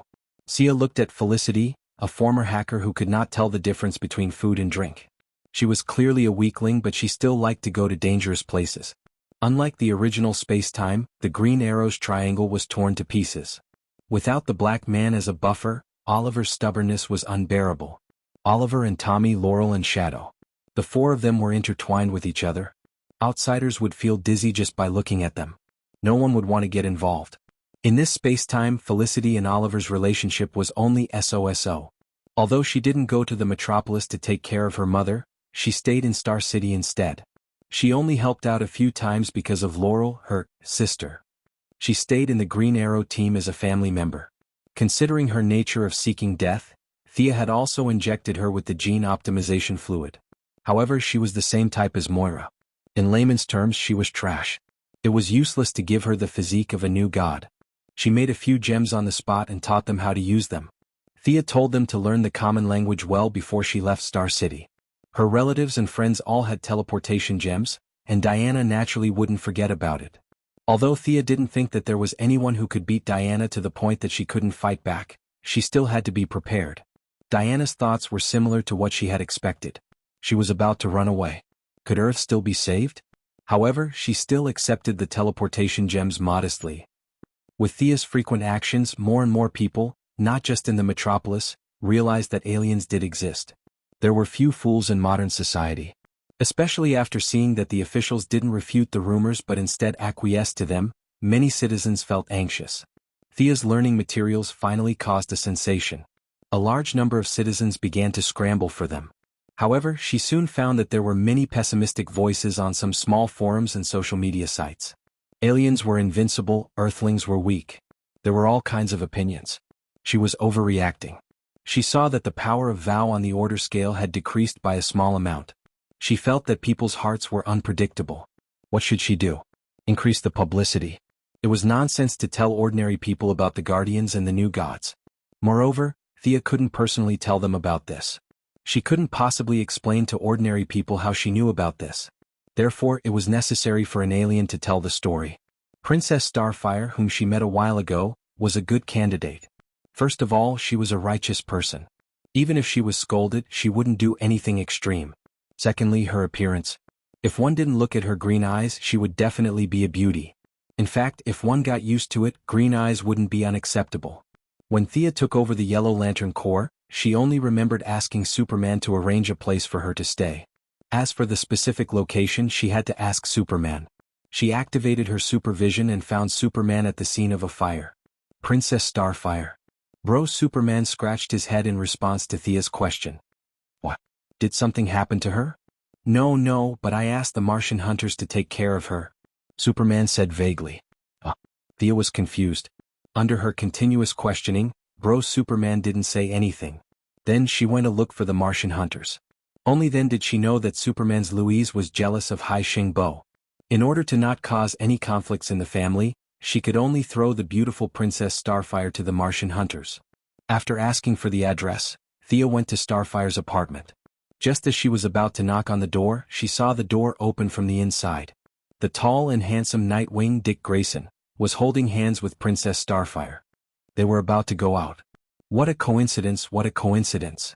After knowing each other for so many years, it was impossible to pretend not to know each other. Dick Grayson could only awkwardly greet Thea. This was a winner in life. Even though he had broken up with Barbara, he still had some feelings for her. Occasionally they would even have some friendly sex. This was even more impressive.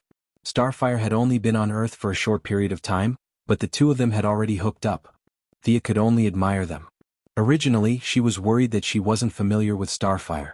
Now that Nightwing was acting as the middleman, it was easier for them to talk. Thea forcefully pulled back Nightwing, who was about to run away. Your Broodhaven doesn't need to be saved. You can leave after you finish my business. After briefly explaining her original intention, Thea began to talk about her goal. Miss Starfire, are you willing to do a television program to introduce Earthlings to extraterrestrials? From your point of view, don't scare the citizens but don't nurture their arrogance. Television program? Starfire and Nightwing looked at each other. What should I say? I can't possibly talk about Tam Allen, right? Sure, you can say whatever you want. You know, Earth's scientific research ability isn't weak. We can bring many extraterrestrial technological products to Earth. At this time, you just have to help promote it. However, in the early stages of the program, there will likely be some negative comments. You have to be mentally prepared. Chapter 480. Spark had come to Earth alone, but she was a playful person. Otherwise, she would not have met Nightwing, who was running around the streets. As a righteous person, she could not rob others even if she did not have any income. Now that Thea offered her a job opportunity, she thought about it carefully. Seeing that Nightwing did not object, she agreed. The TV program definitely couldn't be made boring. If Spark were to read the script on stage alone and talk about extraterrestrials, and the wonders of extraterrestrial technology, no one would watch it. She also had to find an assistant. This person had to be an Earthling with good looks and not afraid of aliens. It would be best if he or she had some experience in recording TV programs. With so many conditions, there were not many candidates, but Thea soon found a suitable candidate. The former anchor lady was recalled to Earth by her. You still want me to do the program? The former anchor lady was a little frustrated. She was forced to do it to make a living. Now that she was so powerful, did she still have to do it? Yes, she had to do it. The young lady's order was unquestionable, so the former anchor lady had to come out again. Spark was not difficult to get along with. Although the anchor lady was still a little unhappy, returning to the program recording site gave her an illusion that it was a lifetime ago. Everything was paved with money. The first episode of the program was broadcasted smoothly.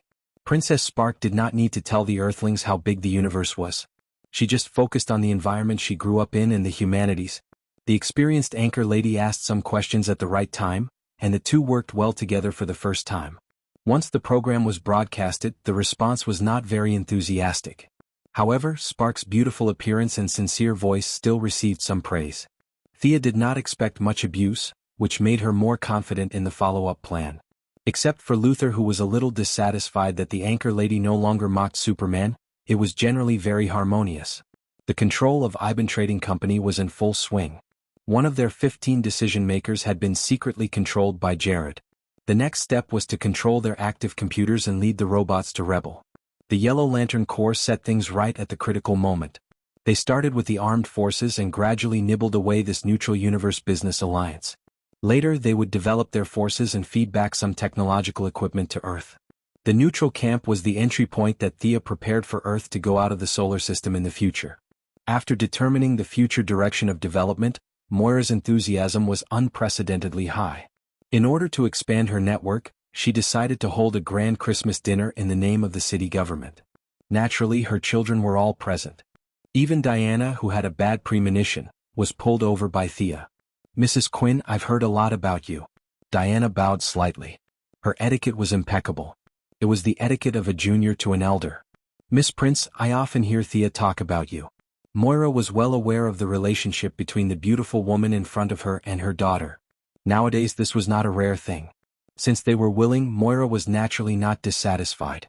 She gently held Diana's hand and said a few words. Soon other guests arrived. Thea pulled Diana aside. "Your mother is very elegant. She's an amazing person." When Diana saw that a woman had achieved something, she thought that the woman was a good person. This idea was deeply ingrained in her mind and could not be changed. "Yeah, don't you think she's a bit similar to Queen Hippolyte?" Thea joked. "Huh, that's true. No wonder I feel so close to her." Diana thought about it seriously and nodded solemnly. Thea was amused. These women in power had the same basic characteristics. As if to prove her point, another middle-aged woman chatted with Moira. It was Lex Luthor's mother, Lydithea Luthor. She had brought her daughter, Lena Luthor, to the dinner party. Not long after, Oliver brought Shadow and Tommy brought Laurel to the venue. Moira's ambition was not small this time. She had mobilized all her connections, and with Sia's timely help, there were a lot of politicians on the scene. The vice president, members of Congress, several ministers, and many socialites who had received the invitation were all present. The safety of the politicians could not be neglected. The Super Investigation Bureau of the Heaven's Eye Society had sent their best men to protect the guests. The Martian hunter, who pretended to be cool every day, was also present. Not only was he present, but the Gotham tycoon Bruce Wayne and this year's Pulitzer Prize winner, Clark Kent, were also present. Thea's eyelids twitched when she saw them. However, they had to pretend not to know each other. This was a severe test for Diana and Superman, whose acting was slightly immature. There were even more irrelevant people, such as Catwoman and Louise Lane, who were relatives, and Damian and Raven, who were there to eat and drink. Thea even saw Spark and Nightwing whispering to each other, which made Barbara, who came with her father, unhappy. Barry Allen, who did not have much combat power, Felicity, a few friends from the Star City Laboratory, Caitlin Snow, her fiancé Ronnie Raymond, and Cisco Ramon were all present. Some of them were Oliver's friends, while others were Thea's friends. With so many young people gathered together, it was quite a lively scene. Seeing Thea sizing up the venue, Diana was a little puzzled. "What's wrong? Did something happen?" Of course, Thea could not say that with so many heroes with the luck of protagonists gathered together, she would not be surprised if a dark side jumped out in the next second. She laughed awkwardly, indicating that she was fine. However, things in the world were always unpredictable. When you thought of something, the good might not necessarily come, but the bad would definitely come. Pretending to walk past casually, Clark Kent whispered to her with his old-fashioned eyes, "There's a group of people 5 miles away, armed with guns. They seem to be coming here. Also, there seems to be a mole in this venue." Thea immediately activated her supervision to observe the interior of the venue. She did not notice it before, but now she realized that some of the staff present had fierce looks and a fierce temperament. Even though they kept their heads down, she could still see that they were up to no good from the corner of her eyes. Following Superman's instructions, he observed the movement 10 miles away. It was indeed a small gang. There were more than 30 people and they were armed with all kinds of guns. The leader was a tall and strong man. He was discussing something in 2 trucks. They were heading straight for the city hall. Thea heaved a sigh of relief. There was nothing to be afraid of. She did not know the soldiers, but she had seen a picture of the leader. Wasn't that the brick wall who had recently disappeared? The waiters in the venue were Kianaway's men, codenamed White Porcelain, of the Triad. Thea even saw a few men with indescribable Minan characteristics helping in the kitchen. Chapter 481. In addition to a few spies in the venue, their leader, nicknamed White Porcelain, was wearing a wig to cover up her white hair. She was wearing a high-slit cheongsam and was greeting guests at the entrance. Thea felt sorry for them. There were so many heroes here, it would be safer for them to rob the White House. They were so stupid. The heroes here could beat the shit out of them. However, there were so many heroes that they had to worry about. Who was going to do it? Uncle Ranjan, can you control their minds? Thea contacted the Martian hunter telepathically. The result was as she expected. The Martian hunter refused without hesitation. I won't use my ability on ordinary people. You deal with it yourself. Thea sighed. Fortunately, Superman was a warm-hearted person and volunteered to deal with the people in the brick wall. They could detect abnormalities with their special abilities. Some of the bodyguards and agents of the politicians also noticed the abnormalities of these people. Agents sounded powerful, but in fact they were only at a slightly higher level than ordinary people.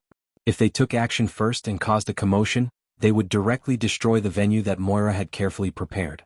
This was something that Thea would not allow. Also, the identities of many superheroes could not be exposed. This made her a little cautious. After whispering to Thea to make a big noise to attract the attention of the agents in the venue, she whispered to Oliver. Kianaway's people are in the venue. How many are there? Oliver's eyesight was the best among humans and had been strengthened repeatedly. Now that it had reached a higher level, after receiving Thea's warning, he immediately looked at the scene and found a lot of clues. Don't make a scene. The 4 of you and Diana each take one of them nearby and deal with them. Don't disturb Mother. After receiving Thea's signal, Felicity had a conflict with a waiter. After many years of being a vice president, she was full of dignity and scolded the waiter until he apologized repeatedly. Thea directly cast a slow spell on the 5 people in the venue. Time was tight and they couldn't make any big casting movements, so the power of this spell was reduced to the minimum.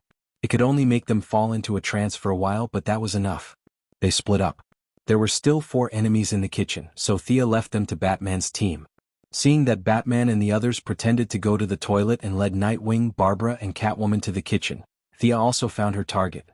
With her face almost frozen from smiling, Chinaway, who was dressed as a greeter, was just about to catch her breath when she saw one of her targets, Thea Quinn, walk past her. Just as she was wondering how much money she could earn from this kidnapping, she saw Thea glance at her nonchalantly. Fear instantly welled up in her heart. Her childhood misfortune, everyone rolling their eyes at her, her youth wandering in a gang, her constant defection to new bosses, and her constant betrayal. She had worked so hard to get to where she was today, but everything seemed to have changed between illusion and reality. All her previous experiences were like a dream. She had walked through her life again. A few subtle changes made her feel like she had fallen into an abyss. She was no longer the leader of the Triad, but a beggar by the roadside waiting for death. She was still hiding under the bridge in the cold wind, a pitiful person waiting for help. This can't be real. This can't be real. She murmured softly, but her voice was so soft that she couldn't even hear it. Her willpower was not bad. Thea nodded slightly. Many ordinary heroes and villains had stronger willpower than those with superpowers. This was the difference between suddenly gaining power and gradually gaining power. However, this was meaningless. She was now using a new application of supervision and fear. It was an allusion to the Taoist dream of golden millet. However, those were all good dreams. Her modified version was a nightmare, and each time was worse than the last. Chinaway quickly entered her 3rd dream. Her consciousness was stuck in the memories of the past. Subconsciously, she was scared out of her wits. She could no longer tell if her previous glory was still there. Unparalleled fear was rapidly growing in her heart. Finally, after the 6th dream, her willpower was defeated. Her eyes lost focus, her legs went soft, and she fell straight back. For her, a long time had passed, but in fact only a second had passed in the outside world. As she fell to the ground, Thea, who happened to pass by her, directly grabbed her. She may be malnourished. I'll help her to the side to rest. Facing the curious eyes of the other greeters, Thea explained. They did not suspect anything. This was the metropolitan hero, the winner of the Nobel Prize in Medicine. She was a super-rich person. There was no need to lie to them. They did not know the truth, but they felt that Thea was very humane and a good person. They all looked at her with admiration as she carried Chin away. As she began to move, the few people in the banquet hall also moved. In a real battle, no one was afraid of this group of nameless soldiers. However, if they did not want to attract attention, they would need to be prepared. "Oh, sorry, I stepped on your foot. My hand slipped. Is your clothes okay?" With all kinds of messy excuses, he dragged out all the enemies who had been affected by the slow spell and were dizzy out of the hall, then tied them up and knocked them out. Batman and Superman also moved quickly. In order not to expose the true identity of the heroes, everyone chose to knock the enemies out. The banquet was in progress. They could not leave for too long. Moreover, with more than 40 people tied together, it was too easy to be discovered.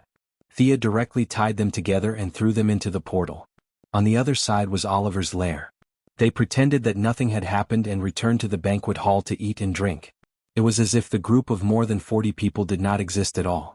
The Christmas banquet was extremely successful. Moira could not stop smiling.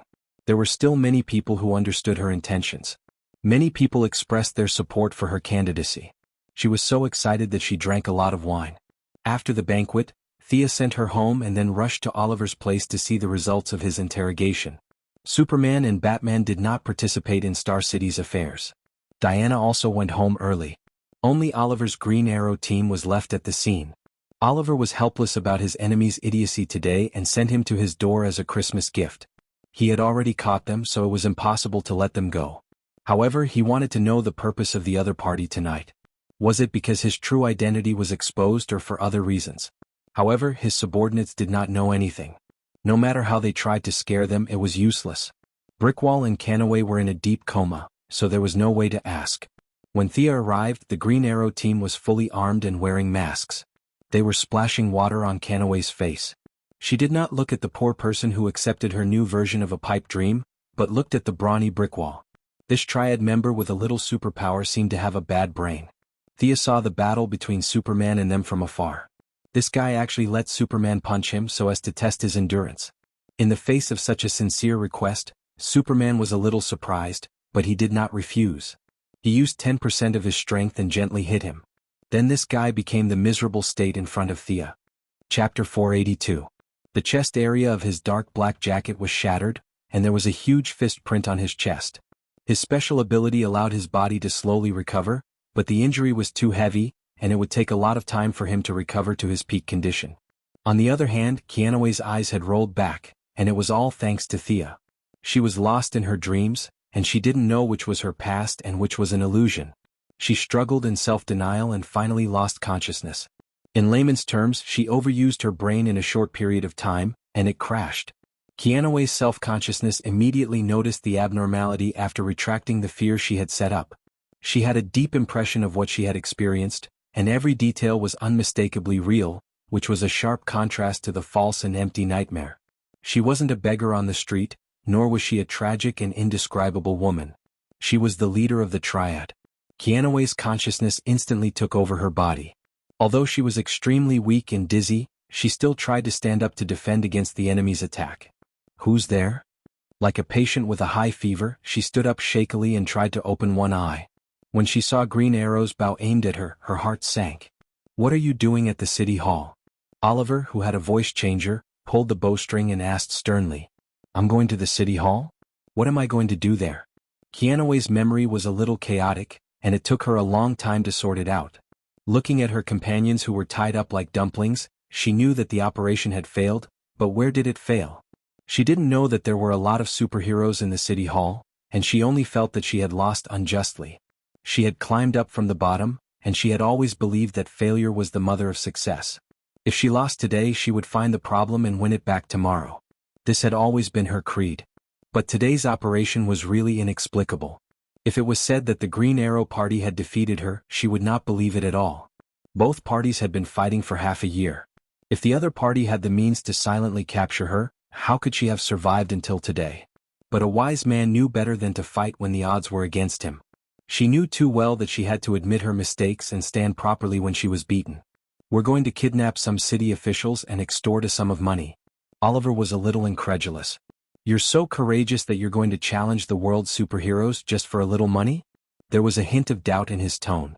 That's all? Canaway looked at him, puzzled. Her mind spun rapidly as she analyzed the information Oliver had revealed. However, before she could think clearly, she saw a white light flash and she fainted again. Thea knocked her out. It seems to be a coincidence. This girl only knows about the city government's Christmas dinner. She thought it was just an ordinary event in Star City. She didn't expect so many politicians to be there. Oliver could also understand what his sister meant. Moira still had 2 years left in her term as mayor. Today was just a small preliminary test. There was no big publicity. These two unlucky bastards did not know that the vice president and a bunch of senators were present. The so-called democracy and equality were all nonsense. Kidnapping a clerk was a criminal case. Kidnapping the vice president was no different from treason. The vice presidents and members of parliament arrived late. Their informants did not see these people. If they had known the details of today's meeting in advance, they would not have courted death. After the farce was over, Oliver was in charge of whether these unlucky guys would be sent to the police or dealt with. Sia went directly to Diana's apartment in London. It was late at night in London. It was quiet all around.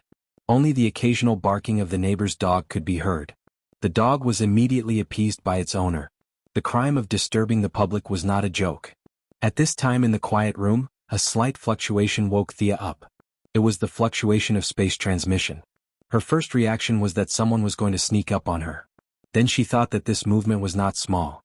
The probability of a sneak attack was not high. With her skills, there were not many people on Earth who could defeat her. Besides, Diana was still by her side. Even if Superman came to kill her, she would not be afraid. Diana's reaction was not slow either. The two of them sat up at the same time and looked at the uninvited guest vigilantly. The translucent transmission wave spread out and a young woman stumbled out. She had short blonde hair and was wearing a shirt, shorts, and a pair of slippers. She held a key tightly in her hand. She looked around in panic. She seemed to sense something and looked at the other side of the bed. For bright eyes were staring at her. "Hi, Diana."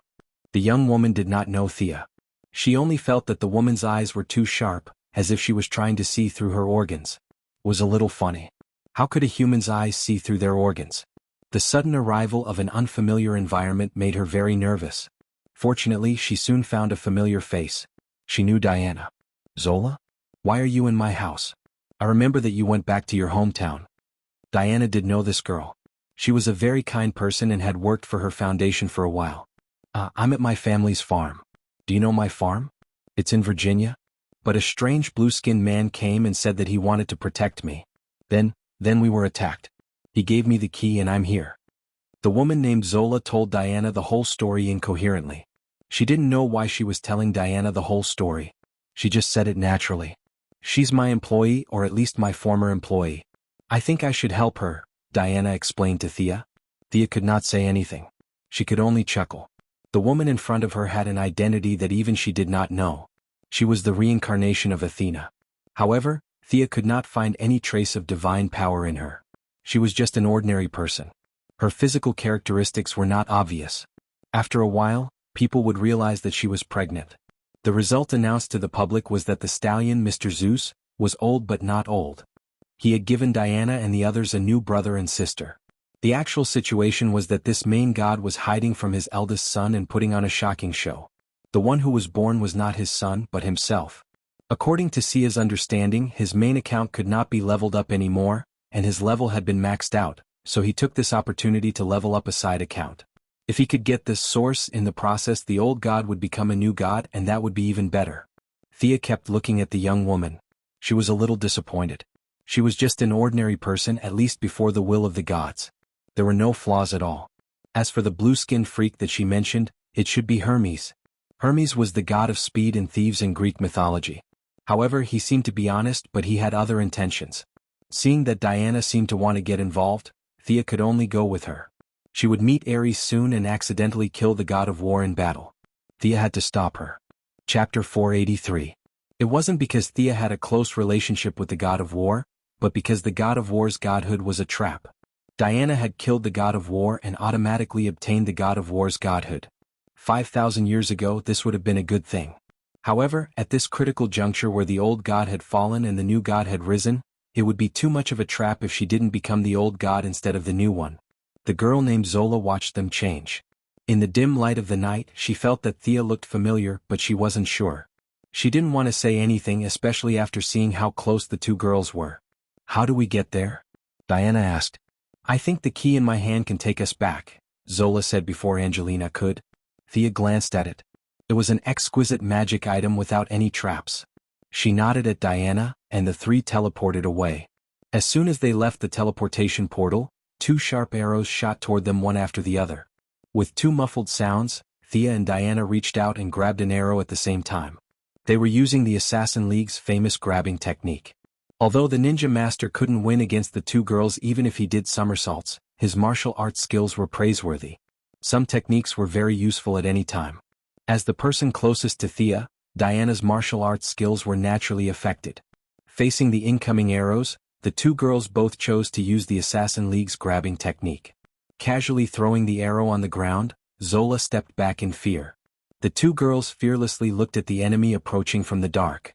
Clatter clatter. Two tall horses with majestic torsos and slender limbs came out. There was a knight holding a bow on each of the horses. However, when they walked into the night, the three of them finally saw what they looked like. They were not knights at all but centaurs. The places where the horses' heads should have been were replaced by human bodies. Their upper bodies were covered in mud and blood. The human heads were also twisted out of shape like stomped watermelons. Their eyes were blood red, and the sounds coming out of their mouths were like the howls of humans and the roars of horses. This is not a natural creature. It seems to be the product of some kind of magical transformation, Thea said in disgust. She vaguely remembered that these two were sent by Hera, the Queen of Gods. The Queen of Gods, who was known for her jealousy, naturally wanted to kill Zora, who was pregnant. For these old gods who only stared at her every day, Sia really didn't want to get involved in their affairs. It was just that the noble circle was too messy, like a melodramatic family drama.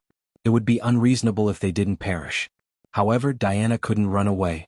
According to Hippolyte's original words, this was her innate responsibility. Although Thea didn't want to, she could only helplessly jump in. What a blasphemy against life. Diana carefully sized up the centaur. Its aura was filled with madness and savagery. This thing was clearly beyond saving. One each. The two glanced at each other and instantly understood each other's meaning. Diana attacked first. She threw out her shield and knocked away the arrow. Then she jumped up and slashed at the centaur's neck. Thea wasn't as powerful as her. These two centaurs only looked ferocious and had their full potential stimulated by magic. They were not afraid of death, but their true strength was not worth mentioning. Thea didn't have good armor. Unlike Diana, who was fully armed, she had only changed into casual clothes. She had many tricks up her sleeve and didn't really want to fight with these dirty centaurs. She opened her jade-white left hand, and a chain made of lightning whizzed out and smashed at the centaur's head. The centaur, who only had killing in its mind, realized that it couldn't take the attack head-on. It half-knelt and lowered its body, dodging the chain. At the same time, it drew its bow and shot another arrow at Thea. "You want to compete with me in archery?" Thea didn't know whether to laugh or cry. Such a crude magic creation wasn't worthy of her shooting back. "Go back." With a beautiful irony spell, the arrow quickly changed direction in the air and flew back at an even faster speed. The centaur was caught off guard, and the arrow pierced through its body. Thick, dark blood flowed out continuously. Sia was unforgiving. The lightning chain that she had thrown out earlier was remolded by her, and a spear surrounded by lightning was thrown out by her. She wasn't too sure about the centaur's fatal points, but aiming at the head was usually the right choice. Poochie. The lightning spear pierced a large hole in the center of the centaur's head. The centaur looked like it was drunk as it spun around on the spot. Then it lost its sense of direction and fell to the ground. Its limbs trembled a few times before it completely lost its breath. Only then did Thea look to the other side. Diana was also very fast. In just a few moves she found a flaw in the opponent. She dodged the opponent's attack and flew up. Her body drew a beautiful arc in the air. With a light flick of her wrist, the centaur's huge and twisted head was chopped off by her. The two ended the battle at the same time. Zola, who was watching the show, remembered the blue-skinned monster who saved her and hurried back to her room. The two girls finished off their enemies and confirmed that they were dead. Then they followed Zola into the room. The first thing they saw when they entered the room was a man lying on the ground. He was blue all over and dressed in tattered clothes like a beggar. The most eye-catching thing about him was that he had a pair of bird claws where his feet should have been. This was Hermes, no Hermes. However, this god who was famous for his speed wasn't in a good condition. A crude spear that was similar to the one worn by the two centaurs outside the door pierced through his body. The god of speed was lying on the ground, his breathing barely discernible. He's really good at acting. He really put in a lot of effort to make this family drama go smoothly, Sia thought to herself. She could tell with a few casual glances that the other party was really injured, and very seriously at that. This Hermes was much weaker than she had initially thought. Although the two centaurs at the door were powerful, it depended on who they were compared to. They were definitely invincible against ordinary people, and any slightly more powerful hero could kill them. At least, Thea felt that Oliver wouldn't have to spend too much effort to deal with the two centaurs. If he called his archery club over, he would be able to kill them without any losses. The two magically modified centaurs were such weak opponents, but they had almost killed the god of speed and thieves of the Greek pantheon. Who would believe it if they told others? Divine power couldn't be offended easily, but it didn't bother to hide it either. Hermes was faking it, but his true strength was indeed so low that it hurt people's hearts. Even though he tried his best to hide it, one could still estimate his general strength. Thea felt that she could fight 3 or 4 opponents of this level even if she counted his hidden strength. It was important to know that he was one of the 12 main gods at his peak and had once blessed Diana. Now, his divine power was like a candle in the wind, let alone Diana. He could die if he used a little more strength. Chapter 484. Thea felt that she really didn't understand their thoughts. You're already like this, why don't you just lie down in your god's kingdom? Why do you have to jump out and cause trouble, and then show everyone what it means to struggle at death's door? Thea, see if you can save him. Diana still had some feelings for these gods who had blessed her in the past. She checked Hermes' wound and found that it was very serious, but she wasn't worried. She was originally very talented, and she had also received Morgan Le Fay's magic experience. There was almost no one in the world who could surpass Thea in healing. Diana was very confident in her lover's ability. Hermes, who was lying on the ground with his eyes closed and pretending to be a dead dog, was seriously injured. He didn't know that Diana not only came according to his plan, but also brought another person with her. He had a bad feeling in his heart. This person who suddenly came in might ruin his plan, and this made him very anxious. But now he was seriously injured. Previously he had pretended to be unconscious. It was unrealistic to immediately jump up to see who this unexpected participant was. No one was more stupid than the other. When the time came, the other person would know that he was pretending, and now he didn't have the strength to jump up. Under his imagination he had to pretend to be unconscious. This was really a test for his acting skills. He was very anxious, but he had to suppress his consciousness in the depths of his mind. As long as his body showed a slight tremor, Diana would be able to find out that he was pretending to be dead. After all, he also had Athena's blessing and it wasn't so easy to fool him. Then he heard a clear female voice reply to Diana, and then a warm magic wrapped around his wound. Hermes realized that his plan was in vain. This plan had just started and there was a huge change. Diana had a demigod who was good at healing. Who was this guy? Unlike Hercules, although Hercules was trapped by the giants for thousands of years, he didn't experience the twilight of the gods. Now, except for a little mental problem, his divine power was basically intact compared to ancient times. Those who hid in their god's kingdom were different. They became gods with the help of faith, and the connection between their god's kingdom and the secular world was too deep and tight. After sleeping for so many years, every minute and every second in the material world was actually wearing down their foundation. It was like a slow suicide. When they finally woke up from their sleep and learned that Zeus, the god king, had disappeared, several gods who were unwilling to die had a new plan. Compared to their heyday, their strength had fallen greatly. Although Poseidon, Hades, and the other big shots were living a tight life, they still had some food at home and they could last for a long time. As the god of speed and thieves, Hermes couldn't. He didn't know that a year later, there would be something called the god of speed that would deny the meaning of his existence as the god of speed at the level of the rules, resulting in his complete fall. He vaguely felt that he had very little time left, and an invisible sword had fallen on his neck. He was both a chess piece and a chess player. He wanted to survive in the chaos, but his plan was very good. He considered several possibilities and even designed several emergency plans. However, he never expected that such a big change like Thea would jump out in the first act. There must be someone who knew about the relationship between Thea and Diana, but this group of old gods who had just climbed out of their god's kingdom didn't know. They were proud and arrogant. Hermes didn't have much divine power left. He just roughly checked the information and began to put on today's big show. Thea's divine power was that of a real demigod, and there was a vague shadow of the Greek divine power. This couldn't be faked at all. Hermes had to do a deeper analysis. Could it be that old woman Hippolyte had deceived all the gods? At that time, Diana wasn't the only child, but two? Otherwise it really didn't make sense. In an era when the gods had retired, other than Diana, there was also a young and lively demigod wandering in the world. This was too incredible. Although it was incredible, a warm and vigorous magic power that was full of vitality directly healed his wound. It was not suitable for him to lie on the ground and pretend to be a dead dog. Hermes regretted it so much that his intestines turned green, but he still pretended to be in a trance and opened his eyes. You are. Although he was mainly looking at Diana from the corner of his eyes, he still glanced at Sia, who had a stern expression and an outstanding temperament.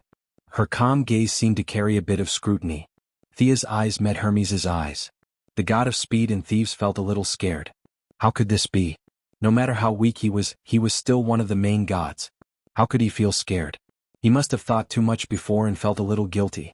Hermes didn't know that his feelings of fear had already merged with Thea's eyes. He thought that he was just thinking too much.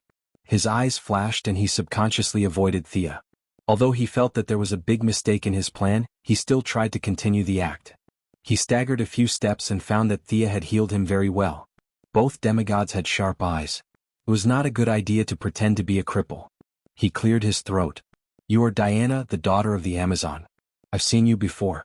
You shouldn't have come here. Take this girl and run to the end of the earth. Otherwise she will die in front of the god queen.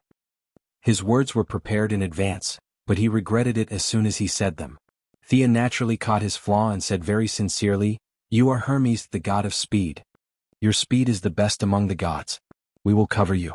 Take this woman and leave first. Hermes wanted to give himself 2 tight slaps. He was indeed an idiot. What should he do now? Say that he was not fast enough? Humans could brag, but he was a god. If he said that he was not fast enough, he would be finished in minutes. There was no room for discussion. This was the limit of the rules. If he said that he was not fast enough, it was equivalent to giving up his clergy. The consequences were too serious. Just as he was thinking of a solution, Diana's interruption saved him temporarily. God Queen? The god queen you are talking about is Hera? Yes, Hera's power is everywhere. Her jealousy is also unparalleled, so... He did not continue. What should he say next? Thea laughed out loud. She was everywhere. What was he bragging about? He was just borrowing the power of the divine artifact. Olympus had a divine mirror that observed everything in the world. This was the source of his understanding of everything. Since the beginning of the battle with the centaurs, she had felt a vague prying. Hermes felt that Thea's laughter was a little harsh. Young man, don't underestimate the god queen. She has unimaginable divine power. Is that so? Through continuous measurement and reverse monitoring, Thea had a rough idea of the other party's location. He seemed to be in another plane. Was that the public area of the Greek gods, Mount Olympus?